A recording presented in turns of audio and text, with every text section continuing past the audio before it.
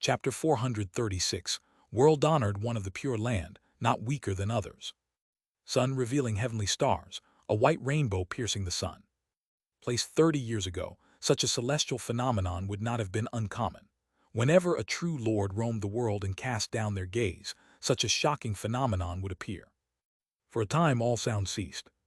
Even the sounds of killing within the sword pavilion involuntarily quieted, and countless foundation establishment true persons turned their gazes toward the direction of the Yi family.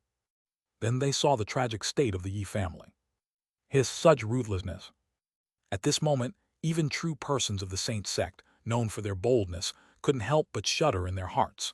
The way they looked at Liu Yang was as though looking at a madman. The entire treasury of the Yi family had been emptied by the banner spirits of the Saint Sect, such as the Master of Mending Heaven Peak. The remaining Yi family true persons and direct disciples had been sealed in their magical power by the banner spirits from the seven luminaries Heaven, Old Mother of No Life, the capital city god, and ancestor Yan, and were now being escorted to Liu Yang. Boom!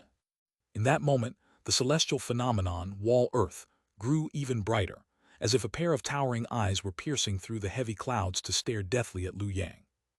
Yet Liu Yang showed no fear whatsoever. "What can you do to me?"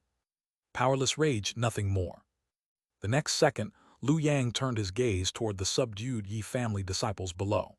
At the forefront was none other than the Yi family patriarch, Xianxia. Seeing this scene, Liu Yang couldn't help but shake his head. The banner spirits of seven luminaries Heaven are still too kind-hearted, not yet fully immersed in the local brutality. Compared to them, the Saint Sect's banner spirits are much easier to command. Still standing there, Liu Yang's tone was flat as he said coldly, "I said, exterminate the family, leave no chickens or dogs behind. Did you not understand? Or shall I say it again?" The moment these words came out, everyone froze. Right now, all Foundation establishment true persons secretly watching, including Yi Shaiying and the other Yi family true persons, suddenly looked up in shock. Heavenly stars had manifested, and true lords were watching. In such a situation, you still want to wipe out the entire Yi family. While the crowd remained in a daze, the banner spirits loyal to Liu Yang had already taken action. In an instant, the entire Yi family territory was turned into a mountain of corpses and a sea of blood. Beside Liu Yang, the figure of Ancestor Tingyu silently appeared. "You truly didn't need to go this far." Ancestor Tingyu sighed, clearly believing Liu Yang did all this for her, for the sake of the witch ghost path, and couldn't help but feel touched. "To have slain the manifested body of Zhengde, I am already content, and now you've exterminated the Yi family as well. I fear true Lord Chengtian Zhengde might truly disregard everything and descend." Could a true lord do that? As things stood, yes. After all, nearly 60 years had passed since the Great Era. If true Lord Chengtian Zhengde was willing to burn his cave heaven regardless of the cost, there was a chance he could forcefully descend. Yet Liu Yang only smiled upon hearing this. Book of 100 Lives had already calculated the opponent's mental aspect. Looking across the world, Liu Yang believed he was the one who understood true Lord Chengtian Zhengde best. Thus he dared to say, "Ancestor, you need not worry, he doesn't dare to descend." In Liu Yang's eyes, this true Lord Chengtian Zhengde wasn't even on par with Hong Yun. At least back then, Hong Yun had openly defeated all rivals, ascended to the position of overturning lamp fire with honor, and only then advanced to true lord. A dignified true lord had given birth to heart demon. How utterly laughable. I even suspect that this person only became a true lord due to hidden manipulators behind the scenes. Making him form his golden core was likely just to obstruct Ancestor Tingyu. At this thought, Liu Yang couldn't help gnashing his teeth in hatred. What is a windfall? This was a windfall. Stand in the right place and even a pig could take flight. And in his eyes, true Lord Chengtian Zhengde was exactly that pig. Of course, everything has exceptions. Liu Yang did not rule out the possibility that the other side might truly be pushed to desperation. But even if that happened, he had no fear. Worst case, he'd prematurely simulate a gold position and fight a true golden core battle. So as he met the gaze from Wall Earth, not only did Liu Yang not flinch, but instead looked up with growing interest, his eyes brimming with eagerness. After a moment of confrontation, the dazzling heavenly star dimmed of its own accord, fading into obscurity as if truly unwilling to pursue further. This, too, was within Liu Yang's expectations. In the end, it's just not worth it. Golden Core True Lord stood high above. The lives of some minor cultivators were not even worth a strand of their hair. How could they sacrifice themselves for such trivialities? At the same time, within Piercing Earth Abyss, matters are urgent. True Person Evil Banishing withdrew his gaze with disappointment. Just now, in that brief moment, he had truly hoped that True Lord Cheng Tian Zhengde would descend and restore order. But the result was disappointing. The mountain gate is hard to preserve. I must protect what's still useful. This place was no longer safe. With that, True Person Evil Banishing forcibly stood despite his injuries and turned to Bodhisattva Guang Ming beside him. Master, I beg you to save my life. His thoughts were clear. I am now the last Foundation establishment cultivator of the Sword Pavilion. For the sect's sake, how could I die here? As long as I survive, the Sword Pavilion still exists. As for treasury losses, those are just resources. With our ancestors above, the demons wouldn't dare annihilate our sect entirely. No matter how he reasoned, it came down to 4 words. I cannot die. At this thought, True Person Evil Banishing's gaze grew even firmer. Yet in Bodhisattva Guang Ming's eyes, he saw only a thick haze. What a powerful obstruction of knowledge in view. Bodhisattva Guang Ming pressed his palms together, shocked in his heart. From beginning to end, True Person Evil Banishing had only looked over a secret technique personally compiled by Xianxia, once with his divine sense. Then he was caught. Just now he was worried about being influenced by someone, and now he's completely forgotten. Grand Forest Wood, truly worthy of being the supreme wood fruitional rank. So treacherous, but perfect, let's draw Xianxia into this. As he schemed inwardly, Bodhisattva Guang Ming displayed a merciful expression. Amitabha, you, good sir, have an enlightened heart. Naturally, you are fated with our pure land. To this point, everything was going exactly as he'd planned. Why had the world-honored one birthed a bodhisattva in this lifetime? Just because Chang Guang took away the true lords? Could the world-honored one care about a bunch of true lords? The world-honored one did not care. The real reason is the demon suppressing. At this moment, the deepest memories within Bodhisattva Guang Ming were unveiled. This was the layout of the world-honored one, and also his true mission. Long ago, amidst the millennium great tribulation and chaos within the Tao Court, the world-honored one used the excuse of spreading Buddhism eastward to dig out the earthly supreme fruitional rank, city wall earth right under the Tao Court's nose, causing a great loss. Now, clearly, he plans to repeat the trick and bring Sword Tao fruitional rank into the Pure Land.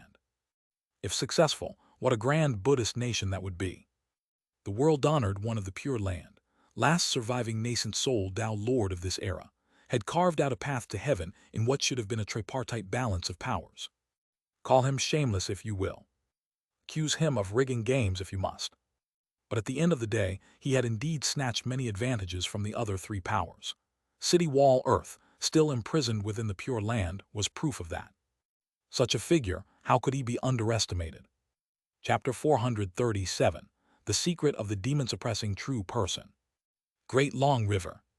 Liu Yang had long been curious about this mighty river that divided the 4 regions, east, west, south, and north, but had never seen it with his own eyes until now. Looking out into the distance, on this side lay Jiangnan, and on that side Xianxia. Yet what separated the two was not seawater, but waves upon waves of annihilating light, 2 rights light of creation and destruction, surging endlessly as though capable of swallowing everything. Even a chi refining disciple would be vaporized the instant they drew near. What great long river, it's clearly a sea of outer heaven light. In that instant, Liu Yang recalled the scene he had witnessed upon returning before. This wretched place was, in truth, a patchwork of 5 heaven realms. But clearly it wasn't fully merged. Otherwise I wouldn't have seen through the seams.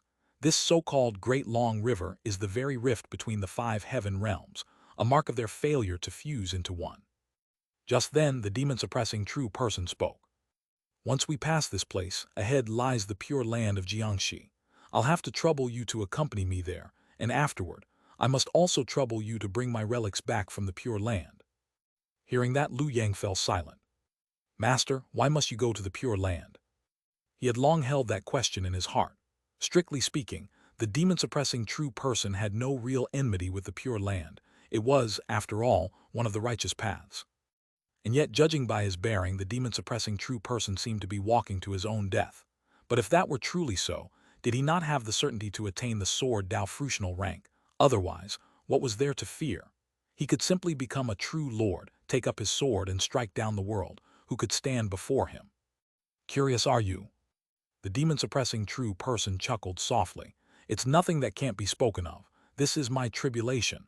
I go to the Pure Land to end it. Tribulation, Lu Yang pondered inwardly. The demon-suppressing true person continued. Since childhood, my foundation was deep, and I was young and proud. In my first life, I formed my foundation with ease, set my sights upon the great Tao, and swore I would one day become a true lord of the heavens. At this point, a shadow flickered in his eyes. Later, due to certain events, I was forced to switch to the sword path. I was resentful, unwilling, yet dared not show it. Determined to achieve greatness in sword arts as well, I descended the mountain to temper myself and forge a supreme sword intent. As he spoke, the demon-suppressing true person stepped into the great long river. He did not employ any divine arts or spells, only let a wisp of all-slaughtering sword intent unfurl, and immediately the once turbulent river split open, forming a clear passage. Lu Yang hurried to follow. It was during that time of wandering that I met a mortal, a mere schoolteacher in a common country of Jiangnan. At the time, I was struck with awe. For a mortal who should have been as insignificant as grass, I found within him sword intent, a mortal who had cultivated sword intent. Those words stunned Lu Yang. His first thought, impossible, a mortal cultivating sword intent. That was like hitching a pony to pull a war chariot. If he somehow succeeded, he would only explode. In other words, something's off, no, something's wrong. Having been beaten senseless in this twisted world too many times, Lu Yang had developed a healthy paranoia. Anything beyond reason was worth suspecting. It's surely a trap. His expression shifted slightly, though the demon-suppressing true person noticed and smiled. You're far more cautious than I was. Back then, I thought nothing of it. That mortal had just condensed his sword intent when, unable to withstand its pressure, his mortal body began to fail. Others thought him gravely ill, about to die. I stepped in and saved him. We spoke at length and soon became friends. And the sword intent he had condensed was no killing. At that, a trace of nostalgia glimmered in the demon-suppressing true person's eyes. Back then, because my Tao path had been severed and resentment filled my chest, I forged Allslay. Yet Allslay was far too fierce. Its very name means to slay all foe and self alike. Each time I used it, it wounded me as well, so that friend advised me never to use it again. As an alternative, he passed on to me no killing. Lu Yang's brows twitched. Everyone knew a sword intent was the embodiment of a swordsman's obsession, utterly unique. How could one be given to another? The demon-suppressing true person saw his confusion and laughed. At that time, I sought only to become the world's foremost swordsman. Someone offered me a second sword intent. Why would I refuse such an obvious boon? Of course I accepted gladly, and indeed it helped me greatly thereafter. No killing and Allslay. Two sword intents, opposite extremes yet mutually tempering, each the whetstone of the other. The longer they clashed, the sharper they became. Whenever I encountered injustice, Allslay would stir. So I would use no killing to suppress it. Thus, no killing grew stronger while Allslay gained tempered depth. A blade's edge is forged through grinding. A sword intent refined this way. Who in the world could compare? 8/10 of the demon-suppressing true person's fame as the world's foremost swordsman came from this very duality. Yet in all things, what is borrowed must one day be repaid. The no-killing sword intent, taken from another and nurtured so long by the demon-suppressing true person, was like a crop of mature leeks. Surely someone would come to harvest it. At this, Lu Yang ventured a guess. That mortal came from the Pure Land. Correct. The demon-suppressing true person nodded. To be precise, he was a bodhisattva, one without a manifested Dharma image, born for my sake, descending solely because of me. As he finished, he drew from his storage bag the severed head of Buddha Maiden Jingyuan. As for her, she brought calamity upon Jiangnan and perished beneath my sword. Perhaps that too was intentional. That one from the Pure Land wished to test my mettle, to see whether I met his standard. Amitabha.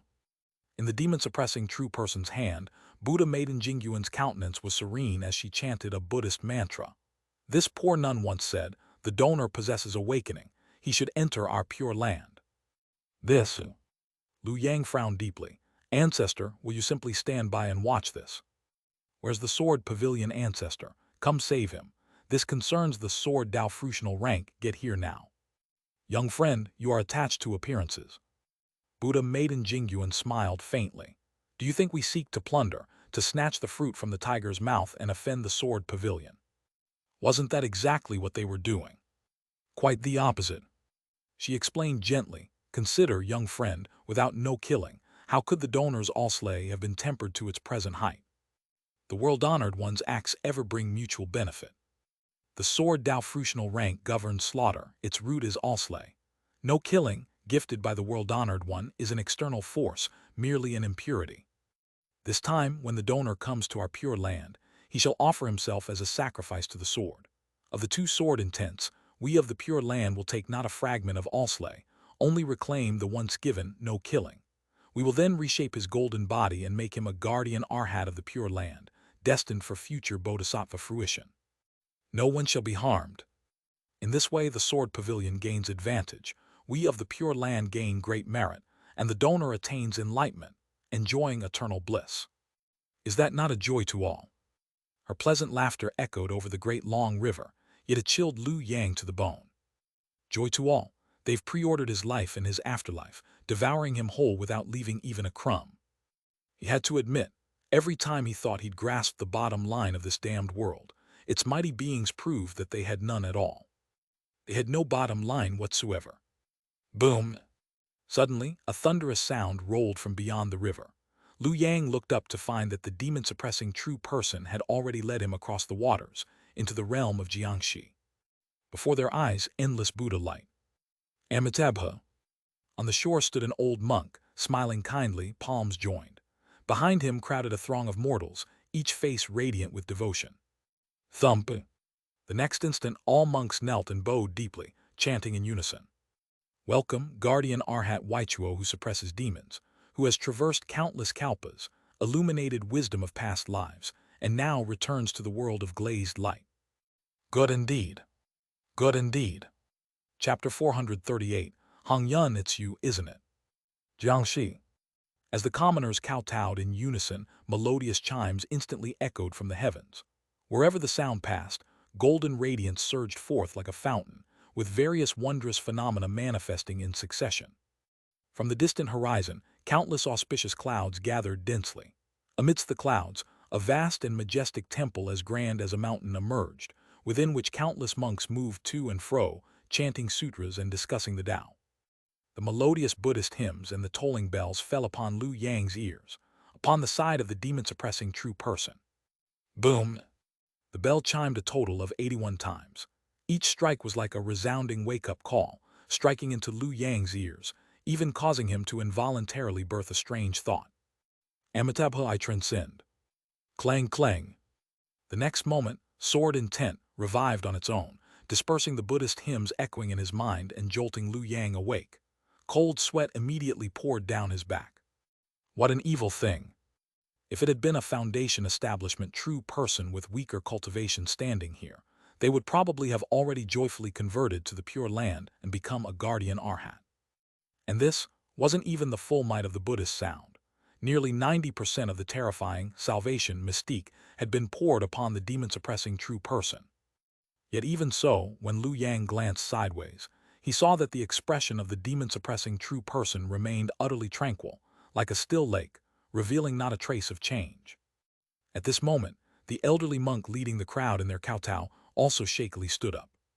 With palms joined respectfully, he said, Wei Chu Heaven demon-suppressing Arhat, the Buddha child has long awaited your arrival. Please, follow this little monk into the Mahavira hall. Lead the way. The demon-suppressing true person gave a slight nod. Lu Yang closely followed behind. The three of them thus walked into the pure land. Along the path they passed, scenes of a peaceful and prosperous age unfolded. Everyone observed etiquette and self-discipline. Every household had its own land and home. Monks discussed the law, novices talked sutras. All were harmonious and happy. There were no disputes among them. All lived in ease and joy without worrying about daily survival. Such a sight was unthinkable elsewhere. After all, mortals were mortals, and cultivators were cultivators. The two had always been like herdsmen and swine. How could they ever be treated as equals? Yet within the Pure Land, all were equal. Even arhats would discuss Buddhist doctrines with a commoner from the marketplace. Amitabha. Finally, at the center of Jiangxi, a majestic divine mountain rose from the earth. Here, the Buddhist light intensified severalfold, truly illuminating all 10 directions with radiant brightness. At the summit of the divine mountain stood an ancient temple, Xianxia Temple. Dong! A leisurely bell tolled from within the temple, radiating peace. Beyond the grandly opened doors stood a vast and magnificent main hall, within which a golden Buddha statue towered upright. On either side of the Buddha were numerous arhats of the Pure Land. Liu Yang even recognized several familiar faces among them. These arhats all bore solemn, dignified expressions, standing guard around the golden Buddha statue. Buddhist light shone from behind their heads. Countless eyes stared straight at the demon-suppressing true person. Beneath the golden Buddha statue, the Buddha child Guang Ming, who bore the appearance of a novice monk with red lips and white teeth, stood with palms joined and a gentle smile on his face, overlooking the demon-suppressing true person as if peering into a cooking pot of meat and fish. Splendid, splendid indeed. Buddha child Guang Ming lightly nodded. Since Wei Chuo heaven demon-suppressing arhat has come in person, he must have realized past karma. Today, he ought to return to his rightful place and attain the true fruition of arhatship. The demon-suppressing true person gave no reply. Instead, he looked to the side of Buddha child Guang Ming. There stood a handsome, refined youth with a composed demeanor. It was none other than the mortal friend, who had once passed on to him the sword of no killing. At this moment, the youth also revealed a nostalgic smile, nodding slightly toward him. His eyes brimmed with comfort, appreciation, and closeness. Yet upon seeing this, the demon-suppressing true person let out a quiet sigh. "Why do you sigh, benefactor?" Buddha child Guang Ming smiled as he asked, "Could it be that resentment still lingers within your heart? No matter, you may vent it freely. Today, the assembled arhats are here for just that purpose." He did not care in the slightest about the demon-suppressing true person's attitude. The demon-suppressing true person was now a bowstring pulled taut, an arrow ready to fire. His path to achieving the sword Dao fruitional rank by offering himself as a sword sacrifice was set in stone. The only difference was how he would attain it. If he gave up resisting, then all would be well. The Pure Land would gain a new Wei Chuo heaven demon-suppressing arhat, and would also reap a no-killing sword intent honed to its utmost limit. Given time, they might even cultivate their own fruitional sword Dao. If the demon-suppressing true person instead used this chance to unleash a massacre, he would be even more delighted. "I have 3,000 monks and countless followers. All are prepared for you to kill. The more you kill, the more savage your slaughter, the more thoroughly your killing intent is purged. The no-killing sword intent retrieved afterward will be all the purer, the higher its quality." From the beginning, the demon-suppressing true person had no choice. Even whether he came to the Pure Land or not made no difference. If he came, the Pure Land would sit back and benefit. If he did not, the Pure Land would take the initiative and draw him in. No matter how he chose, he was wrong. Amitabha. Buddha child Guang Ming once again recited the Buddha's name, eyes flashing with fervor. Demon-suppressing, such talent, and with sword intent, he's even more suitable than that celestial spirit. At that thought, he turned his gaze toward the nearby, evil-banishing true person. This foundation establishment stage cultivator from the sword pavilion had now completely lost his sanity, thoroughly entranced by obstruction of knowledge and view, and nearly reduced to a puppet. Buddha child Guangming mused. "To perform the Buddha kingdom on earth ritual, I need 4 disciples. I'm still short 3. If I can take demon-suppressing, the clone of Xianxia, and that celestial spirit Shang Zhang as my disciples, the final ritual shall certainly be of the highest caliber." This was his true plan. As for enlisting Xianxia to fight demon-suppressing earlier, that was pure deception. After all, he couldn't possibly count on a true lord from the Saint Sect. From start to finish, what he wanted was Xianxia himself. Helping Xianxia obtain white wax gold was a lie. Tempting him to descend with a clone and then converting him into a disciple was the real goal. Demon-suppressing has fallen into the trap. Without him, the sword pavilion is half crippled. That celestial spirit Xianxia will never escape my grasp. Only Xianxia remains. Senior Xianxia, the time has come. Buddha child Guangming softly called, per their prior arrangement. Just waiting for Xianxia to take the bait and fall into his trap.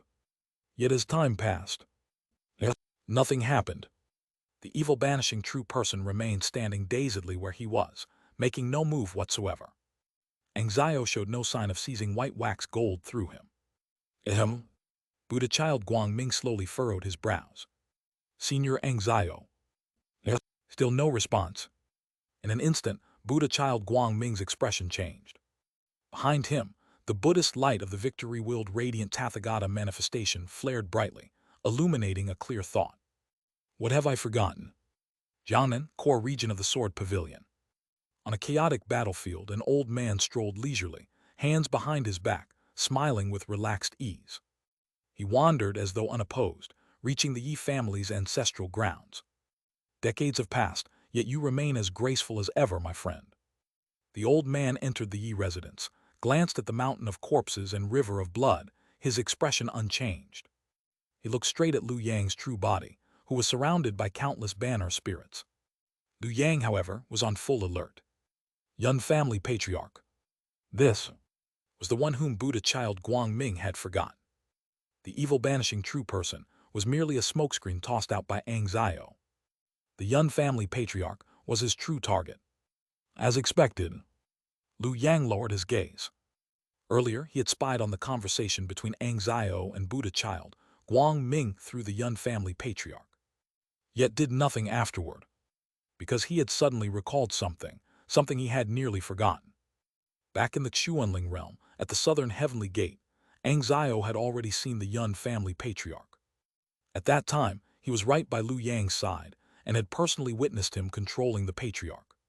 He knows I'm connected to the Yun family patriarch. So his partnership with Buddha child Guangming was a ruse to lure in the evil banishing true person and seize white wax gold. But the true target was probably me. Thinking this, Lu Yang exhaled a deep breath. Still, he remained unflustered. This was no longer the past. He now had the confidence to speak with Xianxia as an equal. A nameless nobody greets the senior. Lu Yang cupped his fists and saluted voluntarily. However, to his surprise, the Xianxia who had borrowed the body of the Yun family patriarch frowned slightly, then let out a light chuckle. At this point, why bother with false civility, my friend? Hong Yun, it's you, isn't it? Lu Yang. Chapter 439, Severing Karma, Not Slaying Men. Xiao's voice had barely fallen when Lu Yang reacted. He misunderstood. This was beyond Lu Yang's expectations. He had never thought that Xiao, through some strange twist of logic, would actually mistake him for Hong Yun. However, that did not stop Lu Yang from reacting.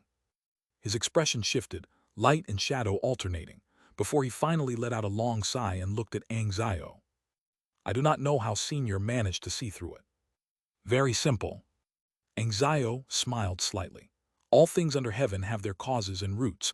How could a mighty cultivator appear out of thin air without reason? In the past, when Chang Guang took away the true lords of the world, you, Hong Yun, were not among them. By the methods of a true lord's reincarnation, you should have already re-challenged, overturning lamp fire long ago. For that, I had even prepared many means, yet you vanished as though evaporated from the mortal realm, disappearing for 30 years. I almost thought you were dead. And by no coincidence, the Taoist friend who once played chess with me at the southern heavenly gate also disappeared mysteriously from this world along with you, Hong Yun. Until many years later, that Taoist friend suddenly appeared once more. An outsider from beyond the heavens, truly interesting. As he said this, Xiao's eyes shone with intrigue. Though you conceal yourself well, I have fought you many times. I know your depths. The metallic nature of your essence may be hidden from others, but in my eyes it cannot be concealed. Xiao's words were spoken with utter certainty. Lu Yang narrowed his eyes slightly, realization dawning. So that's it, it's because of Hong Yun's metallic nature. Xiao had sensed Hong Yun's metal nature. If all else had only been circumstantial, that metallic essence was solid proof. After all, who could have expected that Hong Yun, fresh from reincarnation, would be slain by his own blocked spring water? At that thought, Lu Yang decided to remain silent. The more one said, the more one erred. At such times, silence was the mark of a master. On the other side, Xianxia saw Lu Yang's lack of response and shook his head. Why must Taoist friend fear me as though I were a tiger? You and I share no conflict anymore. After all, I see that you have abandoned overturning lamp fire and instead seek a fruitional rank beyond the heavens. You had mingled in the sword pavilion before. Was it because you were interested in the sword Dao fruitional rank? I see now that I underestimated you before. To dare let go and choose anew, indeed worthy of a heaven's favored son. Only your fortune seems always a bit lacking. In that instant, clarity dawned in Lu Yang's heart. From Xiao's words, he keenly noticed something. He thinks my goal lies in the sword Dao fruitional rank, yet he says my luck is poor. That means he doesn't believe it can truly be achieved. Why not? After pondering for a while, Lu Yang finally spoke in a low voice. Senior believes that I cannot attain the sword Dao fruitional rank. Xiao took it as natural and chuckled lightly. How could you? Today the Pure Land will fall into great chaos. That so-called sword Dao fruitional rank is nothing but a reflection of the moon in the water. At that, Lu Yang's thoughts spun rapidly, and he replied solemnly. The Pure Land has planned for years. The demon-suppressing true person is now within their snare. In my view, the sword Dao fruitional rank is already within grasp. How could it be a moon in the water? He even showed a trace of unwillingness, perfectly reinforcing Xiao's misconception that Hong Yun simply refused to believe his judgment. Meanwhile, Xiao was pondering inwardly. That Pure Land Bodhisattva clearly harbors ill intentions. Cooperation with him leads nowhere. This Hong Yun, however, is far more capable than I imagined, and he walks alone, easy to sway. Now that there is no longer a struggle of Dao paths between us, recruiting him could prove quite useful. At that thought, Xiao smiled. If the world-honored one himself were overseeing matters, there would be no doubt of success. But the Bodhisattva is not the world-honored one. The Pure Land is far too naive. Lu Yang raised a brow, naive. Indeed. Xiao shook his head, speaking words that left Lu Yang deeply astonished. The Pure Land gravely underestimates that demon-suppressing true person. Underestimate the demon-suppressing true person. What did that mean? Lu Yang's sword Dao clone was at this moment beside the demon-suppressing true person himself. He knew that one situation better than anyone. It was truly desperate, surrounded on all sides. Could there still be a reversal? Seeing Lu Yang's confusion, Xiao merely smiled faintly. As a fellow member of the Saint Sect, he understood best what those so-called good-natured people were like. The better their reputation, the sharper their strike. It only meant they were holding something vicious deep inside. Boom! Within the Pure Land, inside the Shengeming Temple, Bodhisattva Guangming suddenly stood. Behind him, the towering golden Buddha statue slowly opened its palm. In that instant, boundless golden light emanated from the Buddha's full hand, manifesting myriad visions. Tianjin Yule, the golden city of dragons, ministers in council, armies of gold and iron, displaying the endless facets of the mortal world, a divine kingdom cradled upon the Buddha's palm, constantly transforming. Hiss. Seeing this, Lu Yang felt as though struck by thunder. His sea of consciousness surged with crashing waves, and an uncontrollable greed welled up from within. That is cityhead Earth. The only fruitional rank in the world imprisoned in one place, the very core of the Pure Land, Buddha Kingdom on Earth, was now being held upon Guangming's palm. So that's how it is. At such a close distance, Lu Yang could already discern certain details. Cityhead Earth is a nation-establishing treasure. It governs human hearts, yet is also bound by them. The Pure Land, relying on the unity of countless monks, forcibly locked it within Xianxia.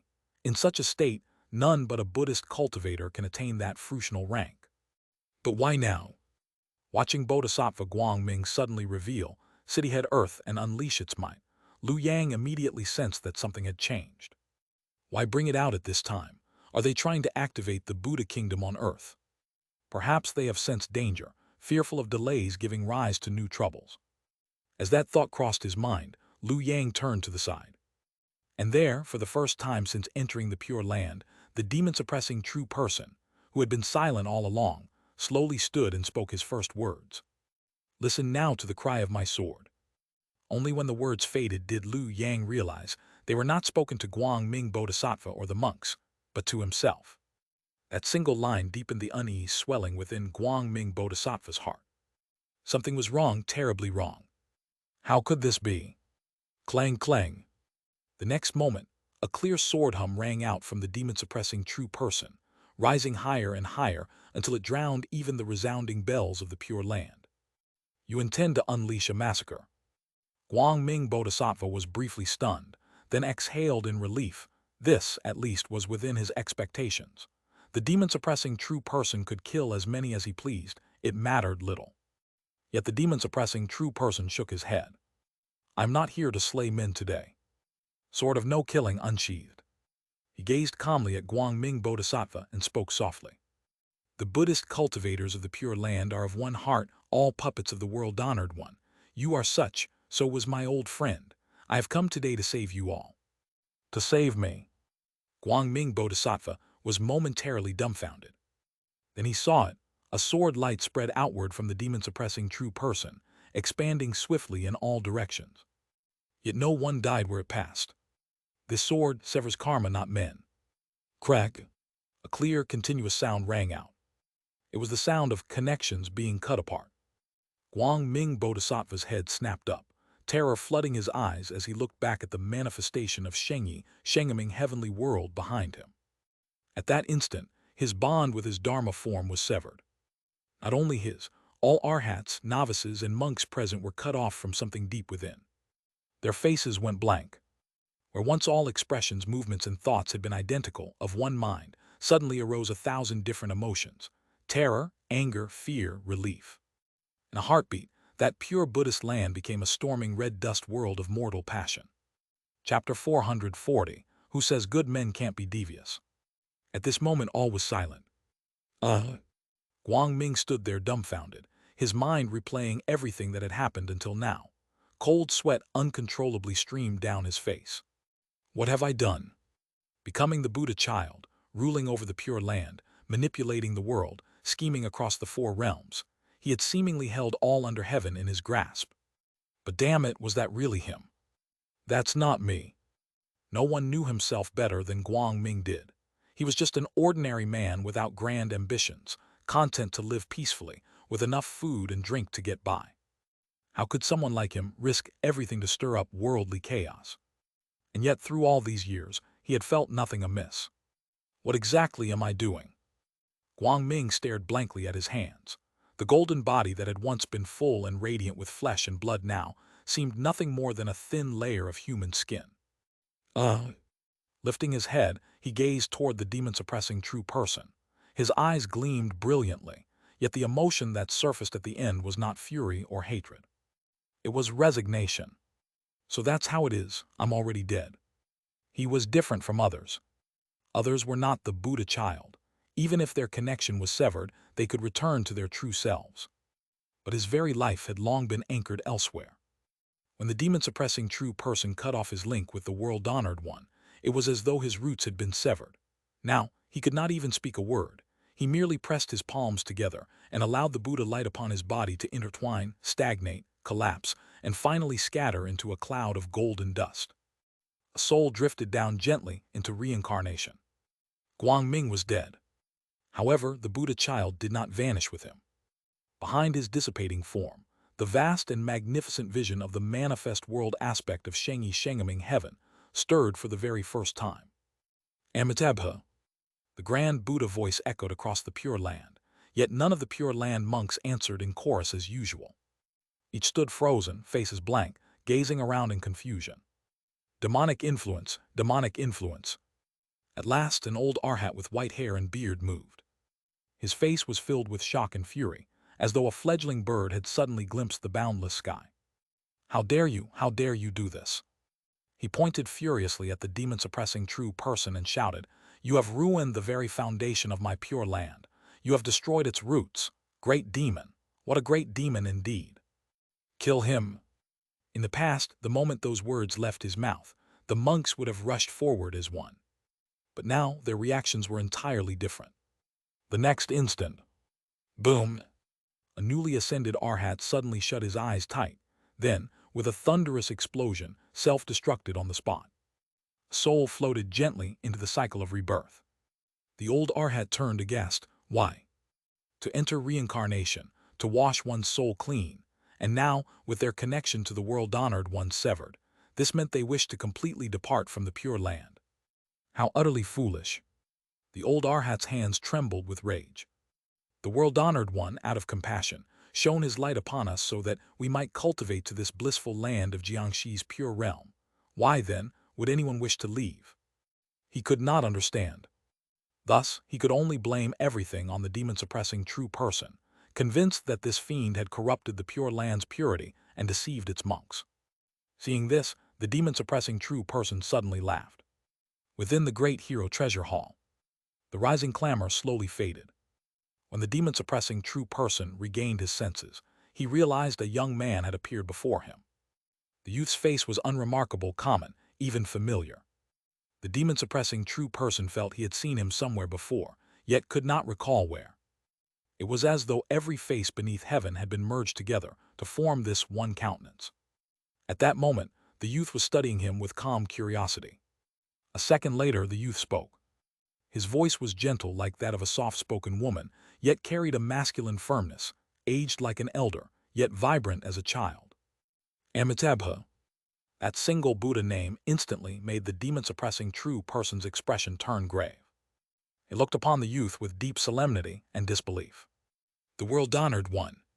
Forgive the disappointment, the youth said, seeming to read his thoughts. I am not the world-honored one. The world-honored one is far beyond. He would not descend personally to meet you, Taoist friend. Hearing this, the demon-suppressing true person's mind raced before realization dawned. So, you are that Dharma aspect. Manifest world aspect of Shengi Shengaming heaven. At the thought, the demon-suppressing true person frowned again. Why have you come to see me? There is confusion in my heart. The youth joined his palms and said calmly, your sword intent is unparalleled. You skillfully borrowed the not yet formed sword Dao fruitional rank to strike that sword. But in the end, it is rootless water. Those monks who self-dissolved and entered the cycle of rebirth aside, when you perish and your Tao dissipates, the others, connection to the world-honored one, will quickly be restored. Since that is so, what meaning does your action hold? Is that so? The demon-suppressing true person smiled instead of despairing. How could it be meaningless? Did you not just say several monks have entered reincarnation? Then I have saved those few. That in itself is meaning. The youth's expression did not change. He pressed further. You condemn our pure land as a false path, yet you carry countless severed heads in your bag, deciding countless fates by your own will. Is that not another form of a pure land? To deny the pure land, is it not in essence to deny yourself? At this, the demon-suppressing true person laughed even more joyfully. How could that be the same? Those simple 5 words stunned the youth. After a long silence, he smiled bitterly and shook his head. I nearly forgot, you are of the sword pavilion. Then, unwilling to give up, he asked again. And what of the sword pavilion? You suffered under its yoke all your life. Do you feel no resentment? Of course I do. The demon-suppressing true person nodded without hesitation, smiling faintly. That's why I left the no-killing sword intent and sword techniques with the Yi family, did I? The no-killing sword intent was the Pure Land's coveted goal. Its accompanying sword arts, how could the Pure Land not desire them? To obtain them, they would inevitably become entangled with the Yi family. The longer the connection lasted, the heavier the karma. The demon-suppressing true person had deliberately left behind no killing, while withholding all slay, just to set up the Yi family. Utterly devious. I have learned much, the youth sighed, joining his palms. It seems your heart's wish is truly fulfilled. You have no further attachments and are prepared to sacrifice yourself to the sword. The demon-suppressing true person had not changed his fate. He was destined to die. If he did not die, did not sacrifice himself, then the sword Tao fruitional rank could never manifest. That outcome could not be altered. The youth's expression grew sorrowful. I had thought at your final moment you might waver. With Guang Ming's death, I now lack a vessel to anchor in. Had you been willing to merge with me, you might have been reborn anew. But the demon-suppressing true person refused. Crack. The surrounding scene fractured inch by inch, an omen that the illusion was fading, reality returning. It also meant that death was near. Yet even so, the world's foremost sword cultivator still wore a tranquil smile. Having upheld no killing nearly his entire life, even in his final moments he did not break that vow, choosing instead to save lives. The next second, all illusions vanished. Liu Yang's sword incarnation lifted his head, only to see the demon-suppressing true person gone. Floating in the air remained only the sword of no killing. On the blade, an inscription gleamed with radiant light. To sacrifice one's body for righteousness is to honor righteousness above oneself. Therefore, of all things under heaven, nothing is more precious than righteousness. In that instant, 10,000 sword auras converged. Heaven and earth echoed with a restrained sword cry, stifled, yet brimming at the brink. This is... Liu Yang's eyes widened in astonishment as he perceived the demon-suppressing true person's final stratagem. He bound the formation of the sword Dao fruitional rank to the pure land itself, anchoring its foundation to the unity of all beings. The demon-suppressing true person had severed the pure land's oneness of all hearts, thereby defining the very root of the sword Dao. Once the pure land later restored its unity, that act would overturn the sword's foundation, instantly causing the sword Dao to collapse. What a man! For a moment Liu Yang was awestruck. The unity of all hearts was the pure land's foundation, while the sword Dao was the sword pavilion's ultimate pursuit. And this man had forced them into enmity. If the sword pavilion desired the sword Dao, they would have to keep undermining the pure land. If the pure land wished to preserve its unity, then it must destroy the sword Dao. Who said good men couldn't be devious? The demon-suppressing true person, what a master schemer indeed. He had simply been biding his time all these years. And now, with one move, he had trapped both the pure land and the sword pavilion together in his web. A single pit deep enough for all. Chapter 441. The time has come, wipe them all out. Boom! As the figure of the demon-suppressing true person vanished, a radiance that pierced through heaven and earth shot straight into the sky, enveloping all of Xianxia in a magnificent golden glow. Amitabha. Within the great hero hall, a single Buddhist chant echoed.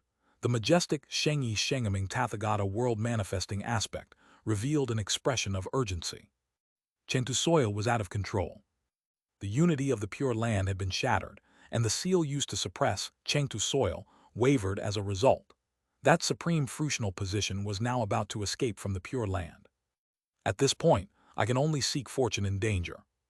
With that thought, Shengyi Shengaming Tathagata world-manifesting aspect decisively stopped wasting effort suppressing the rampage of Chengtu soil. Instead, he turned to the nearby evil-banishing true person. With a thought, a thread of Buddhist fate descended upon the sword pavilion true person who now looked half-dead. Emergency calls for expediency, there's no other way. Almost at the same time, King of Southern Suppression Wu Taiyan from the Dao Court appeared by his side. Along with evil-banishing true person, that made two disciples now gathered. Forcefully activate the Buddha kingdom on earth. Even if Chengtu soil loses control, it doesn't matter. As long as I, a Buddhist cultivator, ultimately attain Chengtu soil, the result will not change. What was the Buddha kingdom on earth? As the name suggested, it was essentially a Buddha kingdom akin in nature to the netherworld, founded upon the earth element's supreme fruitional position of Chengtu soil. The reason for accepting 4 disciples into the ritual was to have them seek the gold and draw in the other 4 elemental fruitional positions to complete the 5 phases, with the Buddhist cultivators presiding over the Buddha kingdom. Supplemented by the secret method passed down by the world-honored one, the aim was to achieve the effect of a false Tao Lord status. Originally, everything had been planned to perfection. With unity of all under the pure land, only Buddhist cultivators could control Chengtu soil. Only through it could the final established Buddha kingdom be ruled. But now things were different. Chengtu soil lost control, the Buddha kingdom was without a master, and endless variables arose instantly. A single misstep, and the pure land might end up handing everything over to outsiders. At the same time in Jiangnan, at the Sword Pavilion. Dao's friend Hong Yun, what do you think? Anxiao withdrew his gaze and said with a light laugh, I said long ago that so-called sword Dao fruitional rank is nothing more than the moon in water, a flower in the mirror. Despite his words, his face was full of admiration. Though he had expected the demon-suppressing true person to have a contingency plan, the final setup still impressed him greatly. With foundation establishment cultivation, this person has reached the absolute limit. He has practically pushed the sword pavilion and pure land into becoming mortal enemies. There's going to be a good show now. At that point, Xianxia wore a face full of interest. What righteous path? In the end, aren't they just like our Saint Sect, biting each other for profit? He clearly understood the Pure Land's intentions. By forcefully activating the ritual of the Buddha kingdom on earth, they were gambling to raise a true lord. Then the true lord could sever the sword Tao and reverse the desperate situation. As for the sword pavilion, they clearly had the same idea. Boom! In the next instant, Liu Yang looked up to the sky, only to see the previously dimmed wall earth shine brightly once more, gazing downward piercingly. Unlike the sword pavilion, the Pure Land at least had the ritual of the Buddha kingdom on earth to try for the gold and make a gamble. But the sword pavilion now had no golden core seed, no one could ascend. So the only ones who could act were the true lords still hidden from the world. Seeing this, Xianxia immediately laughed. They're desperate.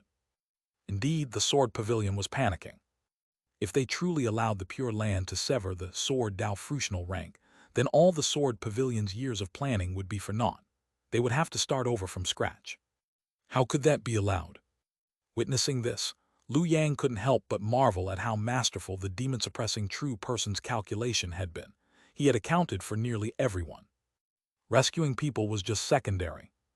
Given the condition of the sword pavilion's true lords, if they must send one down by force, burning their cave heavens, only one candidate exists.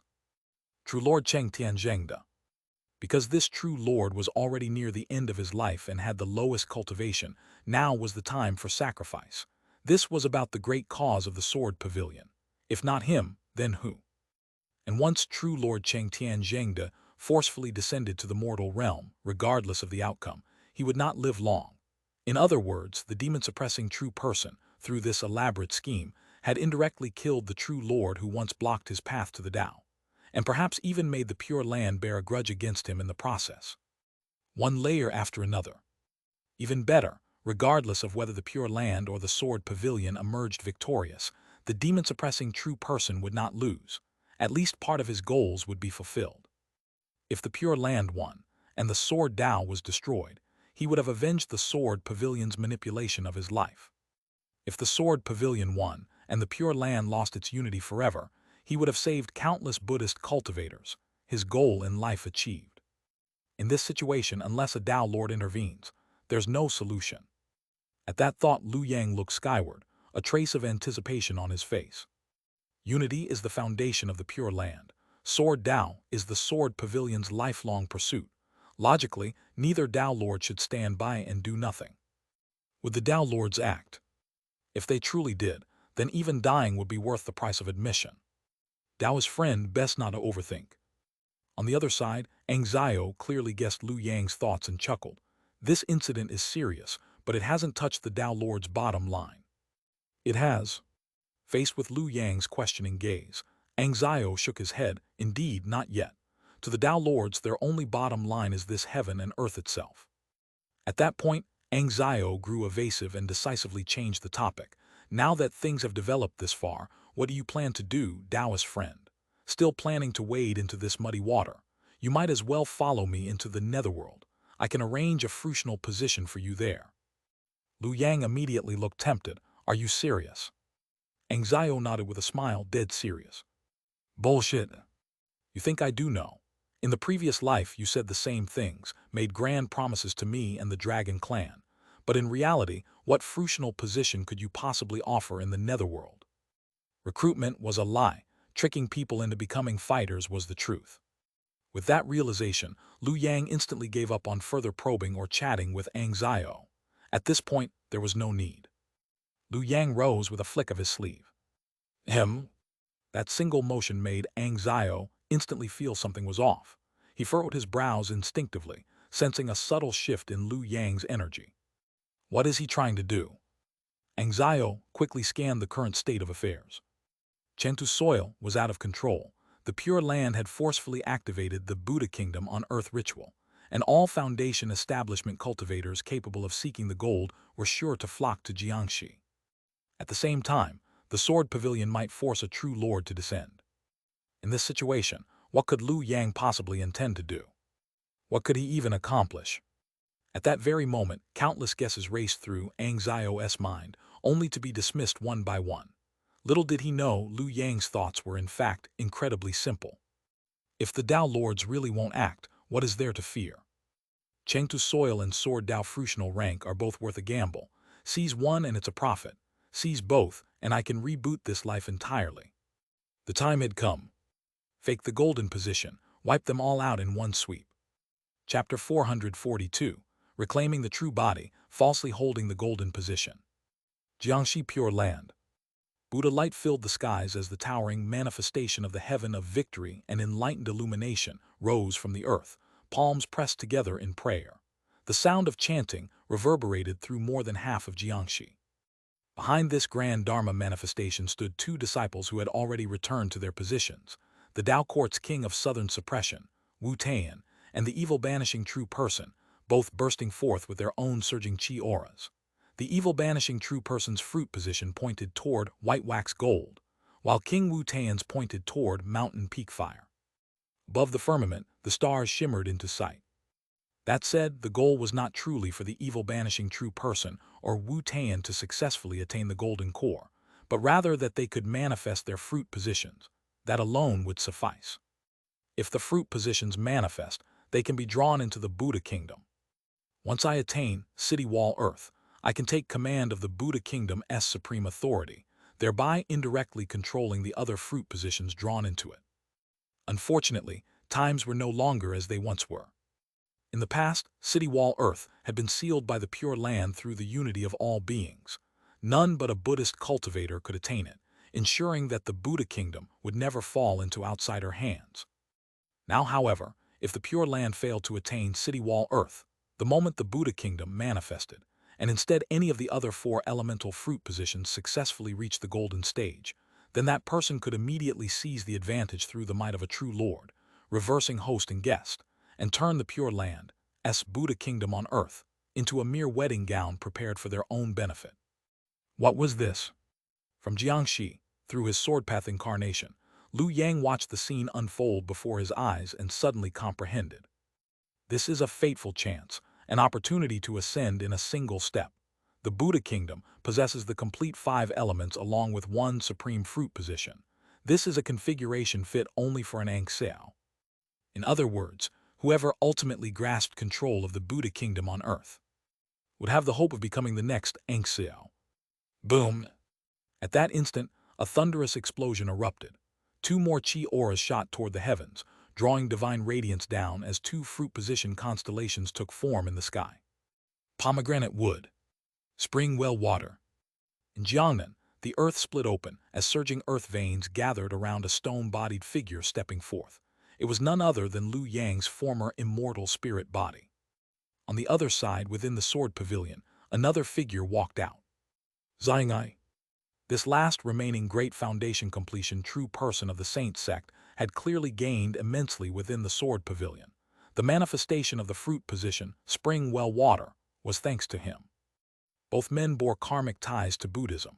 Seeing the opportunity of the Buddha Kingdom on earth, with their level of cultivation, it was impossible for them not to perceive the underlying cause and effect.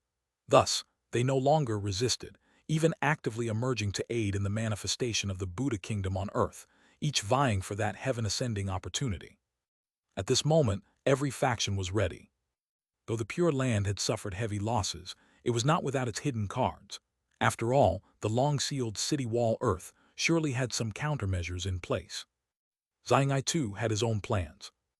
As for the immortal spirit Xianxia, there was even less to say. He had heaven's aid, and his fate's blessing made his rising chi momentum the swiftest among all. At such a time, an immortal spirit emerges. The world shook, countless discussions erupted. Many foundation establishment true persons fixed their gaze upon the immortal spirit Xianxia, for an immortal spirit of great completion had long been thought a mere legend. Those of high standing among the great sects knew well the taboos surrounding immortal spirits. Originally, it should have been the 4 foundation completion true persons contending for the true Lord's seat. Yet now, there appeared an inborn, naturally nurtured great completion immortal spirit. Could he truly pluck the fruit of victory from their hands? At this moment, Many cultivators of the Foundation establishment realm had the same thought, and even Xianxia himself could not help but think so. After all, aside from himself, who were the rest but rabble?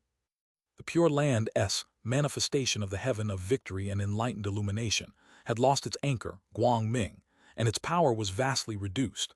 The evil-banishing true person was half dead. Xianxia had been through countless battles and carried lingering injuries. Wu Tian hailed from the Dao court. This battle, victory is mine. The immortal spirit Xianxia let out a triumphant roar, brimming with confidence, preparing to soar toward the Pure Land. But in the very next instant, his vision suddenly dimmed. A hand, a long, slender, flawless hand appeared out of thin air, cutting off his path. It hung between heaven and earth, casting a vast shadow down upon him. Who goes there? Instinctively, Xianxia erupted with his full chi might. 5 divine abilities emerged in succession, raising spiritual tides that swept across 10,000 li. Yet even such an overwhelming tide, its collisions of spirit producing earth, water, wind, and fire, with lightning exploding through the heavens, all of it was absorbed effortlessly into that hand. The blazing spiritual flame struck it, but could not even scorch the skin as its 5 fingers slowly closed. Impossible, impossible. This was no Foundation establishment. Xianxia knew his own strength. There was no way any Foundation establishment true person in the world could counter his divine powers like this. Even the demon-suppressing true person could not, unless he drew his sword. Yet this hand had not mobilized a single shred of spiritual power. It simply manifested and grasped him from the void.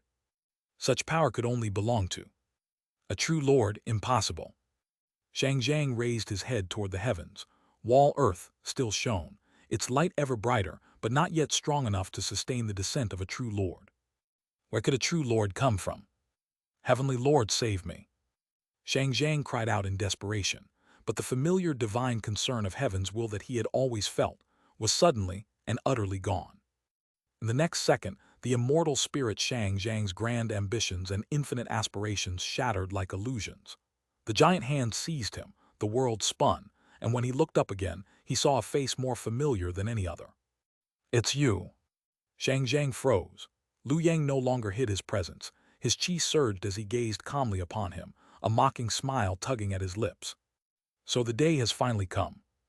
Decades ago, he had been nothing more than a toy in Xianxia's palm, unable even to die by his own will. Yet now, their positions had reversed completely. With a single thought, a black hole materialized upon Lu Yang's palm, shrunken countless times. It was the Yama Palace. But now it brimmed with dense incense energy, and a blazing golden attribute burned within, raising Lu Yang's divine rank ever higher. Yama Palace. Impossible. Elsewhere, the Xianxia, possessing the Yun family ancestor, lost composure for the first time, staring wide-eyed at Lu Yang's calm expression. There's nothing impossible. Lu Yang smirked and with a flick of his wrist, cast the immortal spirit Xianxia into the Yama Palace. At the same time, a natural talent took effect upon that immortal spirit. Seizing the nest of another. What was once mine shall return to me. The immortal spirit's true body, soul, and the divine abilities linked to pomegranate wood were all reclaimed by Lu Yang under the effect of seizing the nest of another. Meanwhile, his chi grew ever more intense, until at last he broke through an invisible threshold. Boom! Lu Yang's eyes snapped open. At some unknown point, his pupils had turned golden, like 2 flames burning in their depths. The world he now saw was utterly transformed. Overturning lamp fire, illuminating what the sun and moon cannot, revealing what lies unseen between heaven and earth. The next moment, Lu Yang lowered his gaze toward Xianxia. Taoist friend, where do you think you're going? Xianxia fell silent. He seemed to wish to hide himself using the obstruction of knowledge and view, but this time, his invincible technique failed before Lu Yang's eyes. This outcome alone made clear a truth that no one could deny. In today's world, with no true lords manifest, none may stand against this man. Chapter 443, Shaking the World. Jiangnan Sword Pavilion. Within the ancestral grounds of the Yi family, the scene remained a mountain of corpses and a sea of blood. Lu Yang stood calmly amidst that sea, quietly comprehending his present state. A radiance, pure and white as jade, condensed into a ring behind his head. From it, web-like patterns spread outward, tightly linking him with heaven and earth, forming an aura that compelled all who perceived it to kneel and bow in worship. It was transcendent, otherworldly, as though it had seized all brilliance under heaven. So this is the false holding of the golden rank. Lu Yang glanced around.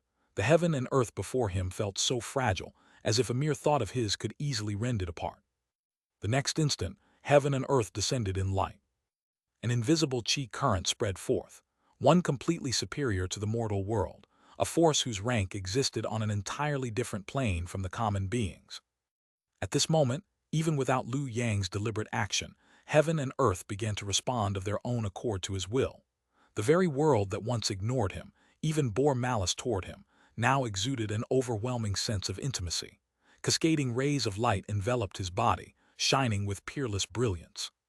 Dark clouds around him began to churn.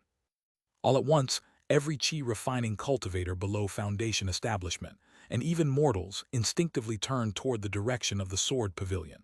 Then, without conscious thought, they all prostrated in worship. Flowers, birds, fish, insects. Mountains, rivers, grasses, and trees. In that moment, all living things under heaven expressed their profound goodwill toward Lu Yang, surrounding him in reverence, making him appear even more sacred and transcendent. This was the true meaning of Chinese letter, sovereign. A true lord. Yet Lu Yang remained unmoved. Once heaven and earth ignored him. Now that he had risen, they came groveling to curry favor. Shameless, Lu Yang muttered inwardly, then shifted his gaze toward the young family ancestor possessed by Chinese letter, showing a gentle smile. On the other hand, Chinese letter's mood was far from pleasant. He had to admit that Lu Yang's false holding of the golden rank had completely disrupted his plans, exceeding all his expectations. What was worse, since Lu Yang used golden nature of great fortune, his false rank was tethered to overturning lamp fire. If he uses the power of overturning lamp fire to reverse Chen Earth. At that thought, Chinese letter's expression darkened to the extreme. Chen Earth was his Tao foundation. If it were reversed, what Tao Lord could he still call himself? Damn it. He had to admit he was panicking a little. Yet as a long-established true lord of the holy sect, he understood one truth well. No matter how anxious, never let it show. Otherwise, one's weakness would be seized immediately. Thus, despite his inner agitation, Chinese letter still forced a hearty laugh. Taoist friend. No need for words. Before Chinese letter could even prepare his lines, Lu Yang spoke calmly. My time is short. I'd like to ask you for a favor, best not refuse. With that one sentence, Chinese letter's expression changed. Lu Yang's words were blunt. I don't have much time. Though it revealed a weakness, it also forced Chinese letter onto the edge of an unavoidable choice. The meaning was clear. I'm asking you to help. Will you?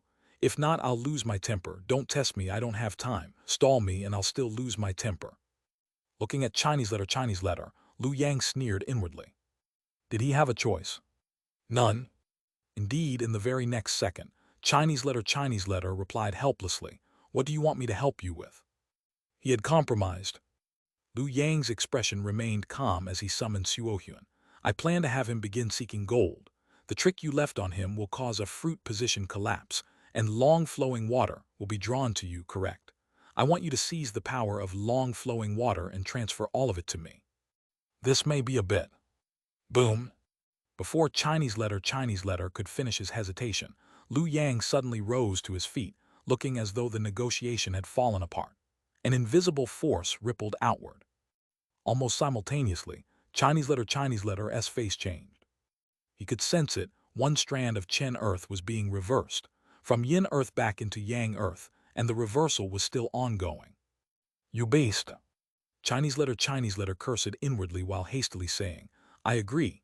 You draw in long-flowing water, and I'll help you intercept the fruit power. As his voice fell, Chinese letter's heart was filled with helplessness. Control gone. For some reason, the other party knew his condition and intentions as if reading them from a book, striking directly with no room for maneuver. So this is the power of great fortune. How terrifying. How had I not realized in 5,000 years? I thought him merely a heaven-blessed lucky fool, yet he hid such depth. I was careless. Meanwhile, Lu Yang ignored Chinese letter's inner turmoil. As Xiaohuan began his seeking gold, Lu Yang stepped forward toward the distant horizon. After all, his time was limited.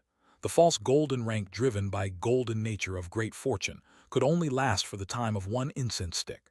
After that, he would be forced back to his original state. He couldn't afford to act one step at a time. He had to handle many things at once to reap the maximum benefit within a single incense's duration. Rumble. As Lu Yang strode forward, the mountains and rivers beneath his feet receded of their own accord. Distance became nothing more than a number he could alter at will. With a single step, he entered Jiangdong. By now, the four realms under heaven had all sensed Lu Yang's unrestrained aura. Overturning lamp fire hung high above, striking fear into all hearts. How could this be? Where did this true lord emerge from? Overturning lamp fire. Jiangdong Dao Court, Tianwu City. This place was the Dao capital, now governed by the Dao Court's crown prince, together with the civil and military officials. Yet all of them now stared toward the horizon in horror.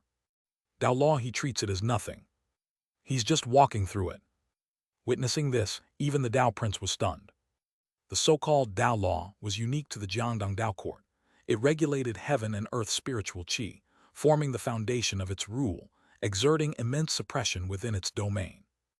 Normally, even a foundation establishment true person entering Jiangdong would be suppressed by Dao law, unable to absorb even a trace of qi, even forced down a realm. Regardless of one's power, without the Dao Court's recognition, one was but a stray cultivator, unable to take a single step in Jiangdong. Yet now there was an exception. Lu Yang simply walked on foot. Wherever he passed, phenomena manifested, while the Dao Court's Dao law lay trampled under his feet, losing all divine efficacy. A true lord walking the world. In 5,000 years, this might be the first time a true lord has truly walked beneath heaven. Who could possibly stop this? Who could dare stand in his way? In Jiangdong, Lu Yang lifted a hand.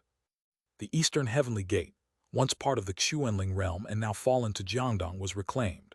Likewise, he retrieved Jiangnan's southern heavenly gate, then Jiangbei's northern heavenly gate, and Jiangxi's western heavenly gate.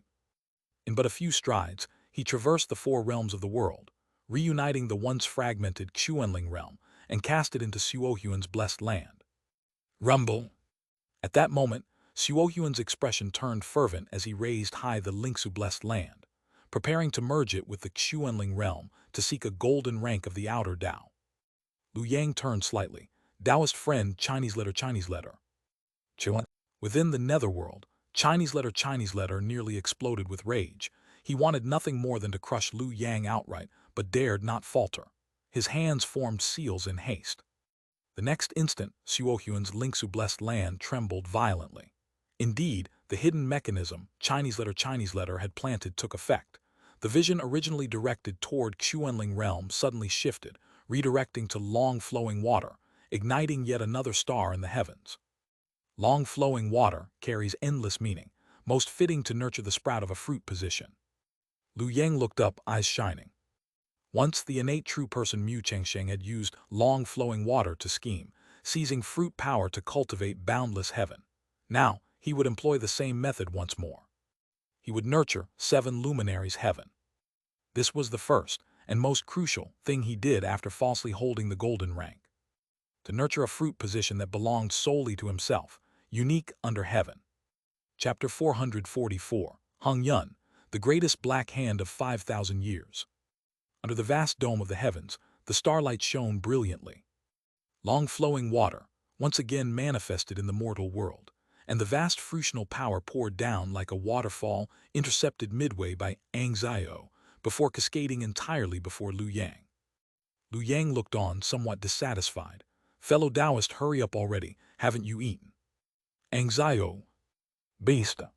Did you think seizing such an immense fruitional power was something so easily done? Back in the day, the innate true person Mu Chengsheng spent 5,000 years to accomplish such a feat.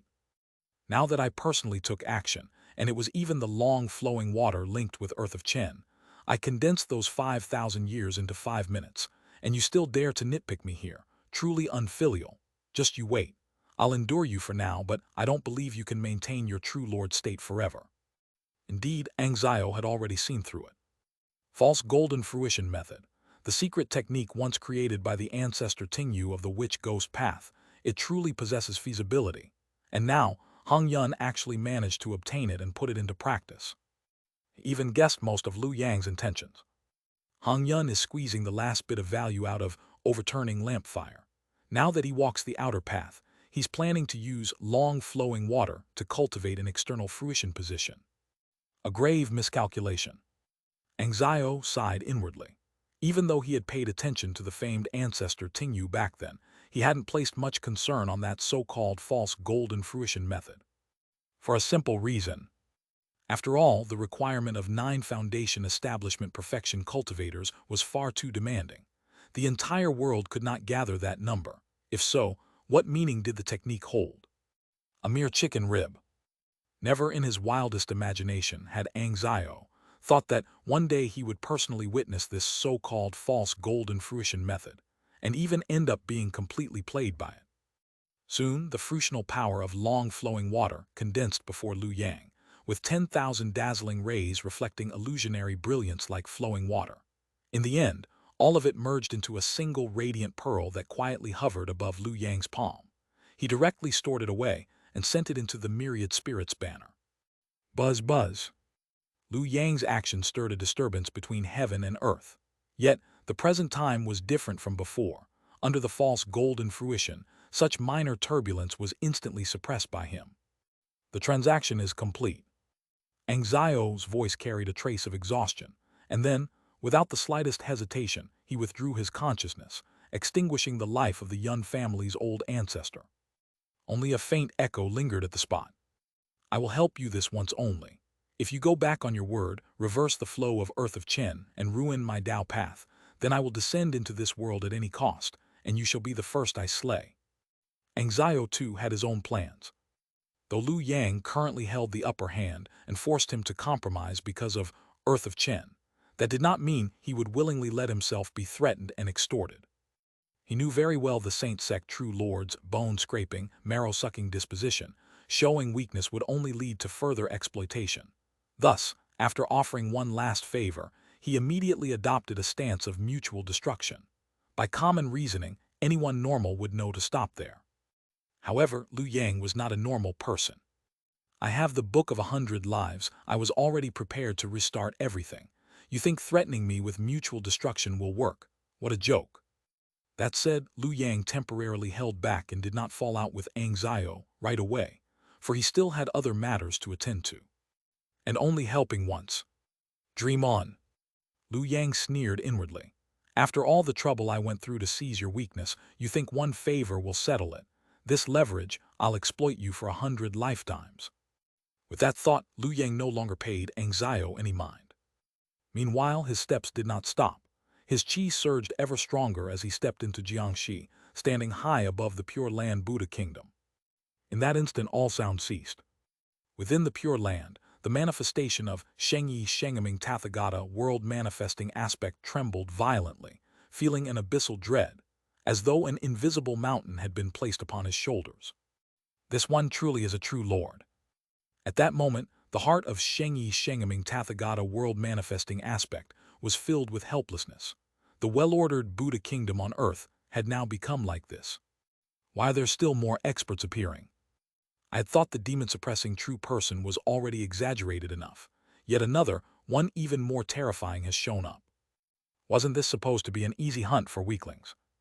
World-honored one, you've deceived me. At the same time, Liu Yang paid no attention to the reactions of others. His gaze merely settled upon the sword of no killing, left behind by the demon-suppressing true person. Master, Liu Yang sighed inwardly. The demon-suppressing true person had indeed arranged everything with utmost clarity, even preparing a path of retreat for this sword Tao clone of his. If I hadn't acted, letting the Pure Land and the Sword Pavilion fight it out should the Pure Land win, they would eliminate the Sword Tao. And not wishing to offend the Sword Pavilion further, they would treat my sword Tao clone kindly, offering good food and shelter, allowing me to return safely with the sword of no killing. If the Sword Pavilion won, then all the better. As the disciple of the demon-suppressing true person, so long as I showed proper tact, I would at least inherit a remnant fortune. Though seeking the golden core fruition would be impossible, I'd still keep my life. Indeed, the demon-suppressing true person was a good man. What a pity! Lu Yang withdrew his thoughts. He respected such a person, yet could not be like him. In the torrent of the mundane world, merely standing one's ground was already arduous beyond words. To rise above others was harder than ascending to the heavens. He was still far from worthy of being a good man. The next instant, Lu Yang raised his brows. His gaze, calm as still water, fell upon the evil-banishing true person and the king of southern suppression, Wu Tian, like a candle's flame that instantly set their bodies ablaze. There was no suspense. Like a breeze brushing past, it lifted their eyelids, swept into their organs, and became sparks of fire that burned them from within. Their innate divine abilities, talented divine powers, and third-grade Tao foundations all became useless ornaments in that moment. Boom! A deafening explosion rang out. Two figures simultaneously burst apart, resplendent divine light flooding the heavens and earth, pouring over the vast Pure Land Buddha kingdom. Only then did Lu Yang retract his gaze. Around the great Mahavira Hall of the Pure Land, the surrounding monk cultivators staggered backward in shock. Having been severed from their connection with the world-honored one, how could they possibly remain calm before a true lord? The weaker ones even rolled their eyes and fainted from sheer terror. Only that manifestation of Xianxia Tathagata world-manifesting aspect remained relatively composed. True Lord of heavenly fortune and radiant light, do you truly wish to become the enemy of my pure land and bear enmity with the world-honored one? A faint voice echoed from the Dharma aspect, its gaze toward Lu Yang filled with deep complexity, as though fully certain of his true identity. True Lord of heavenly fortune and radiant light, Taoist Hong Yun. Yes, it could be none other than him. This man's schemes ran as deep as the sea. 5,000 years ago, he had seemed to fall from the true lord rank due to Ang Zio's machinations, but in truth, it was all a ruse, hiding one path while secretly advancing another. He had taken part when Chang Guang attained boundless heaven. Even beside the demon-suppressing true person, there had been traces of his involvement. Now, he had even circumvented the constraints of boundless heaven, becoming the foremost true lord of the present age. And by some unknown means, he had even seized the body of the immortal spirit Xianxia. In other words, he possessed the potential to seize the entire Buddha kingdom on earth. If he truly succeeded in usurping it, he would become the next Ang Zio, and even more terrifying than before. Worse yet, since the evil-banishing true person had been used to construct the Buddha kingdom on earth, if that kingdom fell to Hong Yun, Ang Zio would lose the white wax gold, and the debt of vengeance from the past would also be repaid. At that realization, the heart of Xianxia Tathagata world-manifesting aspect quivered in horror. Hong Yun, this man is truly the greatest black hand of the past 5,000 years. Chapter 445, Who Wishes to Battle Me? Xianxia above the Pure Land. Xianxia Tathagata world-manifesting aspect was clearly filled with utmost dread toward Lu Yang, already convinced in his heart that this so-called Hong Yun was a true lord of the holy sect.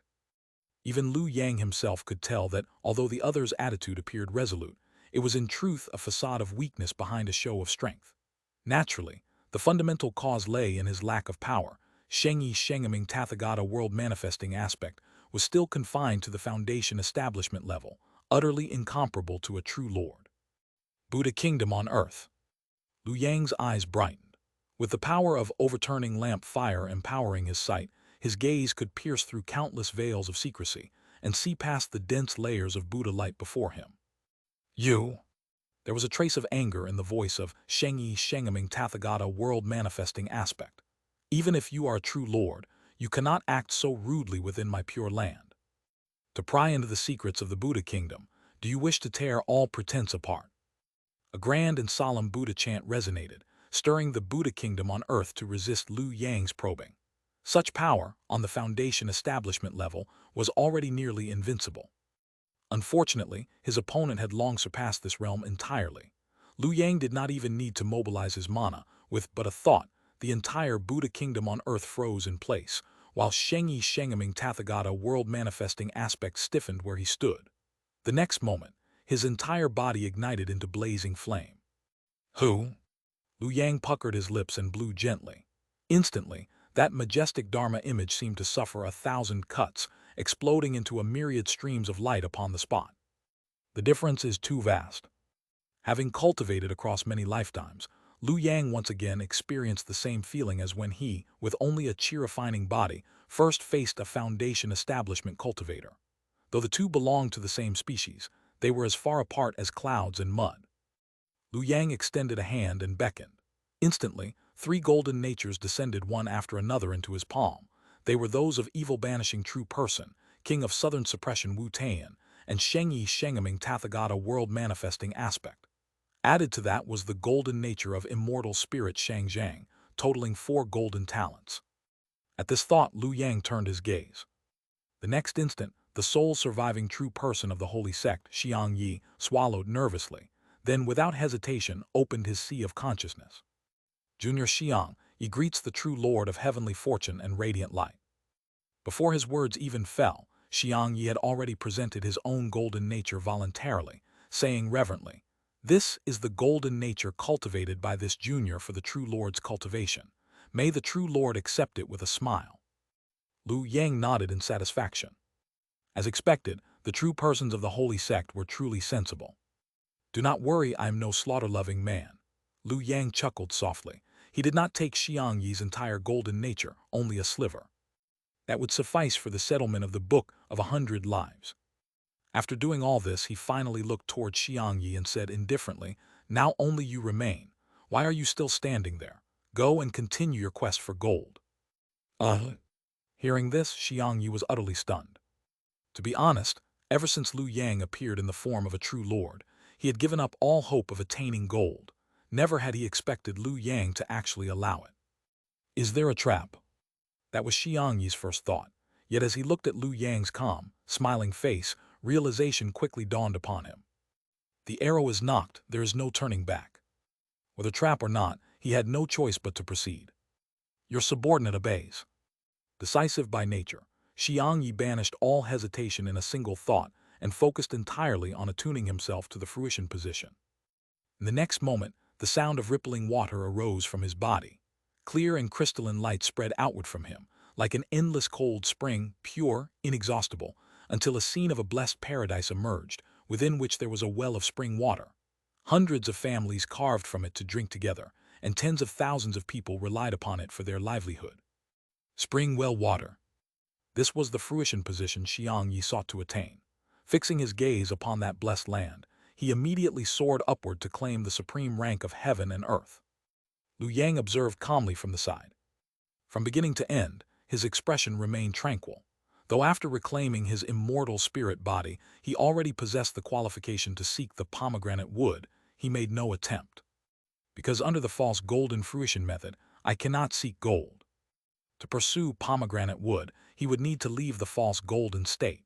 Yet in the current situation, once he withdrew, it would be courting death. Moreover, this Buddha kingdom on earth, the pit is deep indeed. The reason was simple. This very Buddha kingdom on earth contained within it white wax gold, and white wax gold was the destined possession of Xianxia. This is a fundamental Tao conflict. Naturally, Xianxia would never allow white wax gold to fall into the hands of the Pure Land's Buddha kingdom on earth. He will surely take action. Since that's the case, if I try to seize the Buddha kingdom myself, I'd only give him the perfect chance to strike. Better to find a scapegoat to block the spear. And besides, I suspected before that the ownership of a heavenly fruition might not lie in the hands of the true lords themselves. In other words, after my reset, I might not be able to take it with me. That was truly troublesome. If the fruition could not be carried over, what meaning was there in seizing it? Thus, including city wall earth, Liu Yang cared little. In his eyes, the thing of real value was the sword Tao left behind by demon-suppressing true person. Because the sword Tao fruitional rank is unlike all others, it was established in emptiness by the demon-suppressing true person himself. It is, in the truest sense, an ownerless fruition. If I can obtain it and then reset, I can likely carry it away together with the 7 luminaries heaven. That would be the true priceless treasure. At that thought, Liu Yang suddenly lifted his head, sensing something. So, you finally couldn't hold back any longer. Boom! In the firmament above, the star representing Wall Earth shone to its utmost brilliance, and a heaven-shaking sound erupted across the skies. Then from within the star's radiance, a figure stepped forth. His entire body was enveloped in clear brilliance. His silhouette appeared as that of a youth in his prime, and even the aura leaking from him caused the four realms beneath heaven to tremble in resonance. True Lord Cheng Tianzhengde. At this moment, this sword pavilion true lord did not seem like one who had paid the heavy price of burning his cave heaven to descend into the world. His spiritual power was still overwhelmingly strong.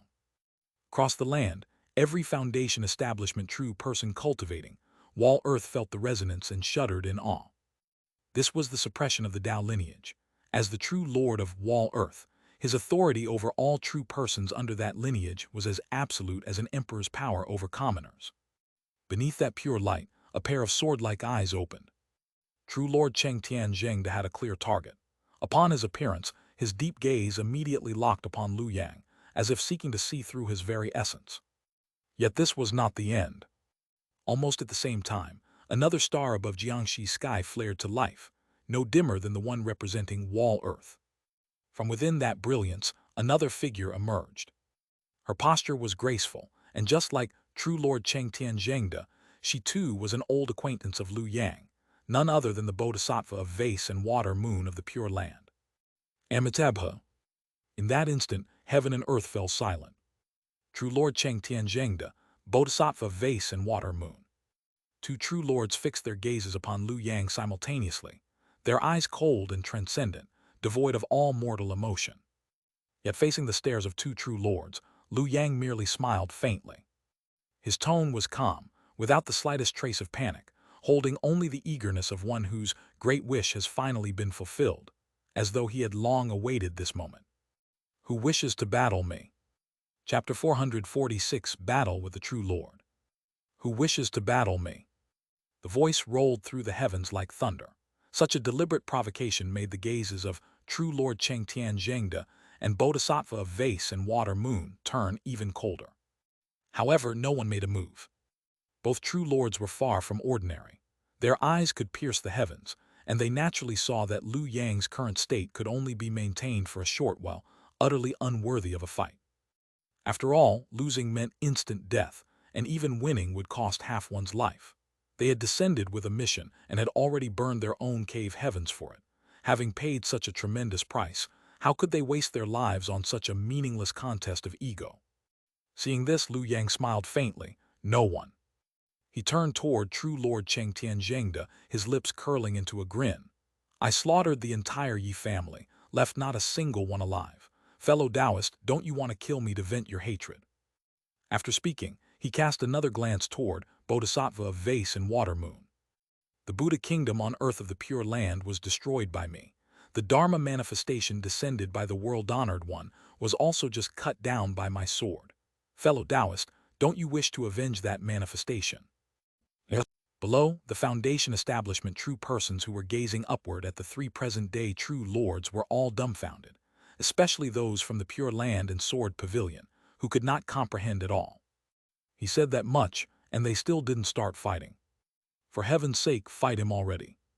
Yet even under such blatant provocation, true Lord Cheng Tianzhengde, who bore the hatred of annihilation, remained silent and did not strike. Not worth it. I have already descended, and my cave heaven teeters on collapse. My time is limited. The foremost task is to stabilize the sword Tao fruitional rank and bring it back to the sword pavilion. Only by doing this can other sword pavilion true lords come to receive me after my death, ensuring I ascend again. As for the Yi family, dead is dead. So long as I live, I can always reincarnate, marry dozens of wives, work hard and rebuild it anew. True Lord Cheng Tianzhengde understood this perfectly. He had already burned his cave heaven to descend. There was no retreat. He must walk this path to the end. Any amount of hatred was but a passing cloud before the Tao. Therefore, not only must I not fight this man, I must win him over. At present, the Sword Pavilion and the Pure Land were the true mortal enemies. Bodhisattva of vase and water moon had not descended because of Liu Yang, but to intercept him.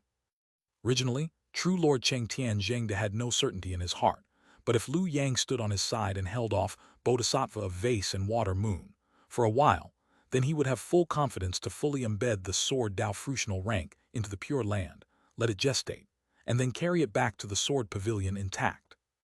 Yet by the same logic, the Pure Land also understood this. Amitabha. With that single Buddha name, Bodhisattva of vase and water moon moved, without any intention of communicating, and directly plunged downward. That single motion caused true Lord Cheng Tian Zhengde's expression to change slightly. Because Lu Yang did not stop her, but instead allowed her to pass freely, still standing before him with a half-smile that was neither kind nor cold. Why? After a brief silence, true Lord Cheng Tian Zhengde finally spoke for the first time since his descent, his eyes filled with killing intent as he looked at Lu Yang. For no particular reason. Naturally, Lu Yang could not explain. Buddha kingdom on earth is now something for Ang Zio to worry about. Best to give him something to occupy himself with, so he doesn't come pestering me again. As for Ang Zio, Lu Yang knew him all too well. He had just tricked that fellow badly. If given the chance, how could Ang Zio not seek revenge? So why not let Bodhisattva of vase and water moon keep him busy instead? Likewise, on the Pure Land side, Ang Zio would also act as their restraint. Because of the existence of white wax gold, their struggle was one of Tao opposition, irreconcilable by nature. Thus, Lu Yang was not at all worried that Ang Zio would hold back. As for why he insisted on fighting true Lord Cheng Tian Zhengde, the reason was simple. Among everyone present, only true Lord Cheng Tian Zhengde, like him, bore sword intent. To take away the sword Tao fruitional rank, one must battle such a person and determine whose sword intent reigned supreme. This was a characteristic determined by the sword Tao fruitional rank itself. There could be no second sword, only the strongest had the right to possess it. You? In that instant of lightning and flint, true Lord Cheng Tian Zhengde finally reacted. His expression shifted slightly. You think you can lay hands on the sword Tao? Why not? Lu Yang laughed aloud. With your temperament you managed to become a true lord. I merely wish to claim a sword Tao. What's wrong with that? True Lord Cheng Tian Zhengde's face darkened instantly. One should never expose another's sore spot. What did he mean? With your temperament you still became a true lord. It was precisely because of that temperament that he became a true lord. In this ruthless world, only the victor is king. You're courting death, borrowing Tingyu's method to falsely hold a golden rank. Your strength is barely on par with an outer path true lord, and not for long. How can you compare to a rightful orthodoxy like me? Force me to fight to the death, and the only one to fall will be you, said true Lord Cheng Tian Zhengde coldly. What was the outer path? A fruitional rank obtained from outside this world. That was outer path. Such true lords existed, but their strength could not compare to those of true orthodoxy. Lu Yang, of course, knew this as well. For instance, that immortal emperor from the Xuanling realm was a textbook outer path true lord, yet in the end, his entire realm heaven had been devoured piece by piece. Yet Lu Yang felt no fear whatsoever. If fellow Taoist does not wish to fight, then step aside. Foolish delusion. The tone of true Lord Cheng Tian Zhengde grew ever more frigid. How long can your false golden rank last? You really intend to leave yourself no retreat? Such overbearing words, yet filled with helplessness. Indeed, he simply could not understand. Did Lu Yang truly not plan any retreat? He was merely borrowing the golden rank, not a genuine golden core true lord. Why go so far? But in the end, true Lord Cheng Tian Zhengde was a true lord. Seeing there was no room left for negotiation, he no longer hesitated. His aura roared violently. Since you seek death, I shall grant it to you. He struck. In that instant the clear radiance shattered, revealing his true form. His black hair flowed in the wind as he raised his hand, seemingly summoning something. Almost simultaneously, Lu Yang felt the genuine treasure he had seized from the clone of this man, the transcending heaven mystical realm contemplative sword, begin to tremble. The sword's true spirit awoke fully, broke his seal, and flew toward its rightful owner. Fruitional resonance can't be stopped. Lu Yang frowned slightly. After falsely assuming the golden rank, he could now see through many of the veils surrounding the transcending heaven mystical realm contemplative sword. No wonder true treasures are hard to refine. A so-called true treasure stood above spiritual treasures, its rank as far apart as foundation establishment and golden core. To cause such a difference, how could it not involve the power of fruition? Golden core true lords can extract fruitional power to condense their own fruitional treasure, yet such treasures are operated by their masters themselves. A true treasure, however, is different. It is born from the resonance between treasure and fruition, and in some sense is even part of that fruition itself. Thus, a true treasure already had its master, and was nearly impossible to seal. After all, no seal could easily block a direct summons from the fruition of heaven and earth itself, unless one used another true treasure skilled in sealing to counter it. The moment the transcending heaven mystical realm contemplative sword returned to his grasp, true Lord Cheng Tian Zheng De's aura peaked, and with a single swing, the heavens and earth thundered. Yet Liu Yang's fighting spirit blazed high, unafraid in the slightest. Come. Chapter 447, Anxio Shameless. Boom! With a thunderous explosion, Liu Yang and true Lord Cheng Tian Zhengde vanished from the mortal world at the same instant, replaced by two blazing stars upon the firmament. While Earth, overturning lamp fire. In that instant, visions appeared across the four realms of the world. Countless houses and palaces suddenly burst alight with flames within their halls. Some fires were quickly extinguished.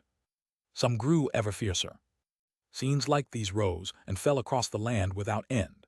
Each blaze's outcome triggered ripples of resonance between the two heavenly fruitional ranks.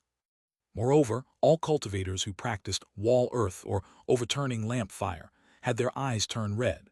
The clash of Tao Lords' resonances directly influenced them, driving them into frenzied combat. Only foundation establishment true persons could barely keep their clarity under such pressure. Yet these were only the surface signs. They were not even intentionally caused by Liu Yang or true Lord Cheng Tian Zheng. Merely the collision of their fruitional rank visions had already thrown the world into chaos. Clang clang. The sword light of true Lord Cheng Tian Zhengde fell, carrying no sharpness, only a mountain-like weight and indescribable oppression. In an instant, Liu Yang's movements halted completely. Wall earth, its chi-dwelled enclosure, its nature in concealment, hiding form and sealing body, inside and outside unlinked. Its fruitional rank itself was the supreme method of suppression and sealing. And true Lord Cheng Tian Zhengde's sword intent born of this resonance was likewise the blade without edge, without sharpness, yet heavy as Mount Tai. At that moment it crashed upon Liu Yang, making his Dharma body feel as if burdened by mountains and rivers, his mana as if bearing the weight of seas. He could not move at all. Got him. At that moment, true Lord Cheng Tian Zhengde formed a hand seal with his other hand. Golden light condensed upon his sword tip, piercing straight toward Liu Yang's brow. Heaven Cloud's sun-bearing marvel art. Cloud represented Earth Yang. When fallen to ground it became mountain, chi transforming from floating to substantial soil. Now it struck into Liu Yang's crown, seeking to seal even his consciousness. Then he would be left at his mercy. At that instant Liu Yang's plight reached its peak of peril, standing undefended before true Lord Cheng Tian Zhengde, completely unable to counter. Yet at that very breath, a black dot suddenly surfaced upon Liu Yang's brow. In a blink it expanded, manifesting a vast and solemn palace that stood between him and the descending sword light, cutting off the divine brilliance of that heaven cloud sun-bearing marvel art. Yamaho. In that moment, radiance flowed from Liu Yang's entire being, dazzling and resplendent, making him seem like a deity descended, washing away all shackles upon his body. Crack! With a clear shattering sound, Liu Yang staggered back a step.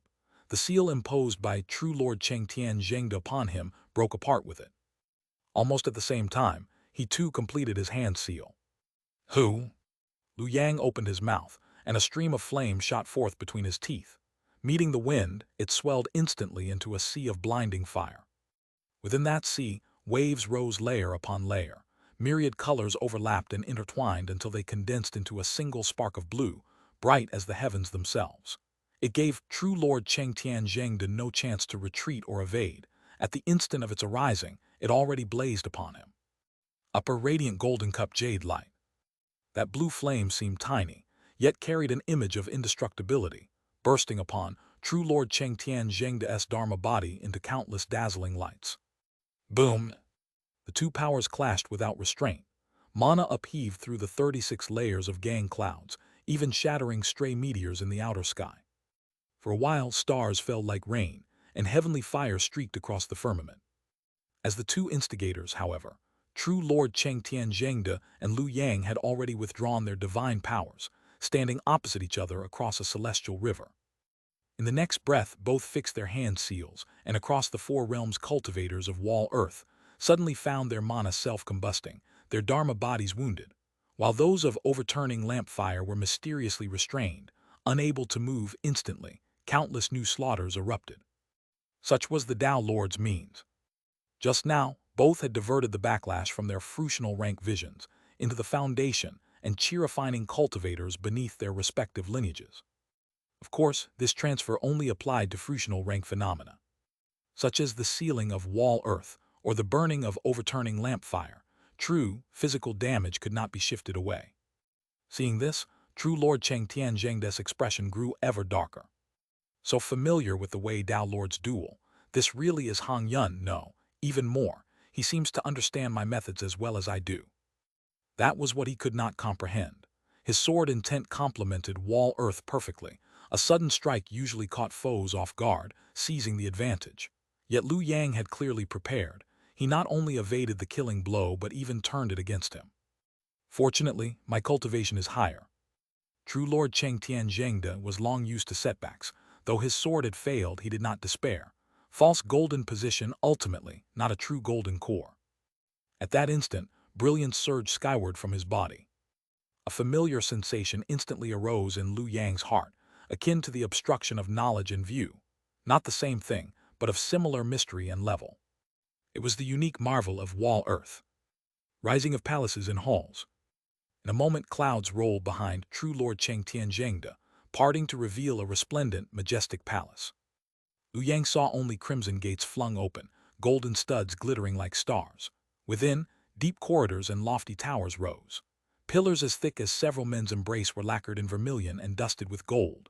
The floors paved in dark jade tiles polished to a mirror sheen, rising layer upon layer toward a towering imperial throne. Upon that throne sat True Lord Cheng Tianzhengde himself. All around, pavilions and halls enclosed him at the center, shielding him completely. Every foreign force was repelled beyond the palace bounds. Boom! Two streams of light crossed. This time Liu Yang's flesh burst apart, half his dharma body shorn away by a single stroke from True Lord Cheng Tianzhengde, tumbling amid the sea of clouds. Meanwhile, though he should have borne Liu Yang's counterstrike head-on, True Lord Cheng Tianzhengde remained wholly unscathed. The mana striking him was drawn into those layered palatial visions, refined from great to small, from small to nothing, vanishing utterly. Just like the obstruction of knowledge and view. Liu Yang understood. This was the profound essence of heavenly fruitional ranks, mysteries of the highest order, only accessible through one's inner cave heaven. Overturning lamp fire has one too, but I can't use it. Such were the limits of false possession of a golden position. Without truly forming a cave heaven, one could not manifest the genuine profundity of a fruitional rank. Liu Yang circulated his mana to reconstruct his dharma body. With a breath he spat forth again the upper radiant golden cup jade light. Yet once more it was dissolved into nothing by the layered palace visions. It's useless, forcing me to this point. All your divine arts are meaningless before me. You have only one road left, defeat and death. True Lord Cheng Tianzhengde sneered. Boom! Another thunderclap. Liu Yang was struck again, his foe not only blocking all outer attacks but also sealing his own chi, hiding his form within void and gloom. By the time Liu Yang sensed him, the sword had already fallen. Crack! Another stroke flashed by. One of Liu Yang's arms flew skyward, bursting into blood and flame, masking his true body's retreat as he reformed himself once more. But True Lord Cheng Tianzhengde pressed closer with every step, giving him no breath to recover. Clang! Yet another slash came, drawing fresh bloodlight. Facing this, Liu Yang instead grinned, the corner of his lips curling as he shouted aloud, Xianxia, why aren't you here helping me yet? True Lord Cheng Tianzhengde. Xianxia. At that very moment within the nether realm, Xianxia cursed aloud, for Liu Yang, while calling for aid, was simultaneously reversing the flow of star earth. He was forcing him to intervene. Shameless. Though he swore, Xianxia dared not delay his action. In the next instant, True Lord Cheng Tianzhengde, who had just been preparing to strike again, suddenly froze, blank-minded, with only one bewildered thought remaining. What was I about to do? Chapter 448, The Shitstirrer Liu Yang. Just as the True Lord Cheng Tianzhengde fell into confusion, Liu Yang once again made his move. This time, however, he directly manifested the radiance and shadow of the Yama Hall. and then he rammed straight forward. Boom! This attack was no longer in vain, for the Yamahal at this moment was still anchored to the overturning lampfire. It was equivalent to taking a fruitional rank itself and striking head-on. In an instant, the entire world quaked violently. Blazing currents of flame evaporated the clouds for 10,000 li. The layers of palatial structures surrounding True Lord Chengtian Zhengde now seemed bloated, losing their prior composure, trembling for a long moment before finally dissolving Lu Yang's collision. But the next second, Lu Yang spat blood and staggered backward. The Yamahal fell back into his brow, and the terrifying recoil instantly crushed half of his body into minced flesh. Yet he was still laughing. After all, he's only at the early stage of Golden Core. It isn't an unbridgeable chasm. If True Lord Chengtian Zhengde had been at the mid or late stage of the Golden Core realm, then even if struck off guard by Lu Yang, he could have easily countered. Unfortunately, he was. Not only was he not, his condition was dreadful to the extreme. Though his divine power and magic remained intact, the most crucial cave heaven was riddled with holes. Especially after that most recent collision, though Lu Yang was gravely wounded, he had forcibly struck cracks into True Lord Chengtian Zhengde's cave heaven. In the end, it was actually True Lord Chengtian Zhengde who suffered greater loss, for to a true lord, injuries of the flesh were of no consequence. It was wounds to the cave heaven that were the true Tao injuries. Continue. Lu Yang spat out another mouthful of blood. His sleeve flared as a dazzling, multicolored sword appeared, its sword light and mana compressed to the brink of eruption. Newly forged Tao Feather Nirvana sword art. He had endured blow after blow before this, each time forcing himself to stand so that the accumulated sword intent and sword art would compound, until at last they reached their current peak. Cut! Swordlight erupted, wielding the myriad mysteries of the Tribulation Pass wave, cleaving once more into the layered palaces conjured by True Lord Chengtian Zhengde. It's useless. Mortal strength has its limits. No matter how mighty one's Tao techniques or sword arts, how could they compare with the power of heaven and earth? Within the domain of a true lord, the fruitional rank is everything. The voice of True Lord Chengtian Zhengde was cold as ice. Yet Lu Yang keenly noticed that amid the other's wind-tossed hair, several strands had turned pale, and wrinkles had crept between his brows. Clearly, he was far less composed than he appeared. Thus Lu Yang's strategy was simple: trade injury for injury, grind away True Lord Chengtian Zhengde's collapsing cave heaven with his own life. When True Lord Chengtian Zhengde finally endured the barrage and gathered his strength to counterattack, intending to seize Lu Yang in one fell swoop, Xianxia, a sudden illusionary barrier flared, forcing True Lord Chengtian Zhengde to halt mid-stride. Bastard! In that instant, True Lord Chengtian Zhengde and Xianxia cursed almost simultaneously. Below in the pure land of Xianxia, the bodhisattva of vase and water moon held a jade bottle. Within it, a willow branch sprinkled countless silken streams that gently merged into the Buddha kingdom on earth. During this process, a figure shrouded entirely in smoky vapor resisted her. Immense power clashed and roared, trying to rend apart the Buddha kingdom on earth and rescue the trapped white wax gold within.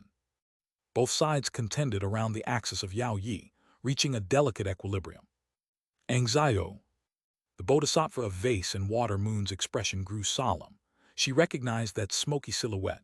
It was none other than the world-manifesting aspect outside the law that Xianxia had once fleetingly revealed.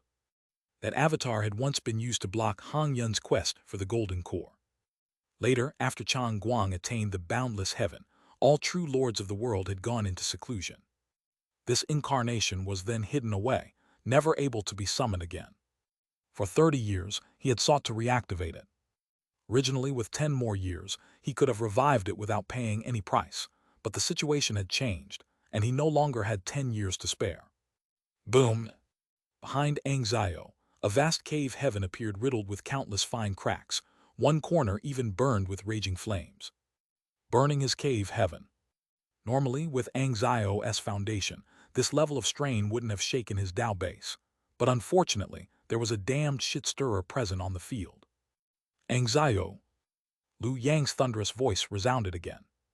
Each time it came, Xianxia was forced to divert part of his focus to help veil Lu Yang from True Lord Chengtian Zhengde, preventing him from reversing the earth of Chen. Beast! Xianxia gnashed his teeth in hatred.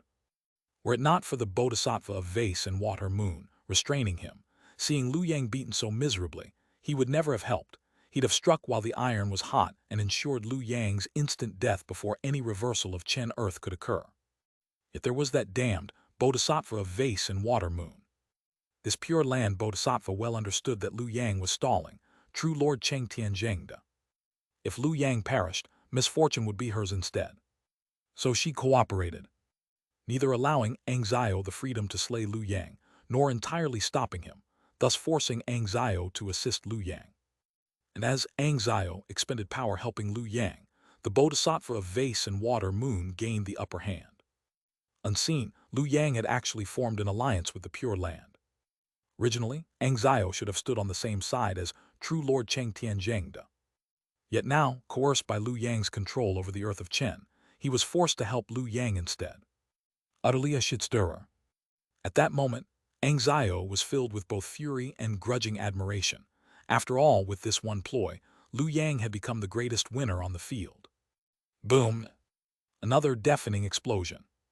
Lu Yang staggered backward, reconstructing his law body, while true Lord Cheng Tianzhengde, who was about to press the attack, froze once more in place. At last, a trace of grief and humiliation appeared on the true Lord's face. It's not fair. He was the only one taking hits. Clearly, Lu Yang was no match for him. In this duel of divine arts, he'd had at least 9 chances to kill him outright. Yet each time, Xianxia had interrupted. The result was that he had paid a massive price, forcefully driving his already shattered cave heaven to display the wonders of fruition, yet could never finish Lu Yang off. Instead, he himself neared the limit, his once flourishing vital spirit fading away, his cave heaven behind him showing signs of disintegration. Seeing this, Xianxia sighed. He can't hold out anymore. You like this? How could the sword Dao fruitional rank ever acknowledge you? At the final moment, true Lord Cheng Tianzhengde fixed Lu Yang with a death stare, voice heavy with unwillingness.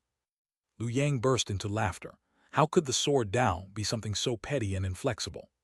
For other sword intents, perhaps it would be true, for from start to finish he had never been true Lord Cheng Tianzhengde's equal, relying only on tenacity and relentless struggle. But he was different. My sword intent has always been unyielding. A single victory or defeat meant nothing. Only the one who laughed last laughed best, and Lu Yang's approach most perfectly embodied his current sword intent. Boom! Lu Yang had never hesitated to bully the old, the weak, or the wounded. At this moment he again raised the Yama Hall and smashed it down, finally shattering the layered palaces. True Lord Cheng Tianzhengde was blasted away, blood spraying. The Jade Palace treasure Gui Cave Heaven, behind him had already collapsed by more than half. It was held together only by his remaining essence, spirit, and vitality.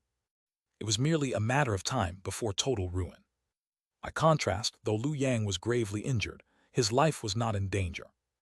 At this instant, hatred surfaced at last in true Lord Cheng Tianzhengde's eyes. The man before him had slaughtered the Yi family and ruined his mission. More importantly, Ting Yu still followed beside him, and she had already achieved foundation establishment perfection. If he died here, perhaps he could never regain his position again. Kill! True Lord Cheng Tianzhengde roared. Behind him, his cave heaven collapsed and ignited, the released brilliance flooding and drowning the sunlit sky. The final strike. For the sake of his Dao path in the next life, he would slay Lu Yang. Chapter 449, Kill Lu Yang. Boom!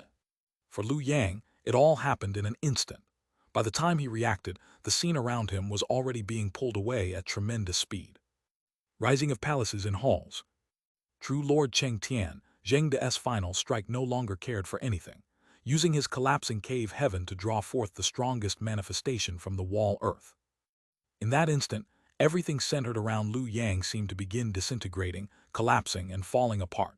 This was an overwhelming concept, as though a person were being stripped from the world itself, their existence erased at the conceptual level, like wiping away the ink traces left on a sheet of paper.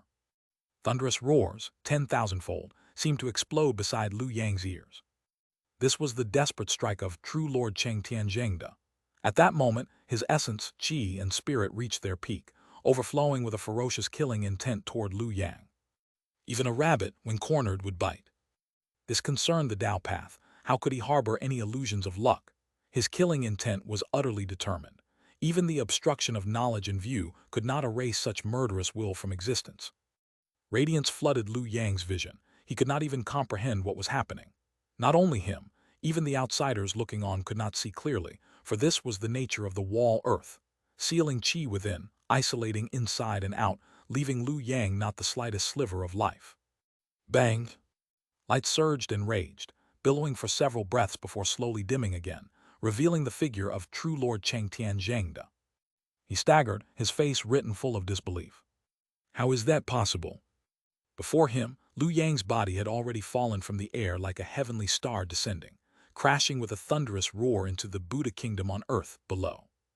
It was miserable. It was desolate. But the problem was, he was not dead. How can he still be alive? True Lord Xianxia Audiobook could not comprehend it at all. A false golden core, at best comparable to an external true lord, his divine art just now should have been enough to kill.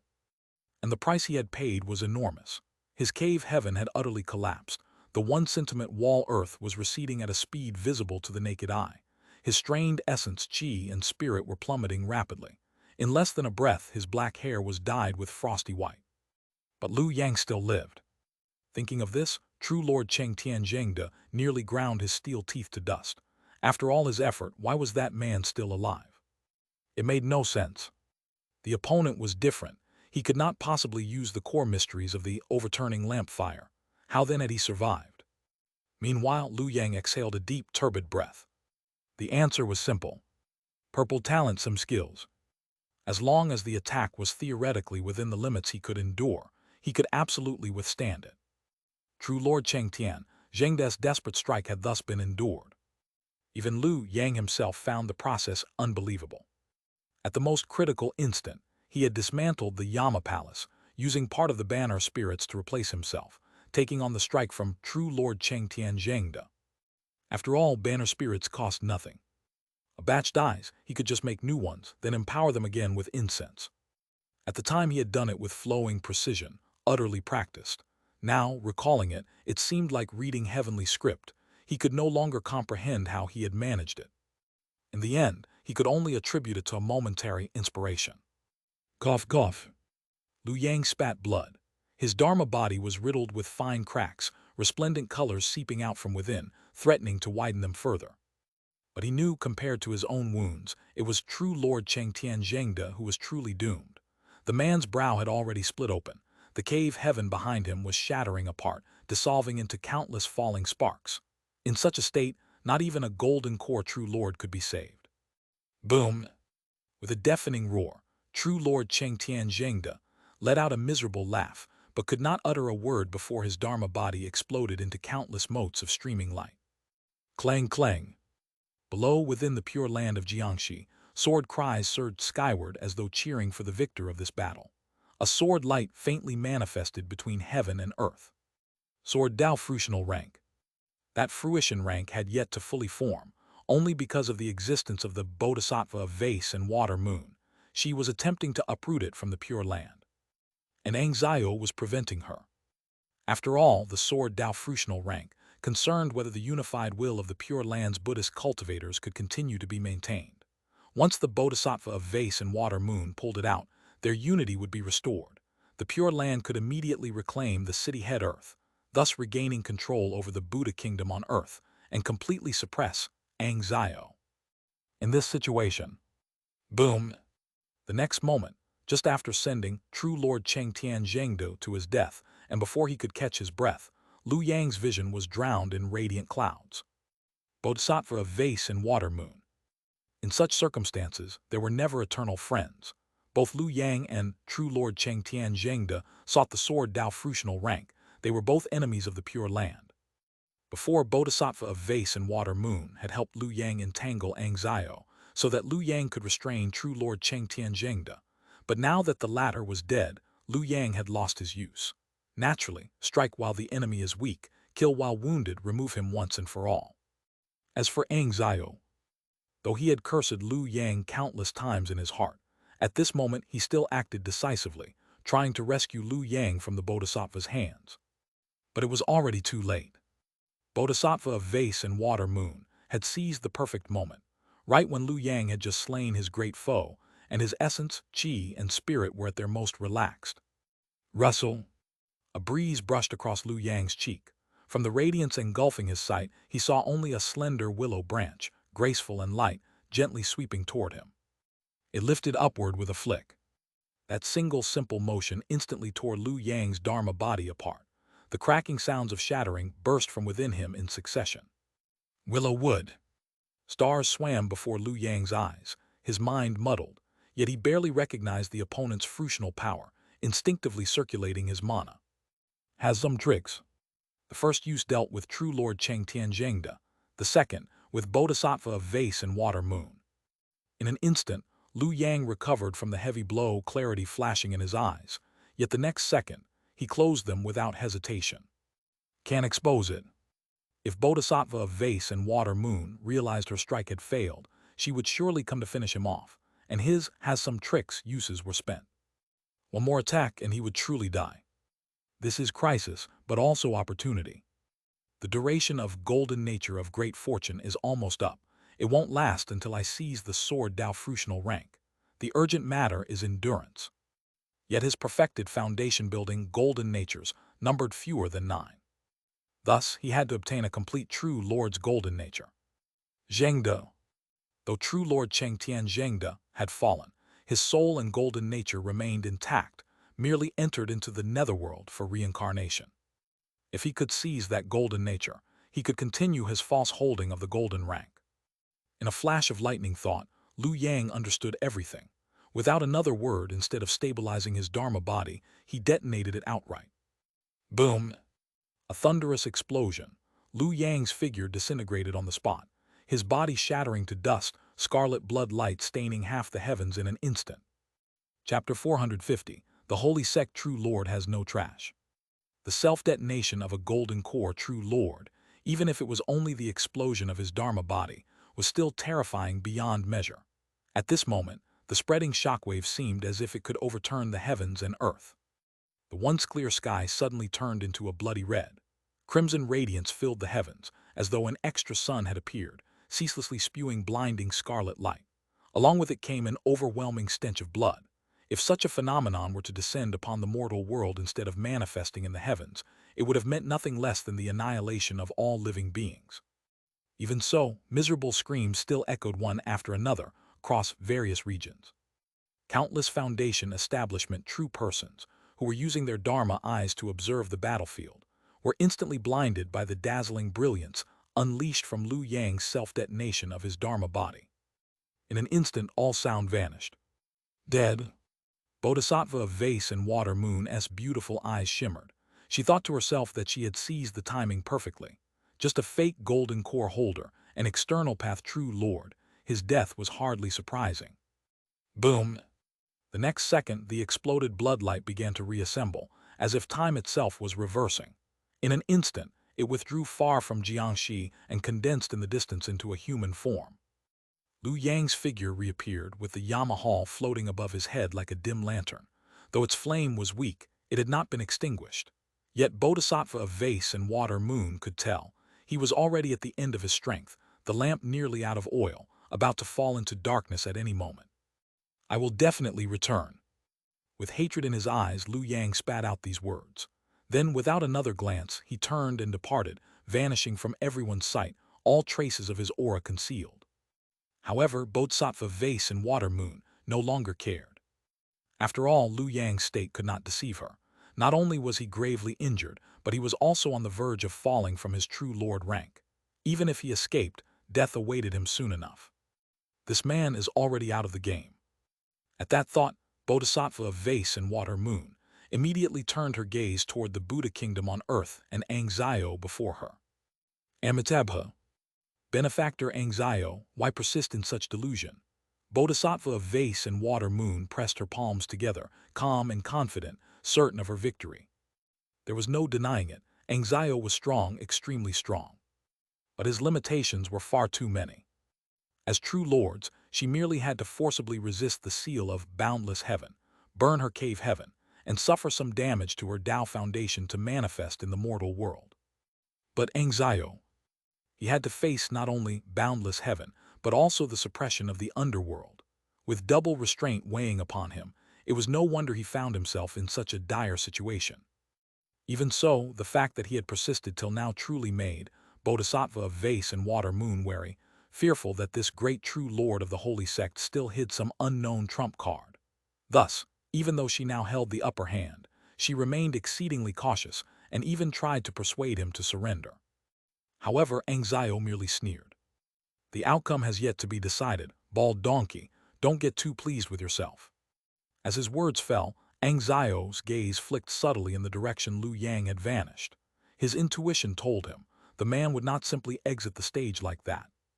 Hong Yun has schemed for so long and gained nothing of value.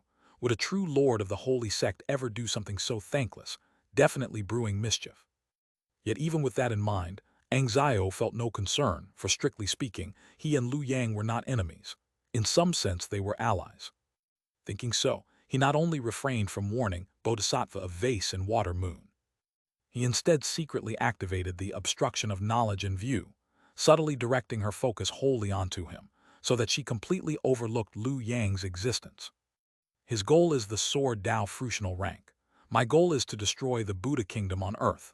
We're on the same side, so even if he's scheming, the one suffering should be this bald donkey, but his state can't be faked. The false golden position truly is nearing its limit. Without the power of a true lord, no amount of scheming would matter. If that's the case, then his retreat must be to prolong the duration of his false golden position. But I've studied Tingyu's false golden position method before. Either one must gather the golden natures of 9 foundation establishment perfection cultivators, or use that of a single true lord. How will he manage that? Xiao's mind raced. 9 foundation establishments were impossible to gather, that could be ruled out. One true lord, the recently fallen Zhengde. Underworld.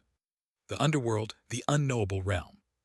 Xiao's true body rose leisurely, gazing with curiosity and amazement at the river of souls before him. He can interfere with reincarnation. Of course he could. Back then, Hong Yun faked being struck down by me within the cycle of reincarnation. If he couldn't interfere with it, then that strike should have truly killed him. At that time, he had been quite proud of his achievement, for across the world, which true lord could possibly influence the underworld? Yet now, it seemed Hong Yun had merely been pretending all along. If that was the case, then Liu Yang could certainly meddle with reincarnation as well. A true lord's reincarnation theoretically cannot be tracked, but if Hong Yun intends to capture Zhengde, he must trace his rebirth. With that thought, Xiao's mind stirred, and boundless might crashed into the river of souls, not to disturb its natural process, but to stir it intentionally, forcing each soul to reveal its true form. In the next instant, a golden light surfaced from within. Demon! From the river of souls, true Lord Chengtian Zhengde's spirit emerged, glaring furiously at Xiao. He had planned to keep a low profile. But with Xiao's interference, he had no choice but to protect his soul with his golden nature. Though within the underworld, he did not fear for his life, he could not help but feel a vague sense of danger. Would the demonic fiend from Jiangbei act without purpose? He must be plotting something. But the problem is, where lies the plot? True Lord Chengtian Zhengde could not figure it out. In the end, he followed the simplest logic: if you can't afford to provoke him, then just avoid him. It was best to reincarnate at once and leave this place. At that thought, he immediately vanished into the cycle of rebirth, wasting no time. Xiao, seeing this, finally withdrew his aura and sat back down thinking, I wonder if that was of any use. Was my guess correct? Meanwhile, in the mortal realm, Xiao, how reliable. Liu Yang could not help but exclaim. Fighting against a true lord of the holy sect was troublesome enough, but cooperating with one, now that was reassuring. There was no trash among the holy sect's true lords. Thanks to Xiao's sudden interference in the river of souls, forcing true Lord Chengtian Zhengde to reveal himself, Liu Yang had finally located the man's soul. Xiao had even compelled true Lord Chengtian Zhengde to reincarnate of his own accord. Otherwise, with a true lord's capability, he could have lingered within the underworld for quite some time before reincarnating, and that would have left Liu Yang utterly clueless. I already had true person Xianxia commit suicide and reincarnate simultaneously, using string-pulled puppetry for surveillance. At this moment, true Lord Cheng Tian Zhengde should be located. The next instant, Liu Yang tore open the void directly. In Jiangnan, within an ordinary mortal household, the reincarnated infant, true Lord Cheng Tian Zhengde, opened his eyes, already contemplating the path of his new life. For now, I shall hide until the true lords reappear in the world. Boom! Before true Lord Cheng Tian Zhengde could finish his thought, a gigantic hand descended from the heavens, freezing all his thoughts into a single final notion. Chapter 451. Gaining the Sword Tao, the world-honored one casts down his gaze. Got him. Watching as the soul of the true Lord Cheng Tian Zhengde was completely restrained, Liu Yang grinned and directly threw it into the Yama Palace. Ancestor, this counts as me avenging the predecessors of the witch ghost path. Inside the Yama Palace, Ancestor Ting Yu's expression grew complex upon hearing this, his gaze fixed intently on true Lord Cheng Tian Zhengde. Once upon a time, this seemingly powerless true lord had been someone he could only look up to, with resentment in his heart and helplessness in his bones. Now that same man had fallen into his hands. All thanks to Liu Yang's changes. You have your day now too. Ancestor Ting Yu ground his teeth and formed a hand seal. Yama Palace activated.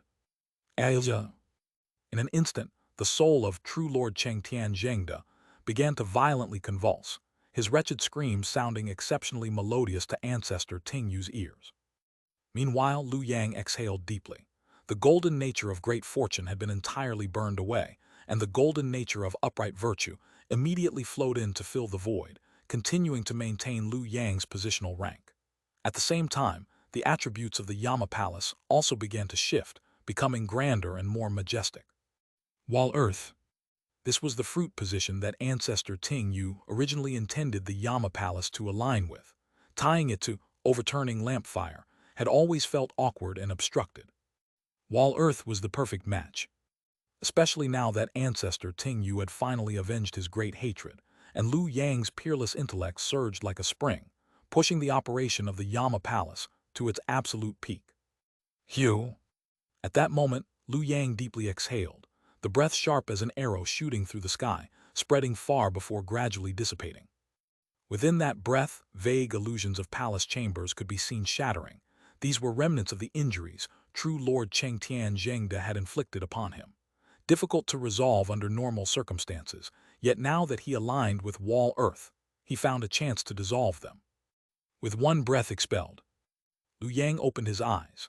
The fine cracks covering his body had healed considerably, though some wounds left by the Bodhisattva of Vase and Water Moon still remained.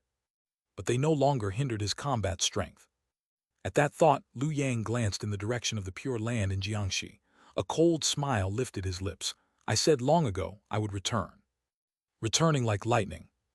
With a single thought, the fruit position imagery of Wall Earth wrapped around Liu Yang's body, concealing his aura and severing karmic ties, rendering him undetectable. In an instant, he had returned to Xianxia. At that very moment, the Bodhisattva of Vase and Water Moon was still entangled in battle with Xianxia, her full attention devoted, unwittingly ignoring other senses. Obstruction of knowledge and view. Liu Yang immediately understood. He'd been struck by that move too many times.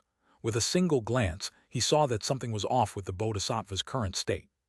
Seeing this, Liu Yang rubbed his fists together eagerly. My turn. Sneak attack. Liu Yang took a deep breath.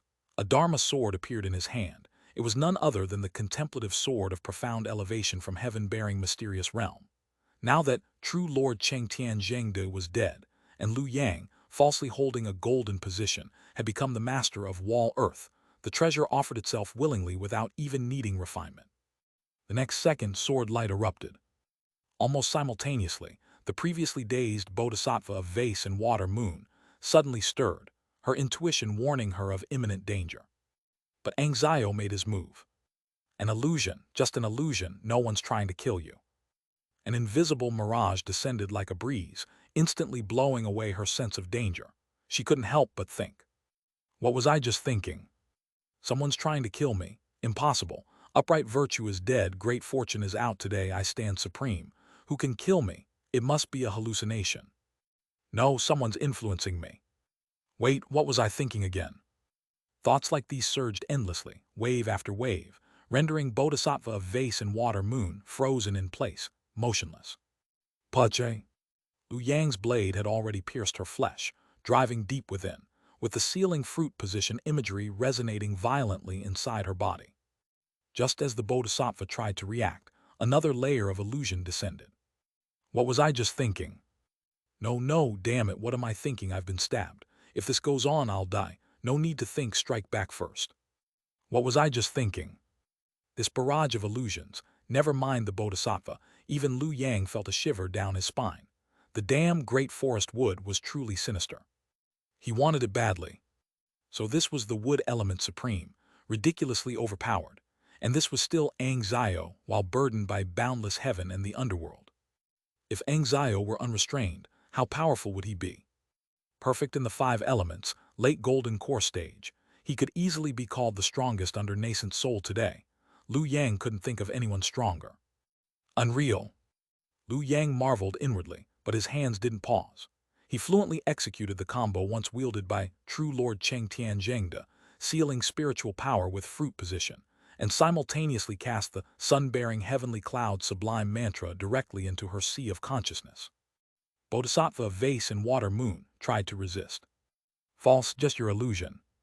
Xiao's voice came again. The obstruction of knowledge and view erased her will to fight. Her beautiful eyes now held only pure bewilderment. What was I just thinking? Boom! Under Xiao's full suppression, the Bodhisattva took Lu Yang's sword in full. Her graceful Dharma body exploded on the spot. Aliva! A heartrending scream pierced the skies. Only then did Bodhisattva vase and water moon finally break free from the illusions as thick as fortress walls. Or more accurately, Xiao had released his hold. Watching the scattered bloodlight that was once the Bodhisattva, Xiao shook his head. Had it been 5,000 years ago, she'd have died by his hands already. That's how great fortune died back then. Alas, I'm too restricted now. To achieve even this, he drained every drop of power from his outlaw body for the sake of the world. Now he could no longer intervene in the mortal realm. That said, Xiao was not concerned, because his goal had been achieved. Clang clang. Above the Pure Land, as the Bodhisattva was struck down by Lu Yang's sword, her suppression of the sword Dao fruitional rank vanished entirely. In that moment only one sound filled the heavens, a sword cry. Success. Lu Yang beckoned, and the sword of no killing, left behind by the demon-suppressing true person, flew into his hand. A Dao imagery instantly enveloped it. Sword Dao fruitional rank. From today onward, the Pure Land's Buddhist cultivators would become the foundation of the Sword Dao. As long as the Sword Dao endured, the unity of the Pure Land could no longer exist. Rumble. At the same time, the Buddha kingdom on earth collapsed. Many fruit positions were freed, soaring back to the heavens, vanishing into obscurity. Heavy. Seeing this, Xiao finally felt satisfied, then, as if remembering something, quickly dispersed his form. On the other side, Bodhisattva of vase and water moon reformed her Dharma body, her expression dark as she stared at the shattered Buddha kingdom, grinding her silver teeth nearly to dust. Amitabha. Suddenly her face froze. One by one, emotions vanished from her expression, as if an invisible hand had wiped them clean. In her eyes emerged a tyrannical gaze of soul supremacy under heaven. In that instant, all things fell silent. The Buddha kingdom on earth collapsed. Wall earth fled, unity was severed, blow after devastating blow finally triggered a forbidden line. The world-honored one looked down. Chapter 452, Fixed Fate. The heavens and earth across the 4 realms fell into utter silence. Lu Yang froze completely in place, his face turning ashen as he stared toward the spot where Xiao had just vanished. Inwardly, he was already cursing furiously. That beast. No wonder that guy could reach the late stage of Golden Core and even petition the underworld. That reaction speed was absurd. The world-honored one hadn't even fully descended before the man had decisively fled. What should he do now? Activate the Book of 100 Lives. Lu Yang took a deep breath, quickly calming his mind. The panel of the Book of 100 Lives beside him was his greatest confidence. No one could stop him from restarting. After all, even though he currently held a false golden fruition, his position was already standing at the pinnacle of this heaven and earth. If the world-honored one knew of the existence of the Book of 100 Lives and had arranged something against it, then perhaps even immortals couldn't save him. But since the Book of 100 Lives had not been exposed, who could imagine that he could commit suicide to restart? However, Liu Yang soon realized something was wrong. The world-honored one wasn't looking at him. Those eyes, overflowing with Buddha light, swept across the surroundings in calm indifference. Wherever his gaze passed, ghosts wailed and gods sobbed, blood rain fell from the heavens. It was as though the very world itself trembled in fear. He's not looking at me. In that instant, Liu Yang was enlightened. It was like a mortal staring at an anthill. Who would care about what the ants inside looked like? Golden core, foundation establishment. Merely the sizes of ants, utterly beneath notice. What truly drew his gaze was the entire anthill itself, this heaven and earth. As for everything else, they had never been within his concern from the beginning. Boom! The entire Xianxia region quaked violently. The world-honored one stood with his hands clasped behind his back, surveying the surroundings, as if reminiscing about the glory of bygone ages. The next second he spoke. Come back. Just two calm words, spoken even with the voice of the bodhisattva of vase and water moon. Yet in that instant, they drew the response and resonance of the entire heaven and earth. However, that resonance was clearly unwilling. The phenomena throughout the heavens showed contradiction. On one side, blood rain fell. On the other, golden lotuses blossomed from the ground. Disaster and auspice coexisted, a scene both bizarre and terrifying. After a moment, all those strange signs faded simultaneously. In their place appeared a beam of golden light. This golden light had already hidden itself between heaven and earth, yet was now forcibly drawn forth. Within that light, endless visions unfolded. Dragons coiled around golden cities. Tianjin Jade ramparts stood tall. 100 officials paid homage. 10,000 households shone with light. At a glance, it was not a mere ray of light, but an entire nation condensed a billionfold, vast and weighty beyond words. Chengdu soil. Because the Buddha kingdom on earth had perished, and the unity of all beings had been severed, the escaping Chengdu soil from the Pure Land had now been pulled back by a single word from the world-honored one. That's shameless. Liu Yang's eyes nearly popped out of their sockets, but he immediately restrained himself, not daring to reveal even the slightest emotion. This was no mere Buddha child. This was the Tao, Lord himself descending. Holy Sect Sword Pavilion, Tao Court. What are you all even doing? How could you let the world-honored one act personally? Is there no rule of law left? None of the mighty ones in this damned realm had a shred of immortal virtue. Though his heart was filled with curses, Liu Yang, in reality, didn't hesitate to use wall earth to seal his qi, desperately diminishing his presence. Of course, it was useless. He was only comforting himself. Boom! The next instant, the Chengdu soil was seen trembling in the palm of the world-honored one loose grip, and it would vanish into nothingness. Yet soon the world-honored one extended his other hand, pointing downward lightly. In that moment, the entire pure land of Xianxia shimmered with hazy, illusory radiance. Immediately after, Liu Yang saw the entire Xianxia, the monks, birds, beasts, even heaven and earth itself, being stripped of a mysterious layer of light and shadow. A new pure land was born. This had already surpassed Liu Yang's comprehension. It was like reading a heavenly tome. Yet holding the sword Dao fruitional rank, he could clearly sense it.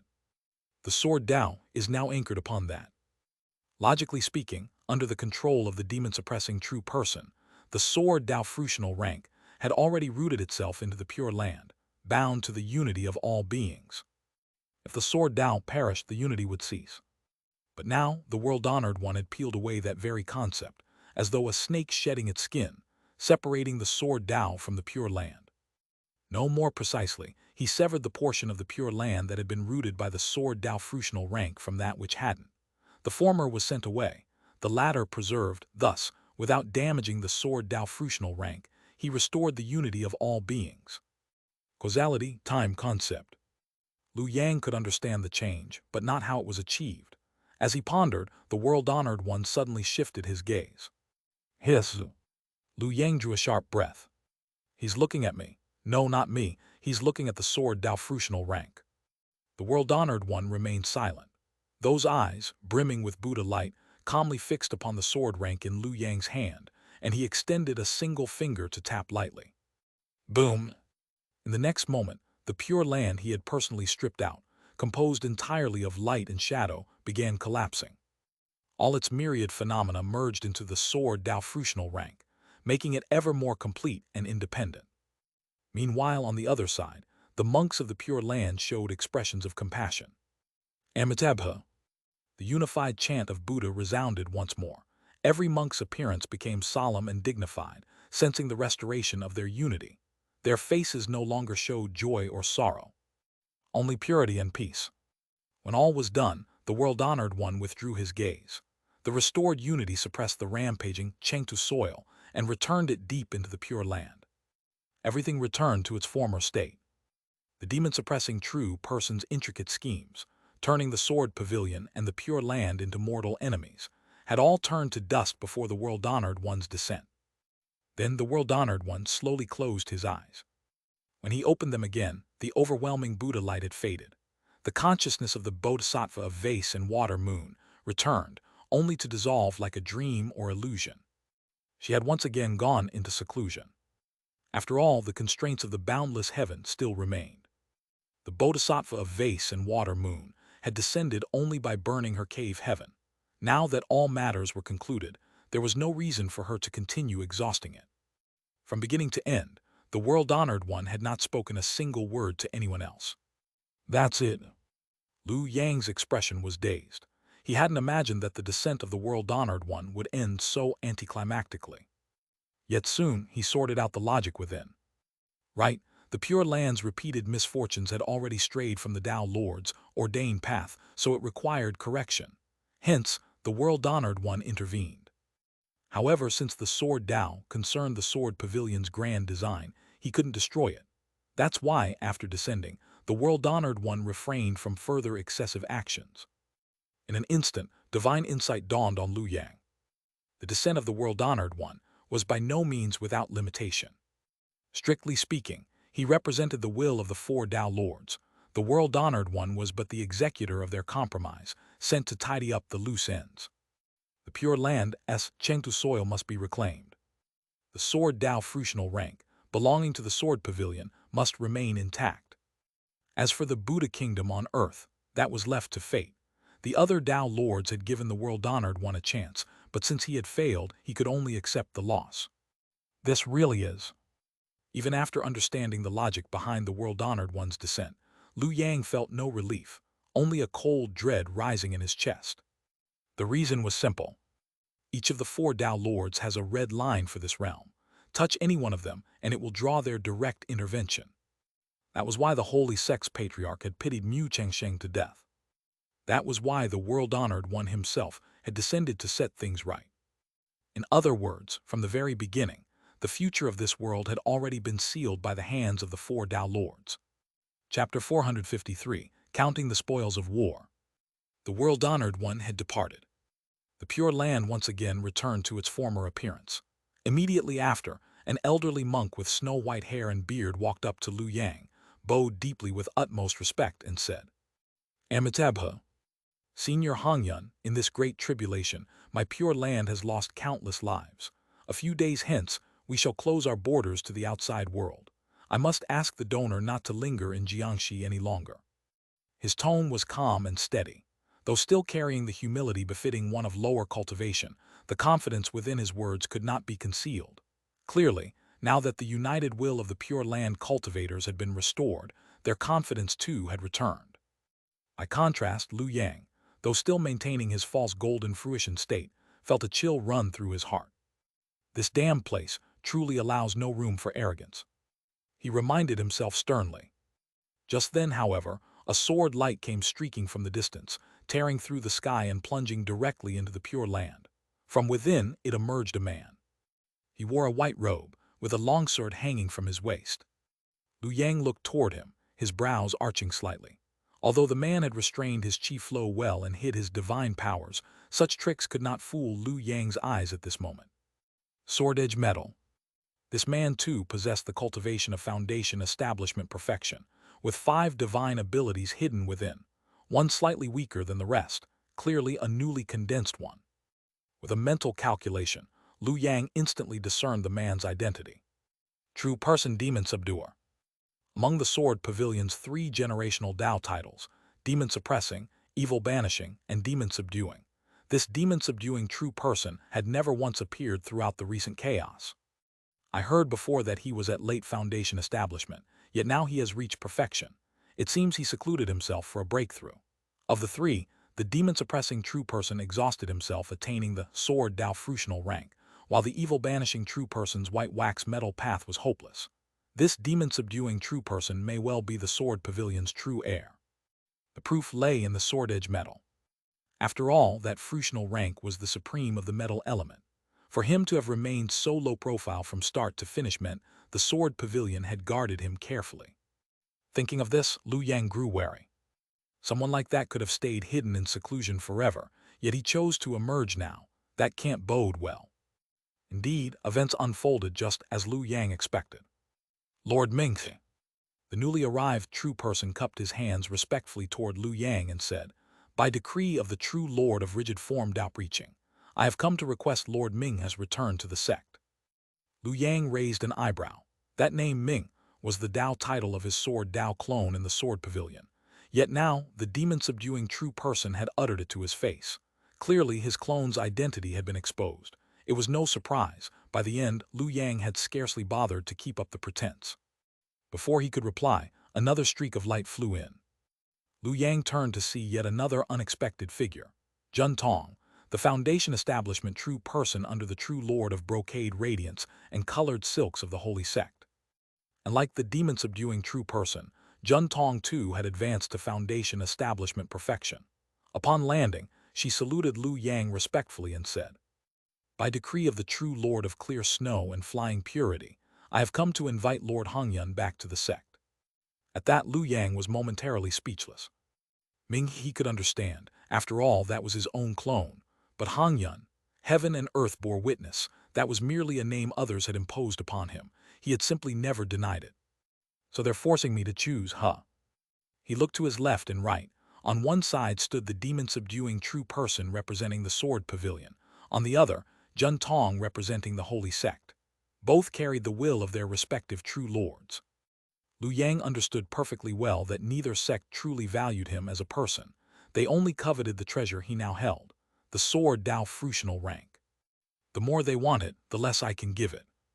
He had to bait them. Once he handed it over, his value would vanish. Keeping it in his grasp, however, forced others to tread carefully around him. Besides, the sword Dao frutional rank is something I intend to carry with me when I restart my cultivation. There's no way I'd hand it over. With that thought, Liu Yang smiled faintly and said, "This seat intends to rest overseas for a while. There's no rush in this matter. You two may come seek me again after a few days." With those words, Liu Yang didn't give either of them a chance to speak further. He took one step forward and vanished from sight. After all, he was still a true lord. Speaking with 2 foundation establishment cultivators was only for the sake of their sex backgrounds. He would not truly allow them to pressure him. But overseas, within the sea heart furnace of Earthfare, using wall earth to conceal his chi, Liu Yang, while still within his temporary false golden state, finally began to examine his spoils of war. Aside from the world-honored one, everything went just as I foresaw. Even the world-honored one's final intervention had not affected Liu Yang's harvest. If anything, it had removed a potential great hidden danger for him. The sword Dao frutional rank. Originally, this thing was bound to the Pure Land's united will. I wasn't sure if, after I restarted, that connection would be severed. If severed, the frutional rank might regress. If not, he feared it would plunge the Pure Land into chaos, drawing the world-honored one's attention, and then he'd truly lose everything. But now there was no need to worry. The world-honored one had personally acted to make the sword Dao frutional rank independent. In this case, carrying it away through the Book of 100 Lives would pose no problem. Beyond that, there's also the 7 luminaries' heaven. At that thought, Liu Yang directed his consciousness into the myriad spirits banner, retrieving a radiant, multicolored orb, within which vast images ebbed and flowed. Ever-flowing water. The power of ever-flowing water extorted from Xianxia, sufficient to nourish and mature the embryonic 7 luminaries heaven into a complete fruitional rank. In the next instant, Lu Yang summoned the 7 luminaries heaven and tossed the orb into it. The orb shattered, releasing boundless imagery that surged out like a flood, letting the 7 luminaries heaven devour and drink deeply, growing ever more complete and powerful in the process. Now that's a profit. A flicker of excitement flashed through Lu Yang's eyes, though he quickly calmed himself. 2 complete fruitional ranks, such a tough choice. Which should I attest to? To him, each had its merits. The 7 luminaries heaven was easier to attain. He could even attempt it immediately if he wished. The sword Dao fruitional rank, on the other hand, required more time, for his sword intent had yet to reach the near-ultimate realm once achieved by the demon-suppressing true person. Still, its potential far exceeded that of the 7 luminaries heaven. A pity one can only attain a single fruitional rank, unless I can somehow merge the 2 into one. Could it be done? Lu Yang pondered and felt it might be possible. The qi harvesting method. With my current false golden cultivation and my peerless intellect, I should be able to deduce a second-rank cultivation art. At that thought, Lu Yang immediately focused his mind. Ancestor, assist me. The next moment, the figure of Ancestor Ting Yu appeared, swiftly entering the state of comprehension. At once, Lu Yang handed over control of the Yama Palace to Ancestor Ting Yu as well, ensuring that his unparalleled intelligence could operate at full capacity. As for himself, he had something even more important to handle.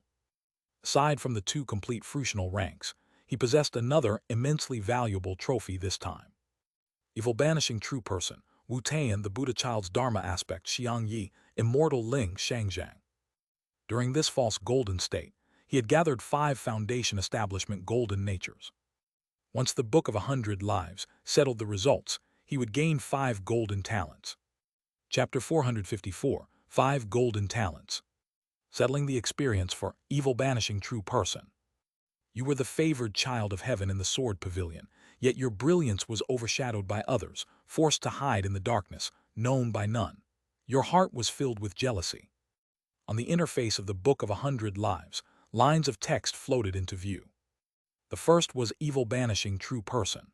Speaking of this sword pavilion's true person who had achieved perfection in foundation establishment, his life could only be described by 2 words, utterly tragic. Evil banishing true person and demon suppressing true person were of the same generation. Naturally, he was suppressed from childhood.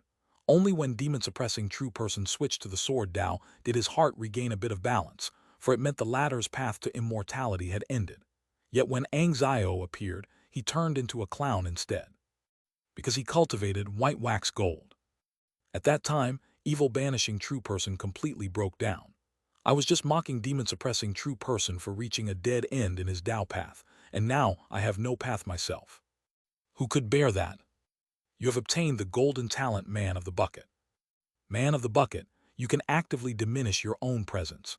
The more people there are in a place, the harder it becomes for others to notice your existence. A bit similar to obstruction of knowledge in view. Though not as omnipotent as the original obstruction of knowledge in view, and much more limited, it was still a formidable ability. Used well, it might yield miraculous results. Settling the experience for Wu Tian. You were the king of southern suppression in the Tao Court, a collateral branch of the Tian Wu royal house. As the younger brother of the Tao Court's heavenly son, you always hid within your heart an ambition to become the heavenly son yourself. The second golden nature settlement was complete. As he gazed upon the dense life trajectory records belonging to Wu Tian on the panel, Lu Yang's eyes revealed a glint of interest. The Tao Court truly mysterious. Even amidst the chaos of the world this time, the Tao Court had never intervened. The entire Jiangdong region remained closed to the outside world, leaving outsiders unable to learn its internal structure. Now the settlement of Wu Tian's experience conveniently filled Lu Yang's gap in understanding. After all, he had never underestimated the Tao Court. A simple example was proof enough. After the Great Chaos, looking across the world, the Tao Court had likely become the strongest of all powers. It must be known, the true lords had yet to emerge. Yet aside from the Tao Court, all other factions capable of seeking golden fruition were gone. Jun Tong and True Person Phao had only just perfected foundation establishment. It was still too early for them to seek gold. Only the Dao Court had suffered little loss. To say nothing else, at least the Dao Court's crown prince, the one of the highest rank, surely has the qualifications to seek gold. I just don't know why he hasn't yet. Just then, lines of text abruptly appeared upon the interface of the Book of 100 Lives. You have obtained the golden talent, never beneath another. Never beneath another. The more outstanding you appear in the eyes of your superior, the more favor you gain, the greater the power you receive when you betray that superior. This. Lu Yang's expression turned a bit strange. The betrayal bonus of this golden talent applied to all aspects, from divine abilities to mana, even to fortune itself. The maximum could reach double. In other words, if he could elevate this bonus to its peak when betraying someone, his strength could instantly surge to twice its original level.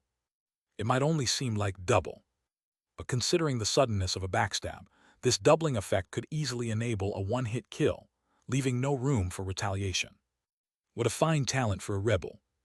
Lu Yang rubbed his chin and continued studying the Book of 100 Lives. Next was the golden nature of the Buddha child's Dharma manifestation.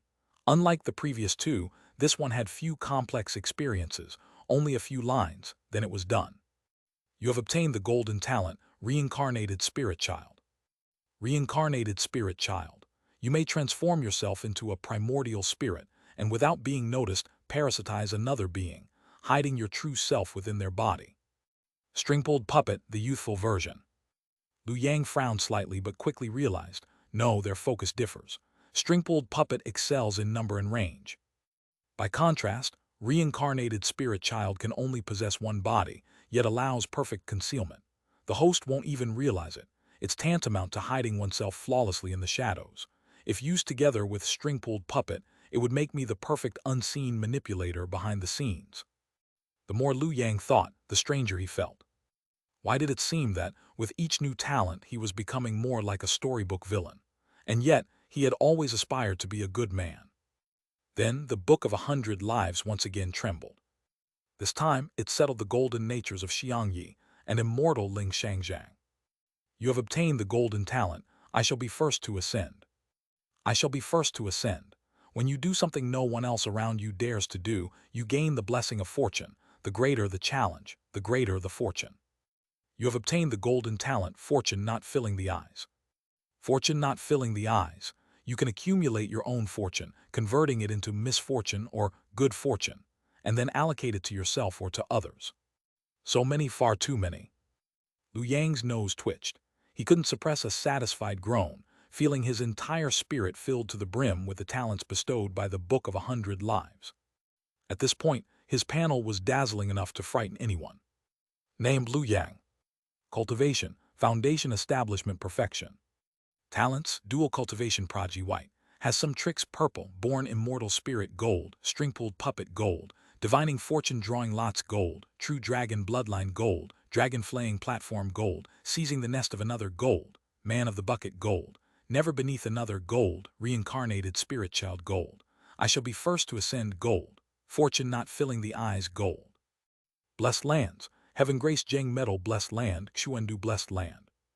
Divine Abilities, Exquisite Heart containing True Qi, Returning Origin Art, Heaven-bearing Net, same as the world, Lord of Armament and Warfare, Duke of Stubborn Metal, Solemn Profound Frost, Resounding Heavenly Bell, Authority of Heaven and Earth's Killing.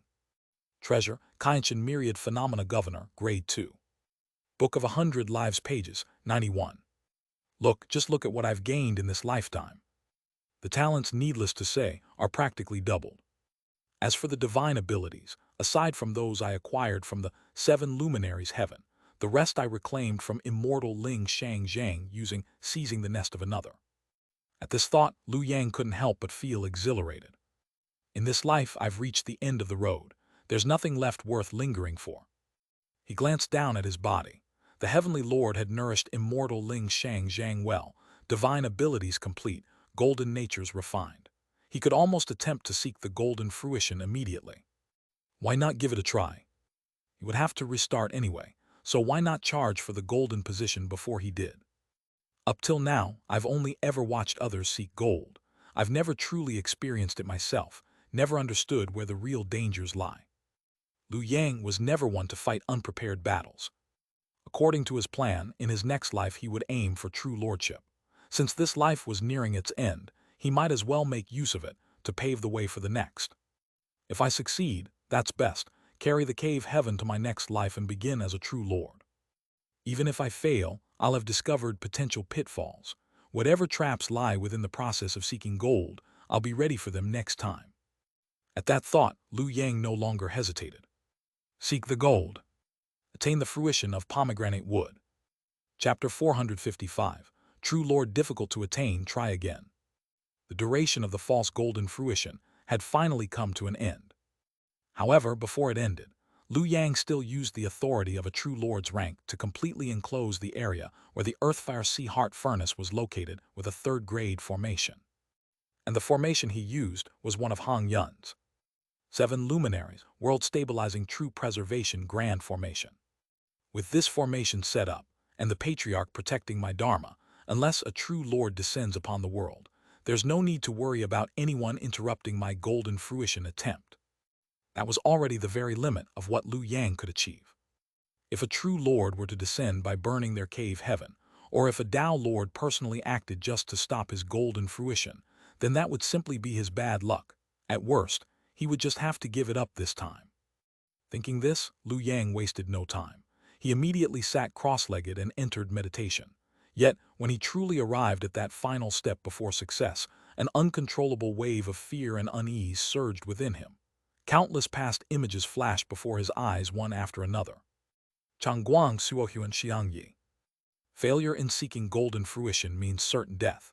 Uncle Master Chang Guang's end was already considered a good one. Xiangyi was the truly unfortunate one. He died in failure without even leaving a ripple behind. Oh right, there was also Suohuan. Having already acquired the power of long-flowing water, his task for this lifetime was complete. He was currently resting within the myriad spirits' banner. His true opportunity would come in his next life. Right, what do I have to be afraid of? It was merely trial and error. Others only had a single chance at seeking golden fruition, yet he still had dozens. If even with so many chances he could not succeed, then no one in this world could ever become a true lord. Liu Yang calmed his heart and sharpened his mind. With a single slash of the sword of wisdom, he cut off all stray thoughts. Then, furrowing his brow, a palm-sized stone glimmering with golden light appeared before his eyes. It was the blessed land condensed by the celestial spirit Xianxia before his death. Heaven's grace and earth's favored Zheng metal blessed land. After all this time, what he sought was pomegranate wood. His other blessed land, Xuandu blessed land, was his true Tao foundation and could not be damaged. The celestial spirit Xiangxia's blessed land, however, he could afford to lose. Begin. In that instant, Liu Yang activated the Mending Heaven True Scripture, directly commencing his dual cultivation with heaven and earth, invoking the attention of the fruition position through the Dharma of surpassing heaven and earth. Rumble. At this moment, Liu Yang felt his consciousness elevate rapidly. It soon reached the foundation establishment realm and continued to ascend further. Blessed land ascension. Liu Yang's gaze grew faintly hazy. In his vision appeared two overlapping scenes, two sides of one reality, opposing yet complementing one another. One of them was a scene he had once glimpsed through the Xuandu blessed land. A world like a honeycomb, each fruition position, a hole boring through existence, leaving the world riddled with gaps. The other scene, drawn from Chang Guang's memories, was an endless boundless sea of suffering covering heaven and earth. A boundless sea of suffering, and the fruition positions are boats upon it. Which of these two was real? Or were both real, simply different perspectives of the same truth, thus presenting entirely opposite images? While Liu Yang pondered, the process of elevating his blessed land did not halt for even a breath. Being a celestial spirit does have its advantages. According to Chang Guang's memory, this stage of ascending the blessed land consumed immense energy. He had even burned an entire kingdom, Qing state, to complete the process. Yet for Liu Yang, things were far simpler. Because I am now a celestial spirit. It feels as though heaven and earth not only aren't resisting me, but are actively pushing me forward, greatly saving my mana. This is far easier than what Chang Guang went through. This made Liu Yang a little uneasy. After all, he was not Heavenly Lord's cultivated celestial spirit Xianxia. By reason, heaven should be his enemy. So why was the world supporting him? Could it be that, in the eyes of heaven, the identity of who the celestial spirit was did not matter, it simply needed one to attain fruition? No, impossible. If that were true, the heavenly Lord wouldn't have targeted him so specifically in the past. Instead, it would have just created another celestial spirit, Xianxia. Clearly, heaven placed immense importance on the identity of the celestial spirit. Unless, Lu Yang glanced around, suddenly feeling a chill down his spine. Unless the one pushing me forward right now isn't heaven but a Tao Lord. He hadn't forgotten. Just as Foundation establishment true persons faced various tribulations with contradictory inner logic, anything the Heavenly Lord could do, so too could a Tao Lord. Who is it? The world-honored one of the Pure Land. Unlikely. The world-honored one always acted with grand display. This subtle, silent manipulation was more in line with the founding patriarch of the Holy Sect. Forget it. Lu Yang shook his head slightly. No matter what, heaven and earth were supporting him at this moment, and he couldn't change that. Since that was the case, he might as well relax and enjoy it. Because the path ahead was unobstructed, Lu Yang soon arrived before the pomegranate wood, finally beholding that fruition position up close. At first glance, it appeared as a faint, hazy radiance, but upon closer inspection, it resembled a vast and boundless ocean. So, to attain fruition means to merge oneself with the fruition position. When one's blessed land merged with the fruition position and their chi resonated as one, transformation into a cave heaven could be achieved. Yet this resonance of chi, though seemingly simple, was harder than ascending to the heavens. For the chi of the fruition position was ever-changing.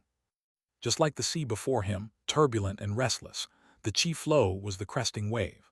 Only by aligning oneself at the very peak of that wave could resonance be achieved. Otherwise, one would be instantly struck down by the tide.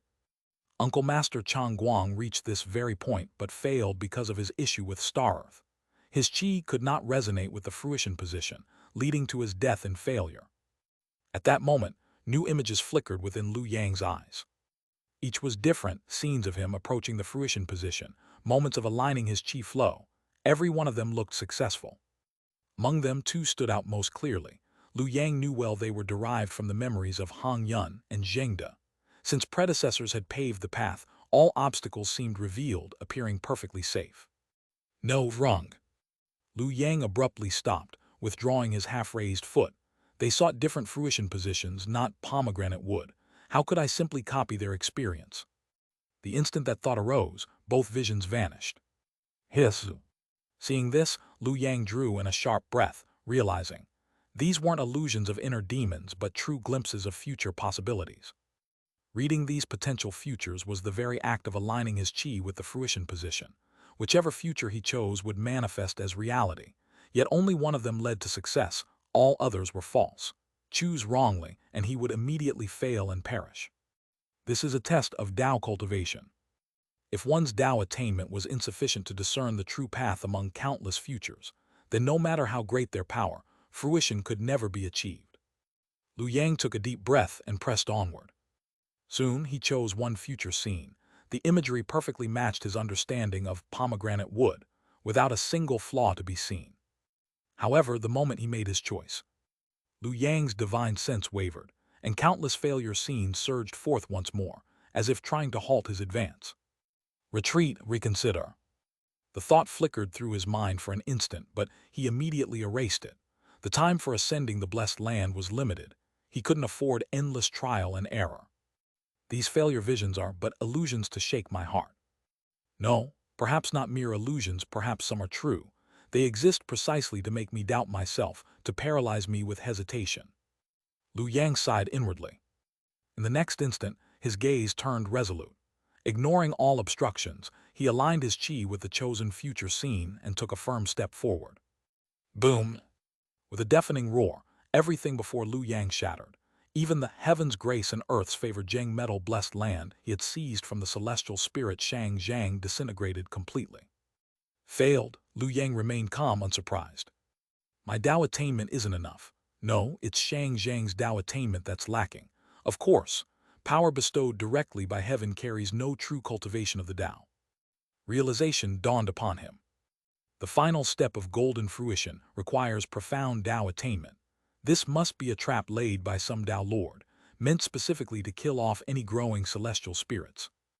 No wonder no celestial spirit had ever succeeded in achieving golden fruition. There had long been a sly old hand tampering with the very origin of fruition itself. Who did it? Could it be that damn holy sect patriarch again? Too insidious. Lu Yang's consciousness rapidly scattered.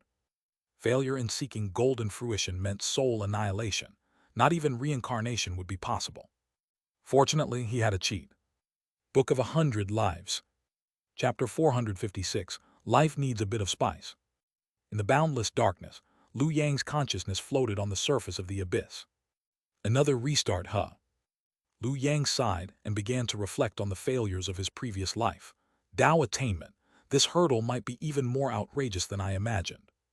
Seeking the golden core left no room for shortcuts. If it hadn't been for the interference of the Heavenly Lord, and I had steadily cultivated step by step with the immortal spirit body, perhaps my Tao attainment in pomegranate wood could have met the standard for golden core. However, due to that interference, he had been forced to abandon cultivation in pomegranate wood and seek other paths. As a result, his golden core pursuit ended up relying entirely on the insights of immortal Ling Xianxia, which led to deviation. Otherwise, with his state back then, he had a good chance of attaining fruitional rank. The key lies in divine abilities. Original divine abilities, innate divine abilities, each and every one of them must be honed personally. Borrowing external power may appear strong, but the foundation is hollow. In comparison, external fruitional ranks didn't have such harsh requirements. Exquisite heart containing true chi, returning origin art, heaven-bearing net, same as the world, not a single one of them had been cultivated step by Lu Yang. All were quick achievements. Yet if he had gone to seek 7 luminaries heaven, success was almost guaranteed.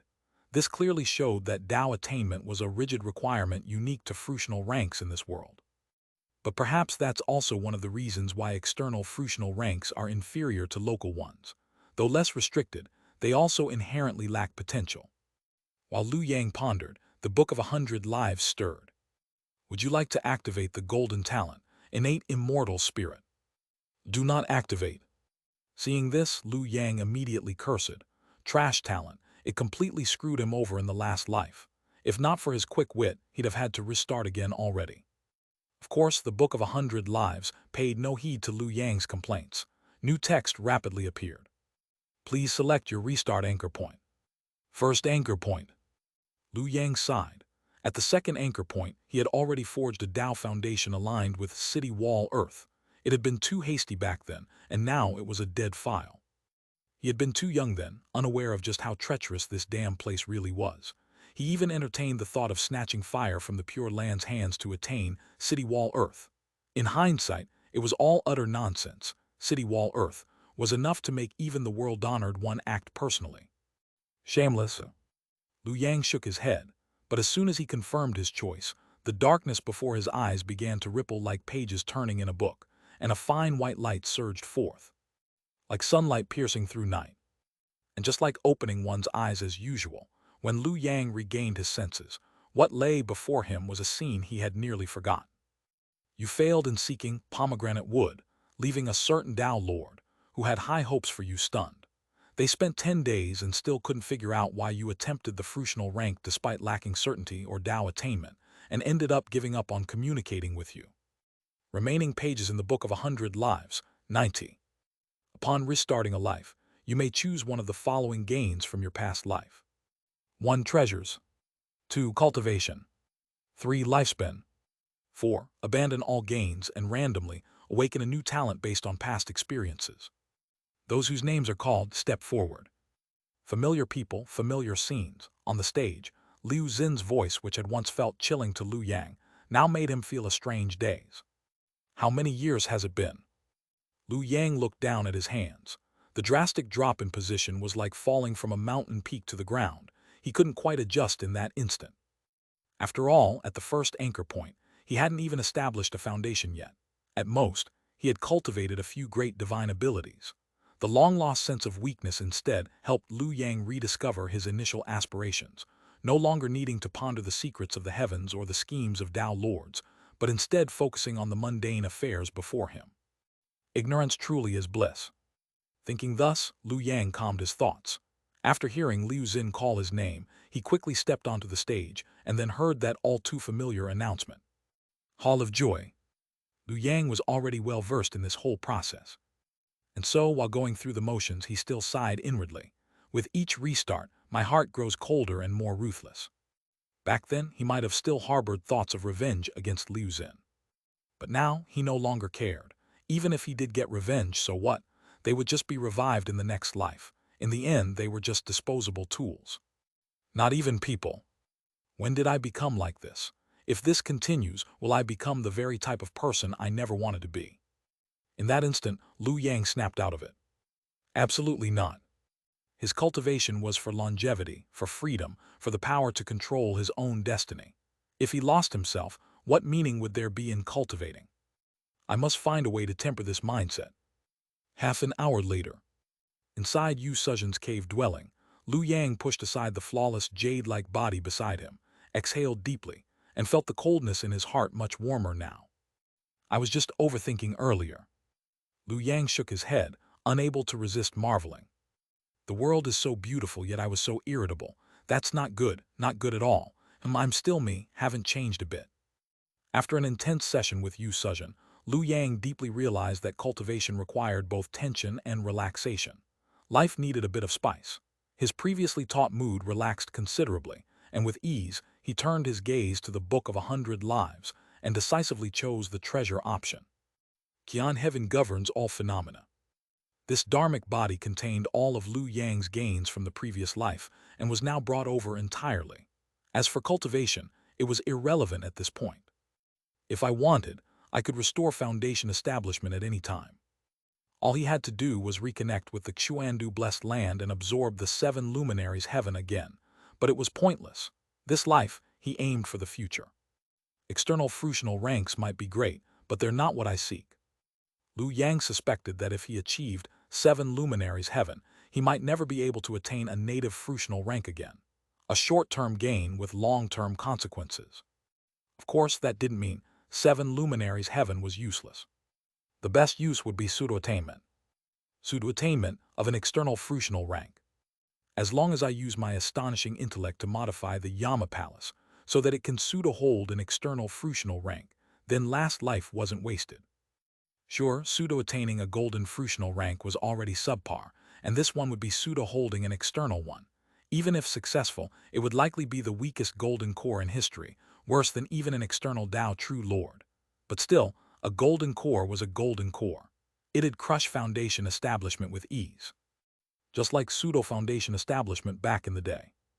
Pseudo-holding an external rank would let Liu Yang achieve a qualitative gap at the foundation level, helping him better pursue a local fruitional rank.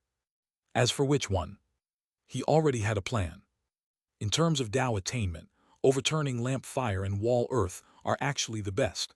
Pity their death traps at this point in time. Seeking them would be asking for death. And you'd have to rehunt the heavenly gang and earth fiend stars from scratch, far too troublesome. Pomegranate wood is the same. Though he had the experience now and high odds of succeeding this time, Liu Yang was no longer content with just an ordinary fruitional rank. Since I can pseudo-hold an external rank, my advantage is nearly infinite. It's like a true lord competing with foundation establishment cultivators. In that case, going after pomegranate wood may work, but it isn't ambitious enough. If I'm going to attain fruition, it must be the best one. Liu Yang's benchmark was Xianxia. If he was going to attain a fruitional rank, it had to be a supreme one. Of course, he was self-aware enough to know that city wall earth and sword edge metal were off the table, and great forest wood had already been taken by Xianxia. So his target was heavenly fire above. Chapter 457, plotting to seize heavenly fire above. Seeking heavenly fire above was not some sudden whim of Liu Yang. In fact, as early as when he looted the Dragon Palace and obtained that third-grade true art deduced by the Dragon Monarch, the Dragon chapter of Heavenly Speech and Radiant Flame, he had already had this idea. Dragon chapter of Heavenly Speech and Radiant Flame corresponded directly to Heavenly Fire above. At the time, he had suspected that this technique might contain some hidden trap left behind by the Dragon Monarch, so he chose to set it aside temporarily. But that didn't mean he had ignored it. In his previous life, when he falsely held the golden fruition, he had swept his divine perception over it using the great power of overturning lamp fire. Overturning lamp fire could illuminate sun and moon, yet leave them unseen, clarify heaven and earth, yet remain obscured. It held great advantage in piercing illusions, even capable of breaking through the obstruction of knowledge and view. So a mere third-grade true art was naturally nothing difficult. Then Liu Yang was shocked. There was actually no problem. Yes, no traps. The only restriction in the entire technique was that it must be cultivated by one who possessed pure dragon blood. Other than that, there were no flaws or pitfalls. The dragon monarch, truly an honest dragon, Liu Yang couldn't help but sigh. No wonder the true dragon clan had been driven overseas. In a place like this, if your heart wasn't ruthless, you wouldn't stand firm. But that made sense too. After all, the dragon monarch was already a true lord and couldn't change his fruition rank. The purpose of this technique was clearly to cultivate another true lord. Since that was the case, why leave traps? Even if there had been one, if the other party truly attained heavenly fire above, with the power of a supreme fruition rank and the status of a golden core true lord, what trap couldn't be resolved? It would be meaningless and would only create enemies.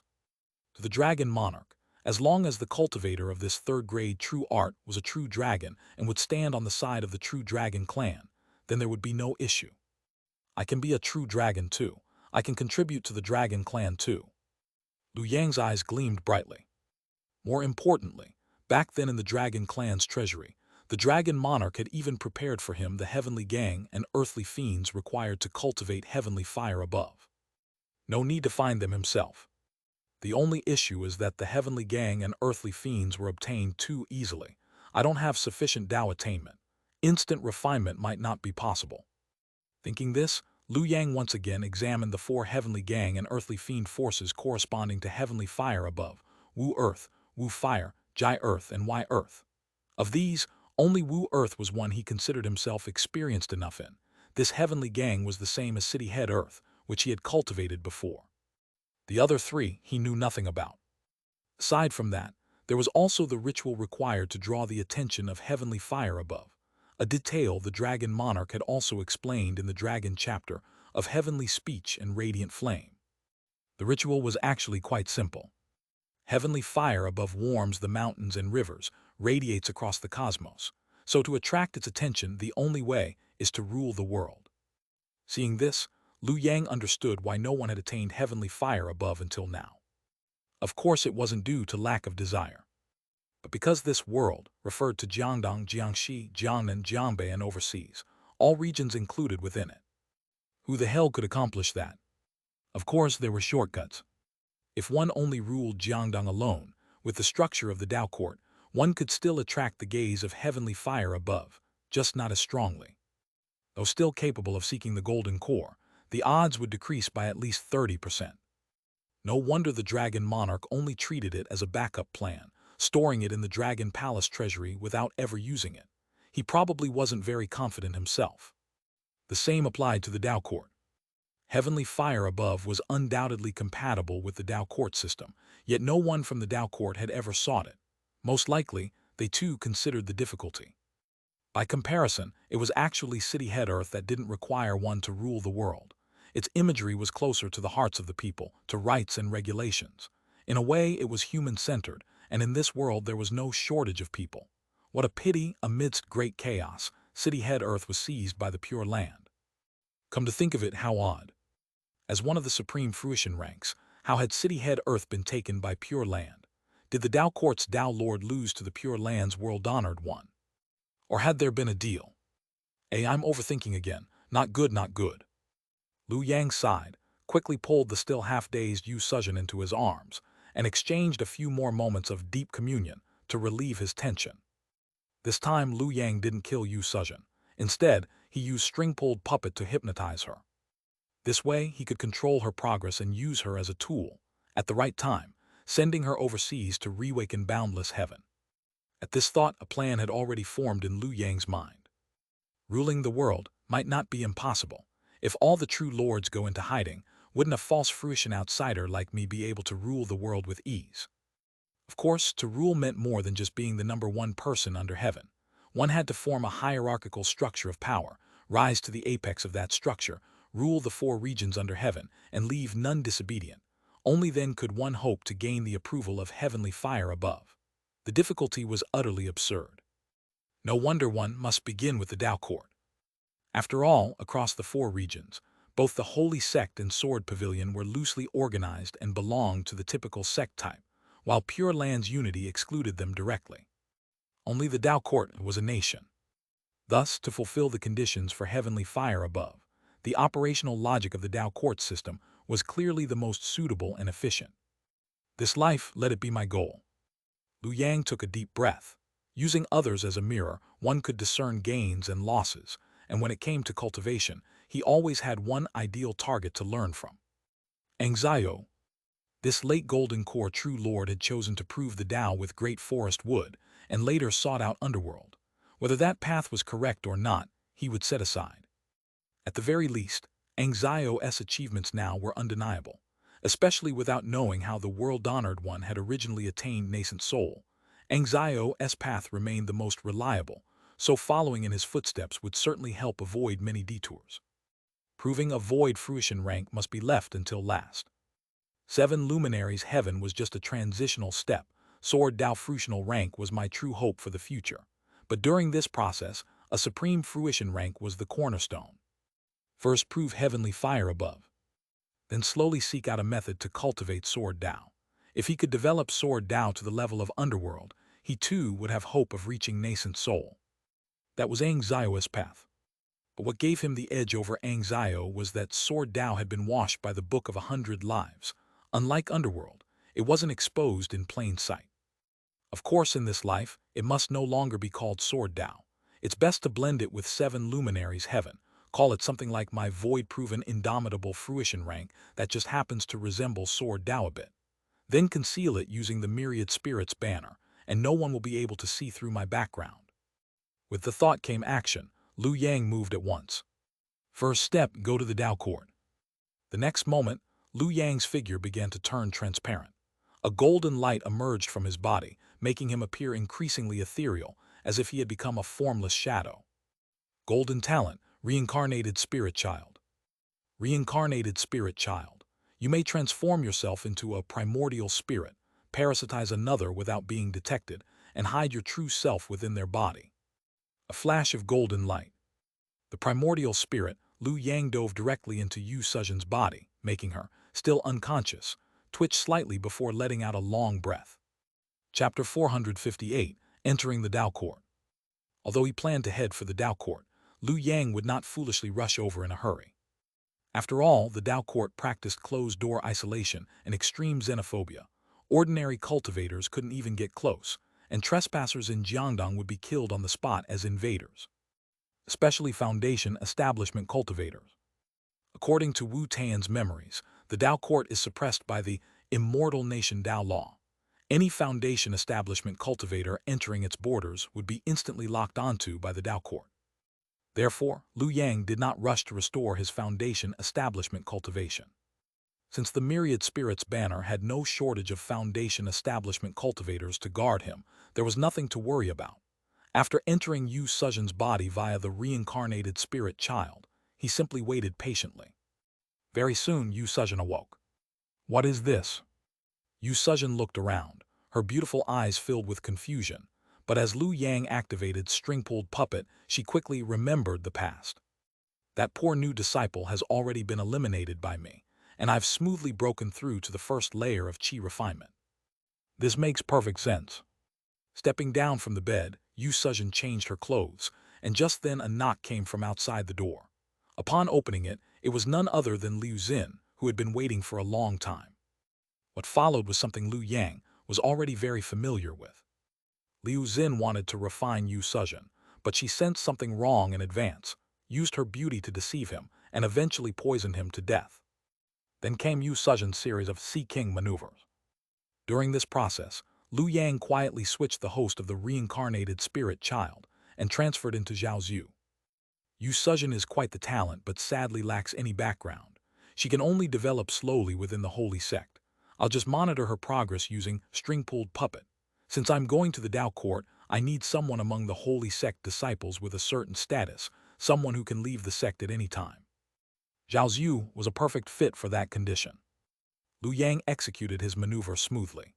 Possession through reincarnated spirit child, manipulation via string-pulled puppet, until one morning Zhao Zhu suddenly realized, I must go to Jiangdong. Jiangdong held great opportunity. Driven by this powerful thought, Zhao Zhu, who was originally headed for the northern frontier, turned around and charged straight towards Jiangdong. Northern Jiang, Qing Nation. This place lay at the easternmost tip of northern Jiang. Beyond Qing Nation was the Great Dragon River, a place that even Qi refinement cultivators could not approach. Although the four realms of the world, east, west, south, and north, were technically non-interfering, in reality there was secret trade going on. Back in the Sword Pavilion, Lu Yang recalled that the sea-chasing Li clan had built their massive fortune through smuggling across northern Jiang, even producing a foundation establishment true person. Naturally, Jiangdong and northern Jiang were no exception. Qing Nation was the transit hub for both sides. Especially now, as Chang Guang had not yet targeted Qing Nation for golden core pursuits, Qing Nation still maintained friendly relations with northern Jiang. Demonic sect disciple, you're defecting to Jiangdong. Faced with Zhao Zhu's blunt declaration, the cultivators of Qing Nation were not surprised. After all, every year, a batch of talents from the Holy Sect tried to defect. Go queue over there. Lu Yang. Looking at the bustling crowd indicated by the cultivator of Qing Nation, Lu Yang felt heartbroken. Was the Holy Sect truly so unloved? What, Qi refinement doesn't count as a person? Then never mind. Under Lu Yang's manipulation, Zhao Zhu stood in line without hesitation, and after filling out forms and passing screening, he stepped onto the teleportation array of Qing Nation. In the next second, a flash of white light erupted. When Lu Yang looked again, the scene before his eyes had completely changed. He and a group of northern Jiang cultivators had arrived in a vast and majestic square. At the center of the square stood a middle-aged man in official robes, handsome as Jade, holding a register in hand with a solemn expression. A radiant light burst from his crown, coalescing into an official rank above his head, forming a canopy that enshrouded him. Dushan Division, 1000 Household Commander. 5th rank official, equivalent to Foundation Establishment. Lu Yang secretly calculated and learned that this official was surnamed Liu. Years ago, due to his remarkable talents, he gained the favor of the Dushan Division Suppression Commissioner and was recruited into the division. In just a few years, he had been promoted to 1000 Household Commander. Consider that the Dao Court had existed for so many years, with countless examination candidates annually, yet so few official posts, bureaucratic bloat and redundancy were rampant. Yet this Liu rose so swiftly that many suspected he was the illegitimate son of the Suppression Commissioner. Next, Liu 1000 Household spoke. You all possess cultivation and have turned to the light. You should be valued. I am here under imperial decree to recruit talent for the immortal nation. Today, I shall bestow upon you the rank of Chinese letter. As his words fell, the official aura of the Dushan Division 1000 Household Commander above his head flared brilliantly, then split into countless strands and descended upon everyone present. Immediately after, official titles appeared above everyone's heads. Dushan Division Strongman. Hidden within Zhao Zhu, Lu Yang raised his eyebrows. These people once held their own cultivation, and all divine powers should have resided in them. But now it was different.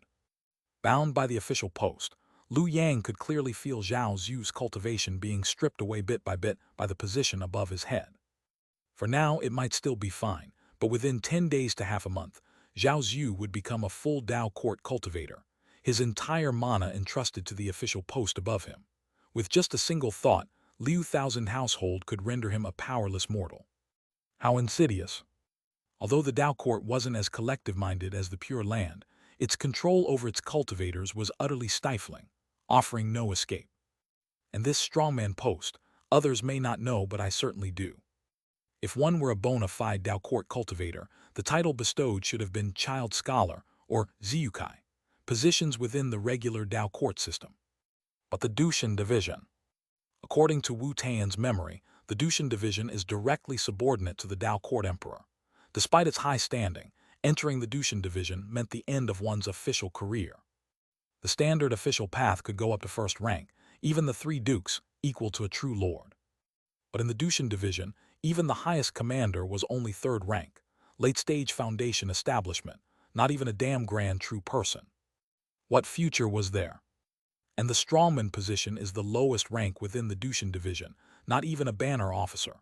Frankly, it's just cannon fodder they recruit externally. Clearly, the Dao court didn't value these northern Jiang cultivators at all. The rhetoric sounded noble, recruiting talents for the nation. But in truth, it was just recruiting material, expecting them to die for the country and feel grateful. At this thought, Liu Yang suddenly felt a resonance. He looked up at the sky. Though he had no cultivation in this life, the Xuandu blessed land still existed. Borrowing its special vision, Liu Yang quickly observed the scenery of Jiangdong. It's unlike any other place. It was a vast net. A sky-covering, boundless, omnipresent web enveloped all of Jiangdong, linking every blade of grass, every living being. The heavens here are different from the outside. Among the 4 realms of the world, only the Dao court did not require refining heavenly gang and earth fiend, nor the mastery of divine abilities. Its cultivation system was fundamentally different. The reason lay precisely here. The entire cultivation system of the Dao court, the ranks, positions, mana, divine abilities, all originated from this vast net, the immortal nation Dao law. Chapter 459, Dao court cultivators are too competitive. Liu Yang quickly left Zhaozu. Farewell, senior brother Zhao, we're not suited for each other. After all, you'll be cannon fodder in the Dushan division in the future, unworthy of me anymore. Let's break up. You owed me contribution points in your 6th life. I won't ask for them in this one. I'm really so magnanimous. As for his new possession target, Liu Yang first cast a divination to deduce the karma, then selected one person from among the Dushan division's banner officers present. Finally over. Watching this new batch of strongmen enlist, Dushan division's junior banner officer Suan couldn't help but sigh. How many of them do you think will survive?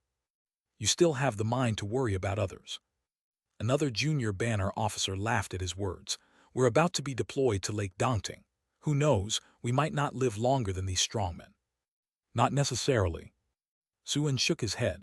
I heard that batch of true dragons has already received warnings from high-ranking court figures. They'll behave and help govern Lake Dongting. We're just there for show. It looks dangerous, but it's actually a cushy post. Otherwise, why would Lord Liu personally volunteer to go? Though a low-ranked officer, Suan was not foolish. If Lake Dongting were truly a death trap, Liu Qianhu would have avoided it like the plague. How could he have possibly volunteered to be reassigned there? Thinking of this, he was about to say more. But at that moment, a radiant beam descended from the Dushan division banner officer insignia above his head, and a line of golden script instantly appeared in his eyes. Warning, Junior Banner Officer Suan, it is currently drill time. Please report to the drill ground immediately. Failure to arrive at the drill ground within the allotted time for the scheduled drill will result in preliminary lightning punishment, as per the immortal nation Dao law. Crab. Seeing this, Suan's expression changed drastically. He no longer dared to chat and bid a quick farewell before flying off in a streak of escape light. Junior Banner Officer of Dushan Division was a 7th rank official, equivalent to late-stage chi refinement. He could already fly with escape light. However, Suan wasn't skilled at flying and ended up being slightly late. Just steps from the drill ground, he looked on in despair as he missed the time limit. Boom! The next second, a bolt of lightning struck down from the heavens, causing intense pain that made Suan collapse on the ground, convulsing and steaming at the mouth. Liu Yang, attached to his body, was stunned. What the hell is this? A daily task, and if you don't finish it, you get electrocuted. Liu Yang once again searched Wu Tan's memories and finally found the relevant intel buried in the corners. It was an innate restriction of the Dao court official system. Official position is power, but also responsibility. Every Dao court official post comes with corresponding duties, tasks that must be completed daily, or else the immortal nation Dao law will punish you. Take Suan, for example. As a junior banner officer of the Dushan Division, his 3 mandatory daily duties were drill, patrol, and reporting. These duties practically filled up all his time. This was also the Dao court's method of governance: keep people busy. When they're tired, all they care about is eating and sleeping, making it hard for any trouble to brew. Moreover, all negligence penalties for Dao court officials were recorded by their position. Every 9 years, the Dao court would conduct an official evaluation to assess these records. Poor performance led to demotion or dismissal, while excellent records earned promotion. Ha ha ha, Suan, late again. At this rate, I bet you'll fail the next official evaluation in a few years. Forget being a junior banner officer, you might get demoted to a strongman. Shut it, stop jinxing me. Facing his colleagues' mockery, Suan, who had just recovered from the lightning strike, stood up and snapped, I've got a bright future ahead. If his guess was right, this trip to Lake Dongting was sure to earn him some merit. Though major merits would surely go to Liu Qianhu, just getting some scraps would be enough to wipe clean the few demerits from being late to drills. Soon the drill ended. Next came patrol.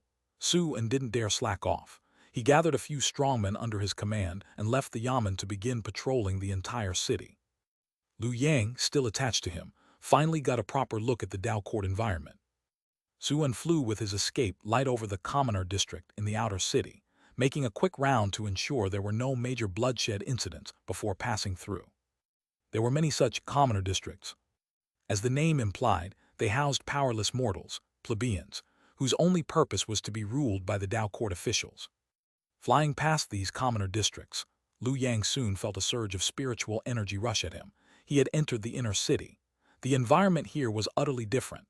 Miniature worlds, mountains and rivers, pavilions and towers and dense cave abodes, like a true mortal paradise. This was the cultivator district.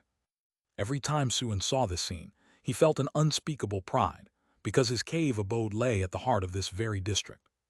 Not only was the spiritual energy abundant, but it also received special attention from the immortal nation Dao law. With that boost, not only was cultivation far more efficient here than in backwaters, even one's innate comprehension ability was enhanced. Back then, buying this cave abode had taken a lot of effort. Though he was still paying off a 100-year mortgage, it was worth it. Thanks to it, the female cultivator he was dating had already started discussing marriage. As long as he could scrape together a dowry, they'd officially become Dao companions. In time, once they had children, they wouldn't have to suffer like he had. With some luck, they might even found a small family line. Good days were still ahead. Thinking this, Suan became even more excited about the upcoming deployment to Lake Dongting. Whether he could gather enough for the dowry all depended on this mission. However, Liu Yang remained silent. This really is. A strange feeling churned in his heart. The Dao court system was thoroughly established. All of Jiangdong was unified under one order. Its efficiency in utilizing human resources was nearly absolute. In short, hyper-competitive. After all, negligence meant getting struck by lightning. Failing your future evaluations could even lead to a reduction in cultivation, forcing all Dao court cultivators to scramble forward instinctively. I underestimated the Dao court. In that moment, Liu Yang felt deep awe. As expected, none of the four great powers were weak. The Dao court cultivators may be individually lacking, but they excelled in stability and structure. Because official positions were the foundation. 1-on-1 wasn't enough. Then it'd be 3-on-1, 5-on-1, 10-on-1. Death didn't matter, as long as the position remained, they were always more willing to climb up. From this angle, the Dao court actually has the strongest war potential among the four powers. It's just that the immortal nation Dao law only covers Jiangdong, so they haven't yet shown it. But by the same token, it's nearly impossible for outsiders to stir trouble here. It's practically an iron fortress. Unless one integrates into it. Only by embedding oneself into the Dao court system and working from within could one hope to shake it. Otherwise, any attack would be like smashing eggs against a rock. That was precisely why Liu Yang chose Suan. Lake Dongting, true dragon clan. Unless I'm mistaken, this is the dragon lineage secretly sent into Jiangdong after the dragon monarch allied with the Dao court. This was his opportunity. A way to acquire a clean identity, join the Dao court openly, seize authority, and prepare to verify the heavenly fire above. Chapter 460, Law of the Immortal Nation. Late at night, inside Suan's cave dwelling. At this moment, Suan was still sitting in meditation, but he failed to notice that within his sea of consciousness, there unexpectedly existed a completely foreign anomaly. Law of the Immortal Nation. Liu Yang looked up, eyes brimming with curiosity as he observed the sky. In his mind, he was still recalling the memories he had extracted from the Tao Court's king of southern suppression, Wu Tian. Of the four realms under heaven, the Tao Court was by far the most unique. Law of the immortal nation, connected to every person, not through a forcibly unified will like the Pure Land, but instead by deliberately constructing the current order. And the nine-rank official hierarchy was the foundational logic of the law of the immortal nation.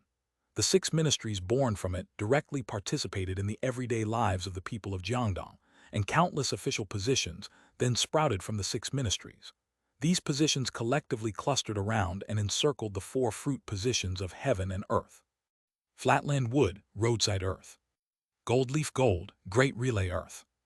These four fruit positions were divided among the Tao Court's heavenly prince and the three dukes. Among them, the Tianwu royal lineage held a hereditary claim, while the three dukes' positions circulated among three great factions. Looks a lot like cityhead earth. Liu Yang realized. The means of tethering fruit positions here was similar to the unified will of the Pure Land. The difference was that the Pure Land used people, while the Tao Court used official positions. The Tao Court had studied the world-honored one. No, more accurately, the world-honored one had imitated the Tao Court. Moreover, the Tao Court held two earth-aligned fruit positions. If we count the former dynasty's cityhead earth as well, that makes a total of 3 earth fruit positions. Not to mention, cityhead earth was the supreme fruit of earth. Unbelievable, Liu Yang's thoughts spiraled into a horrifying realization. In comparison, the Tao Court was truly powerful in the past, and it was only the rise of the Pure Land and the ascension of the world-honored one that weakened the Tao Court's strength to some extent. HSS. At that thought, Liu Yang suddenly sucked in a cold breath. Could this all be related to the rise of the world-honored one, and his defiance of the heavens in achieving the fruitional rank of nascent soul Tao Lord? Had the Tao Court's Tao Lord been schemed against? As a capable true person of the Holy Sect, Liu Yang never shied away from conspiracy theories. The world is a place where monks are many and meat is scarce. If someone rises, someone else must yield. Perhaps the world-honored one's rise back then was precisely at the Tao Court's expense. Yet the Tao Lord of the Tao Court would never willingly be butchered. That being the case, then there must have been a scheme by the founding patriarch of the Holy Sect and the founding ancestor of the Sword Pavilion. Perhaps it was one of them who supported the rise of the world-honored one. But who was it? The founding patriarch of the Holy Sect. Liu Yang had reasonable suspicion. After all, the Pure Land had once been called a heretical sect. Both were demonic paths. It wasn't impossible for the founding patriarch of the Holy Sect to lend the world-honored one a helping hand. But soon Liu Yang sensed something was amiss. After his rise, the world-honored one had swiftly cleansed his name. Not only did the Pure Land refrain from joining the ranks of the demonic path, it even transformed into a righteous sect, joining the Sword Pavilion and Tao Court in combating the Holy Sect. From this angle, could it be that even the Holy Sect's patriarch had miscalculated? No, that's not it either. The world-honored one caused such a loss to the Tao Court's Tao Lord. There's no way such enmity would be so easily forgiven. The rift must still exist. And the world-honored one is a fence-sitter. Originally, the situation under heaven was likely the Sword Pavilion ancestor and the Tao Court's Tao Lord jointly opposing the Holy Sect patriarch. But after the world-honored one ascended, everything changed. On the surface, it seemed like the righteous side gained the Pure Land, but in truth, everyone knew the world-honored one played both sides. Add to that his estrangement with the Tao Court, and neither side could truly cooperate with him. On the contrary, the world-honored one likely desired above all else for the powers to remain balanced. Yes, balance. The more Liu Yang thought, the more convinced he became that the world-honored one had been secretly supported by the Holy Sect patriarch back then, turning the tables in one move. From a 1-against-2, it became a 4-way standoff. The Holy Sect patriarch had carved meat off the Tao Court, not only fostering the Pure Land, but also weakening the righteous side. Meanwhile, he himself remained firmly seated atop the fishing platform. This cannot be merely the Holy Sect patriarch's plot. It's even possible that the world-honored one approached the Holy Sect patriarch himself, acting in alignment with the Holy Sect's interests, carving out a nascent soul path from the cracks for himself. At that, Liu Yang couldn't help but sigh. Back then, when the world-honored one attained the Tao, it must have shaken the entire world. What a magnificent age that must have been. Just imagining it made Liu Yang's blood surge. So many forces scheming, only to witness one person attain the Tao amidst universal attention. Right after, Liu Yang couldn't help but stroke his chin. Was his deduction correct? The general direction was likely right, but the details were uncertain. After all, the intel he currently possessed was too limited. However, if my speculation is right, then it explains why the world-honored one was the last nascent soul Tao Lord of this era. Why Xianxia didn't try to replicate his path, but instead turned to seek the underworld. Because the world-honored one's rise had already blocked off the path for all successors. A four-way standoff, no more balanced than that.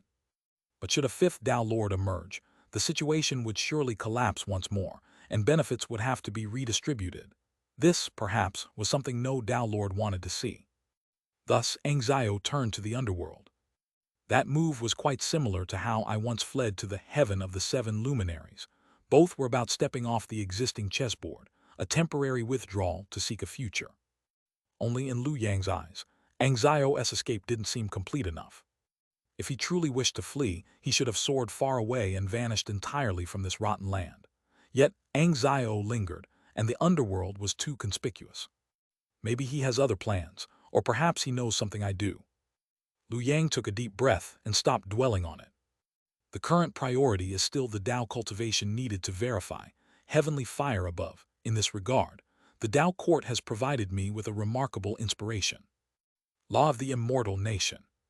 This net that covers all of Jiangdong can directly grant cultivators knowledge through official positions. Once digested, this knowledge becomes Tao cultivation. This was a shortcut. Originally, Tao cultivation required long and arduous comprehension to improve, but the existence of the law of the immortal nation gave him a path to fast-track advancement. The premise is to rise high within the Tao court. The higher your official rank in the law of the immortal nation, the greater your access and permissions. The more knowledge you receive, the higher your Tao cultivation. But 1 month later, Lake Dongting. This place lay within the Jiangdong interior. As the name suggested, it was a massive inland lake. Though called a lake, to describe it as an inland sea would not be an exaggeration. Everyone prepare yourselves. At the forefront, Liu Qianhu spoke in a deep voice. I will soon meet with the Dragon King of Lake Dongting and proclaim His Majesty's edict. Do not disgrace the imperial court. Yes. Suan swallowed hard, suppressing his nervousness. He followed cautiously behind Liu Qianhu as the group flew deep into Lake Dongting. Before long, a towering island appeared in their sight. What met their eyes were bones like ridges, skeletons like forests, decayed flesh turned to dust and mud, tendons and bones hanging from the trees. A single glance revealed blood chi soaring into the heavens. The true dragon clan, it sounded noble, but at heart they were still demons. Bestial nature ran in their blood. Consuming blood flesh was only natural. Big fish ate small fish ate shrimp.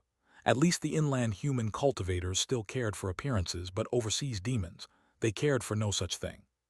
It was only because they were in Jiangdong that they dared not eat humans, settling for eating their own kind. Otherwise, in the overseas regions, Liu Yang had seen it in Tian Zhao's memories. Among the 4 sea sects, nearly all major demon clans had at least 1 or 2 human livestock farms. Pity, this kind of behavior will never integrate with the Tao court. Seeing this, Liu Yang smiled indifferently. Evidently, this branch of the true dragon lineage, sent into Jiangdong by the dragon monarch, had not yet realized their current situation. Looks like I'll have to step forward. Chapter 461. What? The one who's overpowered is me. What? The one who's overpowered is me. Dongting Lake, the giant island in the lake. Suan followed Liu Qianhu. Just as the group from the Tao court stepped onto the island, a proud-looking, armor-clad, weapon-bearing heroic youth came striding towards them. This man had a burly physique, long and narrow eyes brimming with icy light. Between the thick locks atop his head grew a pair of dragon horns, and dense white scales were clearly visible around his neck. The moment he laid eyes on Liu Qianhu, his golden dragon pupils made cold sweat break out on Liu Qianhu's forehead. But Liu Qianhu was not one to back down. If he had encountered a true dragon on any other day, yielding a bit wouldn't matter, but today he came bearing an imperial decree. To show weakness now would be detrimental to his career. May I ask your name, fellow Taoist? Liu Qianhu bowed solemnly. The heroic youth smiled, baring his teeth. I am Du Huan, grandson of the dragon monarch, descendant of the White Kai. Upon hearing this, Liu Qianhu's expression immediately grew serious. The dragon monarch's grandson, a direct lineage of a golden core true dragon. That status alone rivaled the Dao court's crown prince, perhaps even more noble in a strict sense. Dragon King Du Huan, hear the decree. Gritting his teeth, Liu Qianhu directly unrolled a scroll of golden paper. In an instant, the previously fierce and imposing Du Huan retracted his ferocity. He looked up to the heavens. In that instant, as the imperial edict unfurled, the immortal nation Dao law enveloping Jiangdong immediately responded, like a pair of icy eyes gazing down upon the land. In the blink of an eye, the demonic aura across Daunting Lake was wholly dispelled. The previously overwhelming Du Huan suddenly seemed no different from an ordinary man. Meanwhile, Liu Qianhu's face glowed red, and his Dao position surged step by step, pressing Du Huan down instead. By mandate of heaven, the Son of Heaven declares. In the next moment, Liu Qianhu spoke slowly. This true dragon, Du Huan, has accumulated great merit. He is hereby appointed Dragon King, guardian of Daunting Lake, charged with public order and governance, ensuring the myriad islands of Daunting Lake enjoy favorable weather and live without want. Within Suan Sea of consciousness, Liu Yang saw everything clearly. With every word Liu Qianhu uttered, the immortal nation Dao Law responded, pressing down layer by layer upon the surface of Daunting Lake. Thus decreed. As these final words fell, the smile on Dragon King Du Huan's face vanished completely. After a moment of silence, he lowered himself and bowed respectfully. This humble servant accepts the decree. Seeing this, Liu Qianhu immediately revealed a smug expression. Watching Du Huan obediently accept his appointment filled his heart with a twisted satisfaction. He had always harbored resentment toward those cultivators who could cultivate freely. After all, they didn't need to report to the court, curry favor with superiors, or spend money on bribes. They advanced through cultivation on their own. Wasn't that basically treason? Intolerable, truly intolerable. Now that's better. Once conferred, he becomes a Dao court official. From now on, he's one of us. I'm a 5th rank official while you, Dragon King of Daunting, are still of lower rank than me. Remember to pay your respects during holidays, bring gifts now and then, or don't blame me for being rude. Too much bullying of dragons, too much. After sending off Liu Qianhu and his party, Dragon King Du Huan went berserk in his private chamber, smashing everything in a fit of rage, his handsome face twisted with ferocity. He was a true dragon bloodline, a noble of heaven and earth. If I were overseas, would I ever endure such humiliation? I'd have devoured that 2-legged sheep already, but the old ancestor insisted on sending me to this damn place. Glaring at the official rank Dragon King of Daunting overhead, Du Huan became even more furious. This damn thing was only a 6th rank post, equivalent to late-stage chi refinement, not even foundation establishment. Yet he, the Dragon King, had already reached early-stage foundation establishment cultivation. What kind of nonsense was this? This is clearly a deliberate insult. These shameless bastards. Du Huan gritted his teeth, but couldn't bring himself to curse aloud. His words stuck in his throat. After all, who could he curse? His own ancestor, the Golden Core Dragon Monarch, that be a death wish. But to curse the Dao Court's emperor in Jiangdong, that also be suicide. He could only stew in impotent rage. In a flash, Du Huan's expression cycled through many emotions, fluctuating wildly, so much so that he failed to notice the chi permeating the air as he slipped into a trance. It wasn't until much later that he suddenly snapped back, "Who's there?" Just as he tried to resist, an overwhelming pressure crashed down like a blizzard, freezing all his mana and divine powers instantly. Solemn profound frost. Only now did Liu Yang, who had long been lurking, reveal himself. Beside him stood Ancestor Tingyu, who was at peak foundation establishment. No need to struggle. Liu Yang spoke gently in a soft voice. You've done your best. Leave it to me now. From here on, I'll take over and avenge you against those loathsome people. Seizing the nest of another. Under Ancestor Tingyu's suppression, Du Huan had no power to resist. Very quickly, his essence, fate, karma, and bloodline were all stripped by Liu Yang. His body slowly faded until it vanished from the world entirely. Only then did Liu Yang nod in satisfaction. From this moment on, he was Dragon King Du Huan. This was a talent acquired directly from true Lord Cheng Tian Zhengde, Even if the dragon monarch arrived in person, he'd mistake him for his own grandson. The reason for taking over Dragon King Du Huan directly was because Liu Yang had discovered, quite unexpectedly, that this royal grandson cultivated the same art, dragon chapter of heavenly speech and radiant flame. Since that was the case, there was no need to waste time building his foundation. Direct possession was far more efficient. The Tao foundation formed through the dragon chapter of heavenly speech and radiant flame is called the Brilliant Spirit's Interweaving Radiance Foundation. And the natal divine ability formed from this Brilliant Spirit's Interweaving Radiance Foundation is called Grand Command of Mountains and Seas under Double Radiance, associated with 4 supreme arcane principles. In short, ancient sagely kings governed by setting the right laws, recruiting talents, bestowing rewards, and strengthening armies. As the name suggests, the 4 associated mystical principles are people without guile, merit self-cultivates rise and fall affairs, and sage king governance, perfectly aligned with the symbolism of heavenly fire above. In combat, I only need to manifest the Tao foundation and trap the enemy inside the grand command of mountains and seas, then cycle through the 4 principles. People without guile sets the rules. Whoever is hit by this principle cannot violate the rules I impose, and I can keep adding rules over time until the enemy dies. Merit self-cultivates enhances subordinates. Anyone I designate as my subordinate can have one of their divine abilities forcibly elevated. It can also enhance techniques and divine arts, boosting power and effects, an all-round utility ability. Next is rise and fall affairs. Used on myself, it senses danger ahead of time and helps avoid it. Used on others, it makes them surrounded by disaster. Finally, Sage King Governance. What does Sage King Governance mean? All under heaven belongs to the king, and all who dwell upon it are his subjects. Hence, this principle allows seizing from others. Seize divine abilities, seize flesh. Seize mana, seize position. As long as the conditions are met, Sage King Governance can snatch it all and make it his own. It's scoundrel logic from start to finish. Seeing this, even Liu Yang couldn't help but sigh. Supreme Fruitional rank really is in a league of its own. Previously, his city head Soil Tao Foundation already had an absurdly powerful natal ability. Now, with heavenly fire above, it's another clear case of being wildly overpowered. What? The one who's overpowered is me. Then it's all good. I love it. Chapter 462, Falsely Holding the Fruition of an External Tao.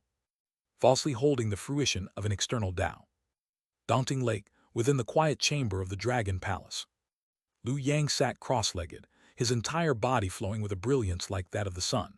Behind him, the glow slowly interwove, condensing into a phantasmal light and shadow. Xuandu Blessed Land.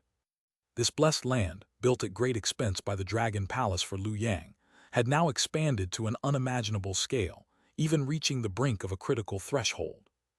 Once I complete this life's foundation establishment and fuse the fiery spirit interweaving light Tao foundation into it, I can immediately use this blessed land to seek heavenly fire above. The only things hindering me now are flaws in my Tao cultivation and the ritual of govern all under heaven to draw the gaze of heavenly fire above. At this thought, a writing brush suddenly appeared in Liu Yang's hand. This was the brush he had taken from the Dragon Palace during its sacking, part of the 4 treasures of the study needed to cultivate heavenly fire above, each corresponding to a heavenly gang earth fiend. The brush corresponded to Wu Earth. Let's refine one first. Liu Yang held it in his hand without hesitation, directly sending Wu Earth into his Tao foundation to refine it. He had already mastered this heavenly gang earth fiend to a deep degree. After all, when he cultivated City Head Earth before, it too had begun with Wu Earth. But this time was different. Last time, the innate divine ability embracing the mountain he refined from Wu Earth essentially corresponded to the City Head Earth fruit position. Now he aimed for a different concept. Wu Earth is like clouds at sunset, borrowing the sun to appear, what remains of the sun. It corresponds to heavenly fire above. When spring and summer energies stir, it spreads forth. In autumn and winter, when energies rest, it collects inward. Thus Wu Earth is the minister of all things. This divine ability shall be named Imperial Fate Master. As this thought emerged, within his foundation establishment realm, Liu Yang's fiery spirit interweaving light Tao foundation suddenly lit with a point of golden light, flooding his divine sense and soul in an instant. After a long while, Lu Yang formed a seal and slowly opened his eyes. His one spleen gaze now shone with brilliant golden rays. This divine ability, named Imperial Fate Master, was no mere boast. It truly could govern fate and make lives resonate with its will. If paired with my innate divine ability, people without guile. With people without guile to define the rules, and Imperial Fate Master to determine destinies, I could likely push the binding power of rules to their utmost limit. If the gap between them was large enough, he might even cause someone to commit suicide with a single sentence. When the ruler wants the subject dead, the subject cannot but die. Amazing! Lu Yang exhaled deeply, withdrew all his divine powers, and turned to the ancestor Tingyu who had been guarding him. Smiling, he asked, "Ancestor, how goes your comprehension?" Before his reboot, he had asked Ancestor Tingyu to help comprehend a way to fuse 7 luminaries heaven with the sword Dao Frutional rank, even temporarily lending the Yama Palace falsely held golden position for use. With Ancestor Tingyu's insight, he ought to have made progress by now. As expected, there's a lead. Ancestor Tingyu's expression was grave as he spoke in a low voice, but it's just a rough draft. To truly cultivate it into a second-grade true art will still take time. But I've come up with something else along the way, something that's far more useful to you right now. As his words fell, Ancestor Tingyu extracted a wisp of divine sense. Lu Yang accepted it, swept through it with his divine awareness, and was briefly stunned. This is the method of the Yama Palace. However, the content had been greatly revised. Though it still required 9 foundation establishment cultivators at perfection, it no longer demanded golden nature and had lowered the standard for false holding. The revised Yama Palace could no longer falsely hold local fruit positions. In exchange, it could now falsely hold external fruit positions. I recall you once mentioned the idea of falsely holding external positions, so I helped deduce it. External Dao positions are far easier than local ones. As Ancestor Tingyu finished, Lu Yang's emotions surged. He had mentioned it, but hadn't expected Ancestor Tingyu to remember it silently, and even proactively deduce it before he had to ask. Truly worthy of my world-shaking brilliance. The new Yama Palace method lets you falsely hold 7 luminaries heaven. Now that it's complete, it can support the fruitional rank of a true lord. Ancestor Tingyu explained fluently. Since 7 luminaries heaven is an external Dao position and golden nature pertains to local ones, external positions aren't as stringent. So with the new Yama Palace, you no longer need to expend your golden nature, but in return, it will place immense strain on you. At this point, Ancestor Tingyu's face turned solemn. He then raised one finger. Only once. With the current strength of your Dao foundation, you can falsely hold only once. Afterwards, it can be mended. Second time, at best, your foundation shatters and your Dao path is severed. At worst, you drop dead on the spot. Third time, certain death. Ancestor Tingyu spoke gravely and Lu Yang solemnly nodded. I understand. Once is already plenty. At a critical moment, it could be a miracle. In an instant, Lu Yang felt much more at ease. After his reboot, his cultivation returned to square one. Especially losing the omnipotent sense of falsely holding the golden position left him uneasy. But now his confidence had returned. Stowing away Ancestor Tingyu, Lu Yang tidied his appearance, left the quiet chamber, and after a moment's thought, quickly devised his next move. This is the good thing about the Dao Court. Without backing, one can never rise. With backing, 3 promotions in one day and soaring success are just routine. All depends on the ones above. That made things simple. Lu Yang planned to present the Dao Court a grand gift, one great enough to earn him immense merit and propel him straight into a high position. But before that, he needed a sponsor. Dao Court, Southern Suppression King's estate. Wu Taiyan was meditating within a quiet chamber when a servant arrived to report something unexpected. The Dragon King of Dongting is here to visit. As the Southern Suppression King of the Dao Court, the Heavenly Sun's own brother and a rank 1 prince, he was well aware of the cooperation between the true Dragon Clan and the Dao Court. But he couldn't fathom, what business did they have with him? Surely they weren't trying to pull strings through him. At that thought, Wu Taiyan immediately revealed displeasure. Not because they sought favors, such things could be done discreetly, but to visit openly, how was he supposed to accept the bribe now? What of my good reputation? Barbarians from overseas, lacking all decorum.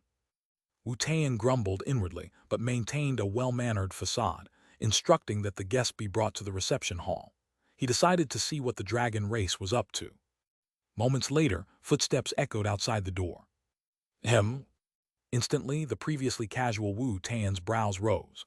A sudden premonition stirred within his foundation, establishment-perfected senses, a hint of danger. He immediately became serious. Then a heroic young man entered. His features carried a draconic ferocity, yet his face bore a gentle smile. Sorry to keep the prince waiting. Before Wu Tian could speak, Lu Yang proactively bowed with full courtesy, lacking any trace of the pride of a heavenly noble or true dragon. With such behavior, Wu Tian couldn't keep his stern face and quickly rose to return the greeting. After all, while the other party could be humble, he stood behind a mid-golden core dragon monarch. If Wu Tian didn't show respect in return, he'd be showing his lack of decorum. I wonder what brings the Dragon King to seek this prince. Replying to your highness. Lu Yang's tone was solemn as he directly produced the incense path cultivation method of 7 luminaries heaven, and declared with gravity, I have found a Tao method of great benefit to the Tao court. I wish to present it to the Tao court Heavenly Son. Chapter 463. His Majesty's intentions were good. Incense-fueled deification method. Looking at the cultivation method offered by Lu Yang, Wu Tian's first reaction was disdain. Great benefit to the Tao court. What a joke! Our Tao court is rich across the 4 seas, overflowing with gold and silver, with enough wealth to last forever. Do we need a destitute member of the true dragon clan to offer us a cultivation method? However, for the sake of the dragon monarch's face, he still swept over it with his divine sense. Feeling uncertain, he swept over it again. TSS. The next second, just as Lu Yang had expected, the previously indifferent Wu Tian abruptly sat up straight and took the method to scrutinize it carefully. Only after a long time did he raise his head and look at Lu Yang in disbelief. He hadn't been mistaken.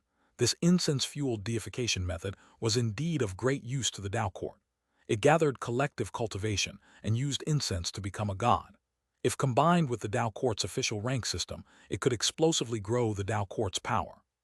This was a great merit, monumental merit. But very quickly, Wu Tian realized a problem. This method had sound theory, but there was no soil in this world where it could take root. It lacked the fruition position. Which realm heaven? Wu Tian asked directly. A completely new system never before seen must have originated from beyond the heavens. At the very least, it had formed the prototype of a fruition position. This realm heaven was a prize the Tao court had to seize.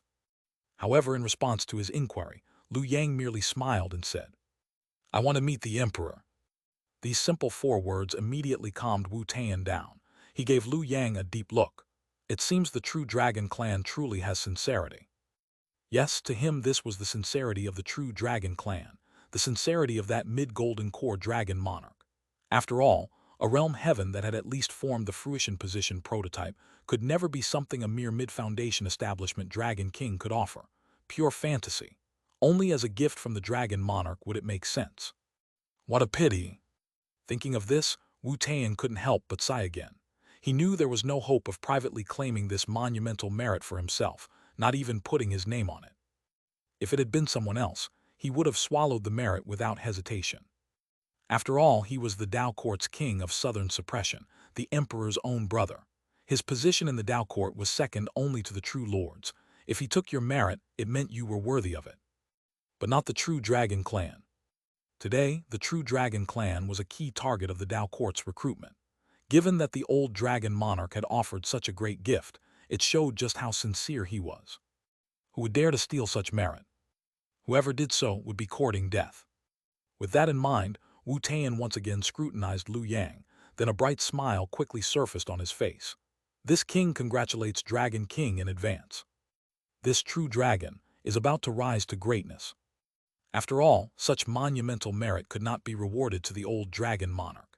In that case, the only ones who could receive great reward would be this group of true dragons who had now entered Jiangdong. With that thought, Wu Tian's smile became even more sincere. Meeting the emperor will be simple. I'll vouch for the Dragon King personally and deliver the message to Tianwu City myself. His Majesty's decree should arrive before long. Many thanks, Your Highness. Upon hearing this, Lu Yang cupped his hands respectfully, then changed the subject. But speaking of which, Your Highness, there is one thing this little king would like explained. With that, he pointed upward. There, the sixth-rank title of Daunting Dragon King shimmered radiantly. I came bearing the sincerity of the true Dragon Clan, yet the Dao Court gave me this kind of title. Does Your Highness think this is appropriate? Wu Tian's pupils contracted. Lu Yang didn't even need to explain. One glance and he understood. Clearly someone in the Dao Court wanted to put pressure on the true Dragon Clan, give them a show of force, so these destitute heavenly nobles wouldn't cause trouble in Jiangdong. That's why they were granted a mere sixth-rank position, not even for foundation establishment. There wasn't anything inherently wrong with that.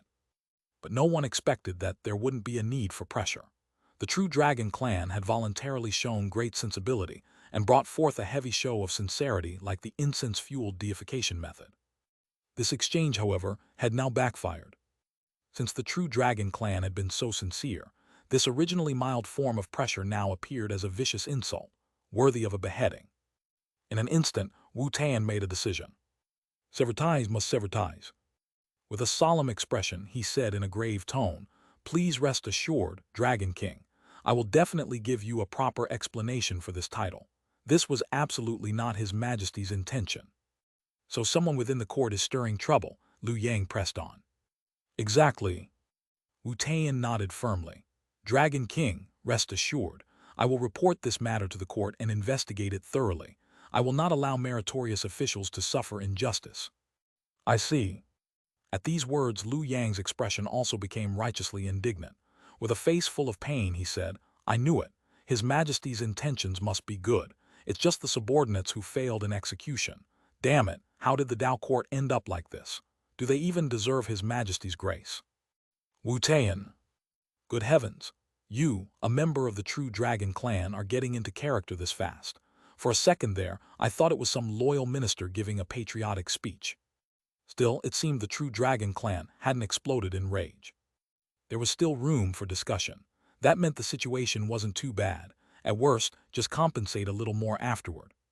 With that thought, Wu Tian quickly said, I will make arrangements right away. Soon, I'll escort you and your fellow clansmen to Tianwu City. Many thanks, Your Highness. Lu Yang nodded and said warmly, You and I hit it off right away, Your Highness. No need to be so formal. Just call me Duhuan in the future. Wu Tian paused at those words, then took the opportunity to go along, cupping his hands. Then I greet Taoist Duhuan. May we have many dealings in the days to come. Definitely, definitely. Moments later, as Lu Yang walked out of the Southern Suppression King's estate, he instantly put away his smile. As expected, from the start I thought the incense deification path of the 7 luminaries heaven matched well with the Dao Court. Now, it seems they are indeed very greedy for it. That was enough. After all, he never intended to hand over his complete 7 luminaries heaven. What he planned to offer was the version that still remained beyond the heavens. In any case, Hangyun doesn't need it anymore. I'll make use of it on his behalf. Come to think of it, if I replicate Chang Guang's path to verifying the boundless heaven in this life, with all the true lords in hiding, maybe I'll be able to once again defy fate and slay Hangyun. As Lu Yang pondered, he suddenly stopped in his tracks. Straight ahead, a gentle breeze passed by, revealing a middle-aged man in black robes. His face was fierce and rugged, but his mouth bore sharp, protruding fangs. A demon cultivator. Lu Yang raised his brows slightly. Across the world, if any place had the most demon cultivators, it would be either overseas where the true Dragon Clan reigned, or Jiangdong Dao Court. After all, under the immortal nation Dao law, all were equal.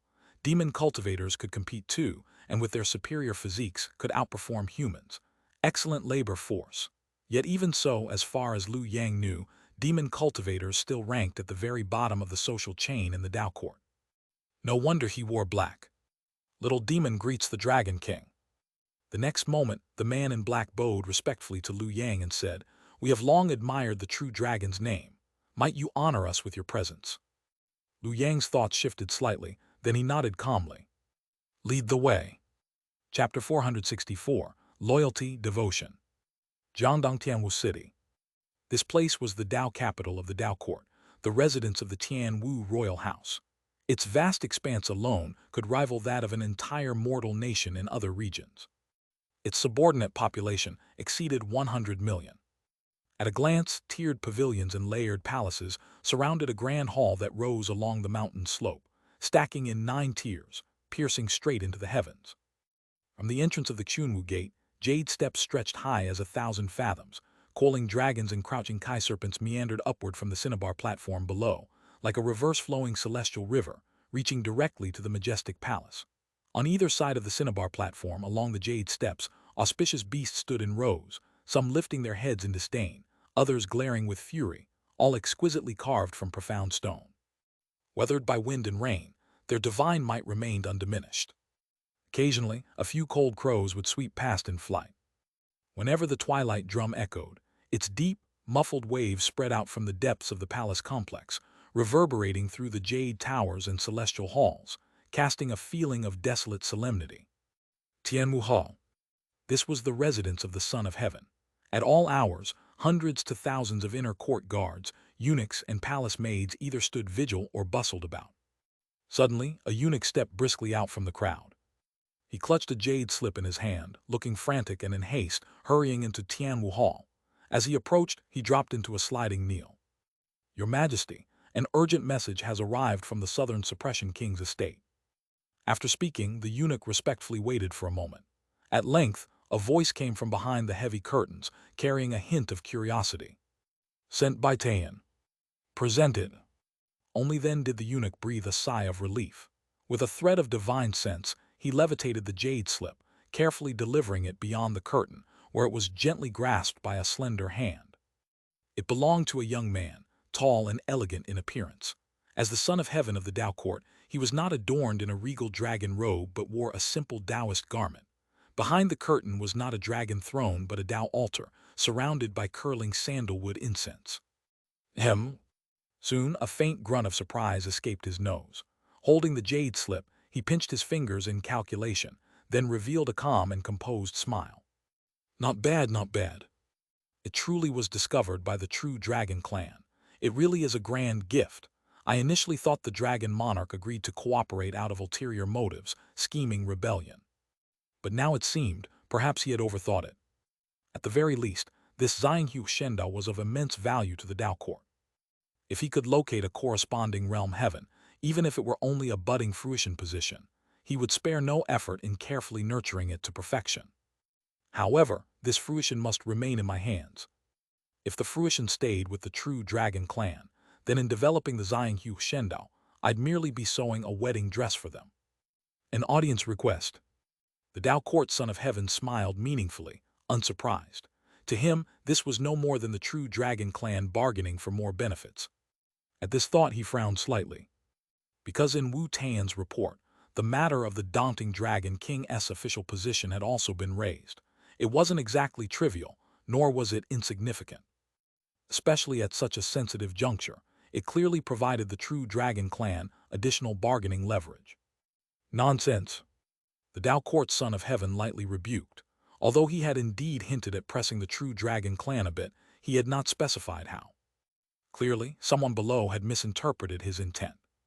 But it was easily resolved. Whoever acted wrongly would be dealt with. The Tao Court never lacked people. If one failed, another could easily replace them. By decree, the left pacification commissioner of the Dushan division dismissed from office. As soon as the words left his mouth, the immortal nation Tao law shuddered. At that very moment, a burly middle-aged man far away in the Dushan division office suddenly widened his eyes. Impossible. In an instant, magical power surged through his body, divine abilities flickered, and the official position above his head, left pacification commissioner of the Dushan division, trembled violently. This was a fourth-rank position. Mid-foundation establishment. Yet this resistance lasted less than a breath. The middle-aged man's expression wilted. In the end, he trembled as he removed the official hat from his head. "Grateful to your Majesty for stripping my rank. I accept the decree with thanks." Boom! Even before the words had faded, his entire aura dissipated. His title was removed, his official robes fell away, and all that remained in place was a powerless mortal. Inside Xianxia Hall. After demoting a mid-foundation cultivator to a commoner with a single word, the Tao Court Son of Heaven's expression remained unchanged. Instead, a trace of interest flashed in his eyes. For the old dragon monarch to show such sincerity, and even know how to leverage an official title to seek more benefit, seems he's not just some savage beast. Could it be overseas demon cultivators have their own heroes? The next moment, a glimmer flickered in his eyes. Those were emerald pupils, the divine anomaly of the Tianwu royal house's bloodline. As they activated, the Tao Court Son of Heaven's gaze instantly spanned millions of miles. I must see who this person truly is. Outside the Southern Suppression King's estate, within an immortal's cave dwelling, Liu Yang followed the black-robed demon cultivator into the cave, only to be met with an overwhelming surge of demonic aura. Over 10 demon cultivators stood within. All were Foundation establishment. Yet Liu Yang quickly discerned that none of these demon cultivators had achieved this through their own cultivation. Each had a corresponding official position floating above their head. At the sight, disappointment flickered in Liu Yang's eyes. Demon cultivators like these, even 100 more of them, couldn't stir up much trouble. But soon he noticed something amiss. These demon cultivators' official titles were unusual. Most were military ranks from surrounding regions. As fifth-rank officials, they could be called generals. As thoughts turned, a smile rose on Liu Yang's face. Fellow Taoists, for what reason have you invited me here? Reporting to the Dragon King. The black-robed demon, clearly the leader, was the first to speak. No other reason, merely to make your acquaintance, Dragon King. Acquaintance? Liu Yang paused, then chuckled and shook his head. I already understand your situation. From my perspective, what you need is not mere acquaintance. You need a strong and forceful leader who can tear through all enemies. Hence, you came to me. I must admit, you chose the right person. Before his voice had finished, Liu Yang struck. String-pulled puppet. Not one of the demon cultivators present was powerful. All were early Foundation establishment and naturally stood no chance against string-pulled puppet. The scene fell instantly silent. Moments later, Liu Yang raised an eyebrow. Within the myriad spirits banner, the Xuandu blessed land trembled. His spiritual sense stirred, signaling that an unseen gaze was watching him from a vast distance. A true Lord's observation, the Tao Court Son of Heaven. Liu Yang was startled but not flustered. On the contrary, he felt emboldened. After all, he could now detect the surveillance of a golden core true Lord. After a moment of contemplation, he spoke again. Rest assured, all of you, I will help. The status of demon cultivators within the Tao Court does indeed need reform. This is the true Dragon Clan's responsibility. One demon cultivator quickly flattered, sworn loyalty to the true Dragon Clan. The black-robed demon glared at him at once and corrected sternly. You fool! Loyalty to the true Dragon Clan. It's loyalty to the Dragon King. You are all mistaken. Liu Yang shook his head, then bowed toward Tianwu City. Loyalty should be to His Majesty. All of you must remember this well. There is only one person in the Tao Court who commands wind and rain. That is His Majesty. As his words fell, Liu Yang stood firmly in place, facing Tianwu City. Then, clenching his right fist, he solemnly saluted. Loyalty, devotion. The next moment, string-pulled puppet activated. All the demon cultivators followed suit, saluting toward Tianwu City. In that instant, the thunderous chorus of voices echoed even beyond the cave dwelling. Loyalty, devotion. Chapter 465. Tao Court Emperor, truly that loyal. Inside the Tianwu Hall, behind layers upon layers of curtains, the Tao Court Emperor withdrew his gaze. In his ears still faintly echoed the mountain-shaking, tsunami-like cry of loyalty. He touched his chin with a somewhat inscrutable expression. He noticed my gaze. Impossible. He's only at mid-Foundation establishment. Perhaps if he had completed Foundation establishment and refined a blessed land, it might be possible. But with his current cultivation, even if I gave him a true treasure, he wouldn't sense me. So this was intentional posturing. At that thought, the Tao Court Emperor immediately revealed a playful smile. This little dragon sent by the old dragon monarch is still quite capable, a fine seedling. Back in the early days when he first became emperor, he had greatly disdained such flashy flattery. In private, he had often voiced his desire to forbid all sycophancy. However, as the years passed, these flattering words grew more pleasing to his ears. He even found them lacking in novelty. This Liu Yang, however, was certainly novel. Of course, he could also see that Liu Yang was clearly putting on a show, But so what? Across Jiangdong, nearly every official performed such acts. After all, the Tianwu royal house's azure eyes were well known. No one ever knew when the emperor might suddenly peek in. So even in private with no one else around, officials would intentionally voice loyal, patriotic sentiments. Thanks to this, the emperor had seen such shows countless times. He couldn't even remember who had done it anymore. But those who hadn't done it, that he remembered very clearly. So he didn't mind Liu Yang's theatrics at all. In fact, he rather appreciated it. If someone didn't even make an effort on the surface, how could their loyalty be trusted? Convey my decree. At this thought, the Dao court emperor parted his lips. At once, grand immortal tones echoed out from the Tianwu hall, instantly resonating with the immortal nation Dao law. Summon the daunting Dragon King, Du Huan, to the capital immediately. At the same time, in a secluded cave dwelling, Liu Yang sat down one by one with a group of demon cultivators. Though he had already hypnotized them all with the string-pulled puppet, he did not enforce control with brute force. As long as he didn't activate the string-pulled puppet, the demon cultivators would remain entirely unaffected. Only when he needed it would the spell forcefully control their actions. This, too, was a method he had learned from the World-Honored One. After all, the way the World-Honored One manipulated Pure Land Buddhist cultivators into one united mind followed a similar logic. Yet just then, the daunting Dragon King position above Liu Yang's head suddenly trembled violently, followed by a wisp of immortal voice floating out from it, immediately causing all nearby demon cultivators to look aghast. Summon the daunting Dragon King, Du Huan, to the capital. Thud. In an instant, nearly all the demon cultivators dropped to their knees involuntarily, offering grand ceremonial bows. It was because their official positions resonated at this moment. An oral decree from the emperor. Even without the string-pulled puppet controlling them, the black-robed demon cultivators began looking at Liu Yang with fiery excitement in their eyes. The emperor personally summoned him, and even used the immortal nation Dao law to deliver the order directly, rather than sending an edict. This is an extraordinary favor. On the other side, Liu Yang solemnly cupped his hands and bowed. I accept the decree. With his reply, the ethereal immortal voice gradually faded. At the same time, a divine glow from the immortal nation Dao law descended upon him. You must appear in Tianwu City within 1 day to have an audience with His Majesty. Failure to arrive within the time limit will result in immediate removal from your official post by the immortal nation Dao law. You will never be employed again. Please depart at once. Everyone, it seems I can no longer stay. Liu Yang smiled faintly, then looked at the black-robed demon cultivator. Might I ask this fellow Taoist's name? This humble demon is named Xianxia, the black-robed demon cultivator hurried to respond. It's a name I gave myself after awakening intelligence. Should Dragon King travel to the capital, if you ever require anything, we shall follow your lead. At these words, Liu Yang chuckled lightly. Since that's the case, better to strike while the iron's hot. Let's exchange contact methods so we can watch each other's backs in the future. Other demon cultivators can join in too. After all, we're all demon cultivators, naturally one faction. Understood. Xianxia was instantly overjoyed.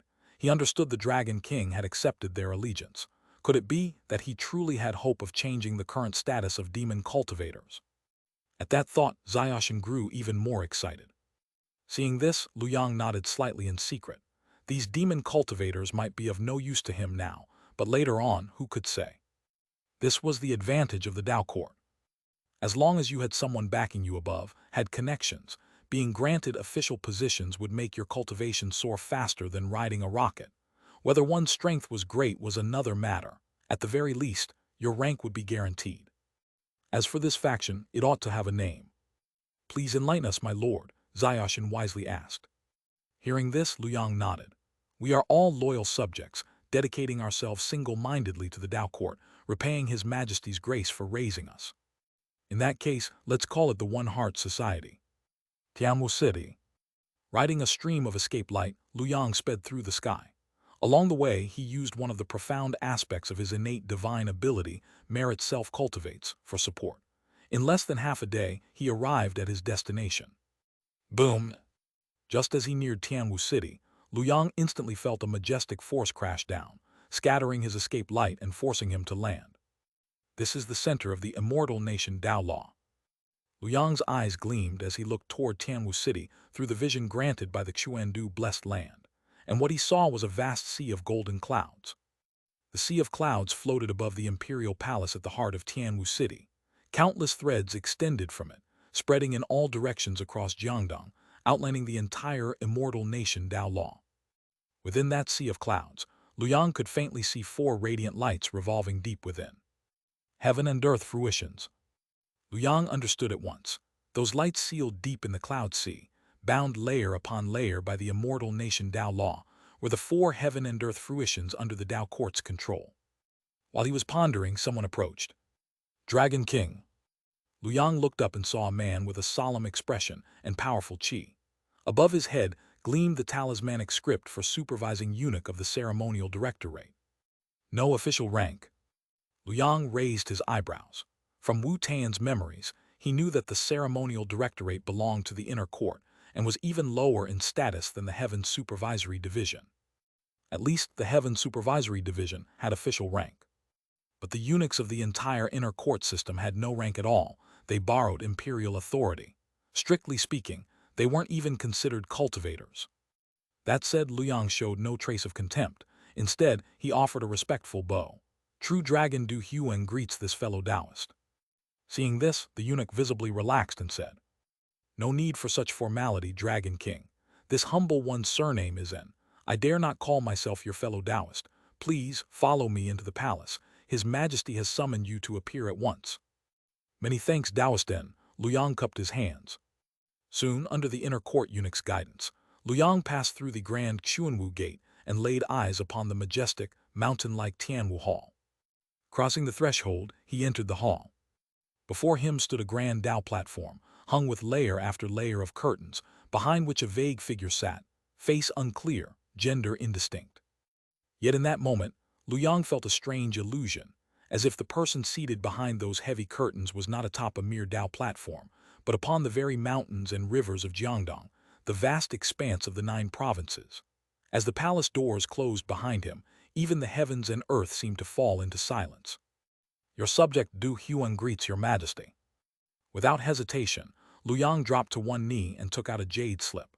This is the coordinate of the realm heaven corresponding to the incense-fueled deification method. I ask that your majesty review it.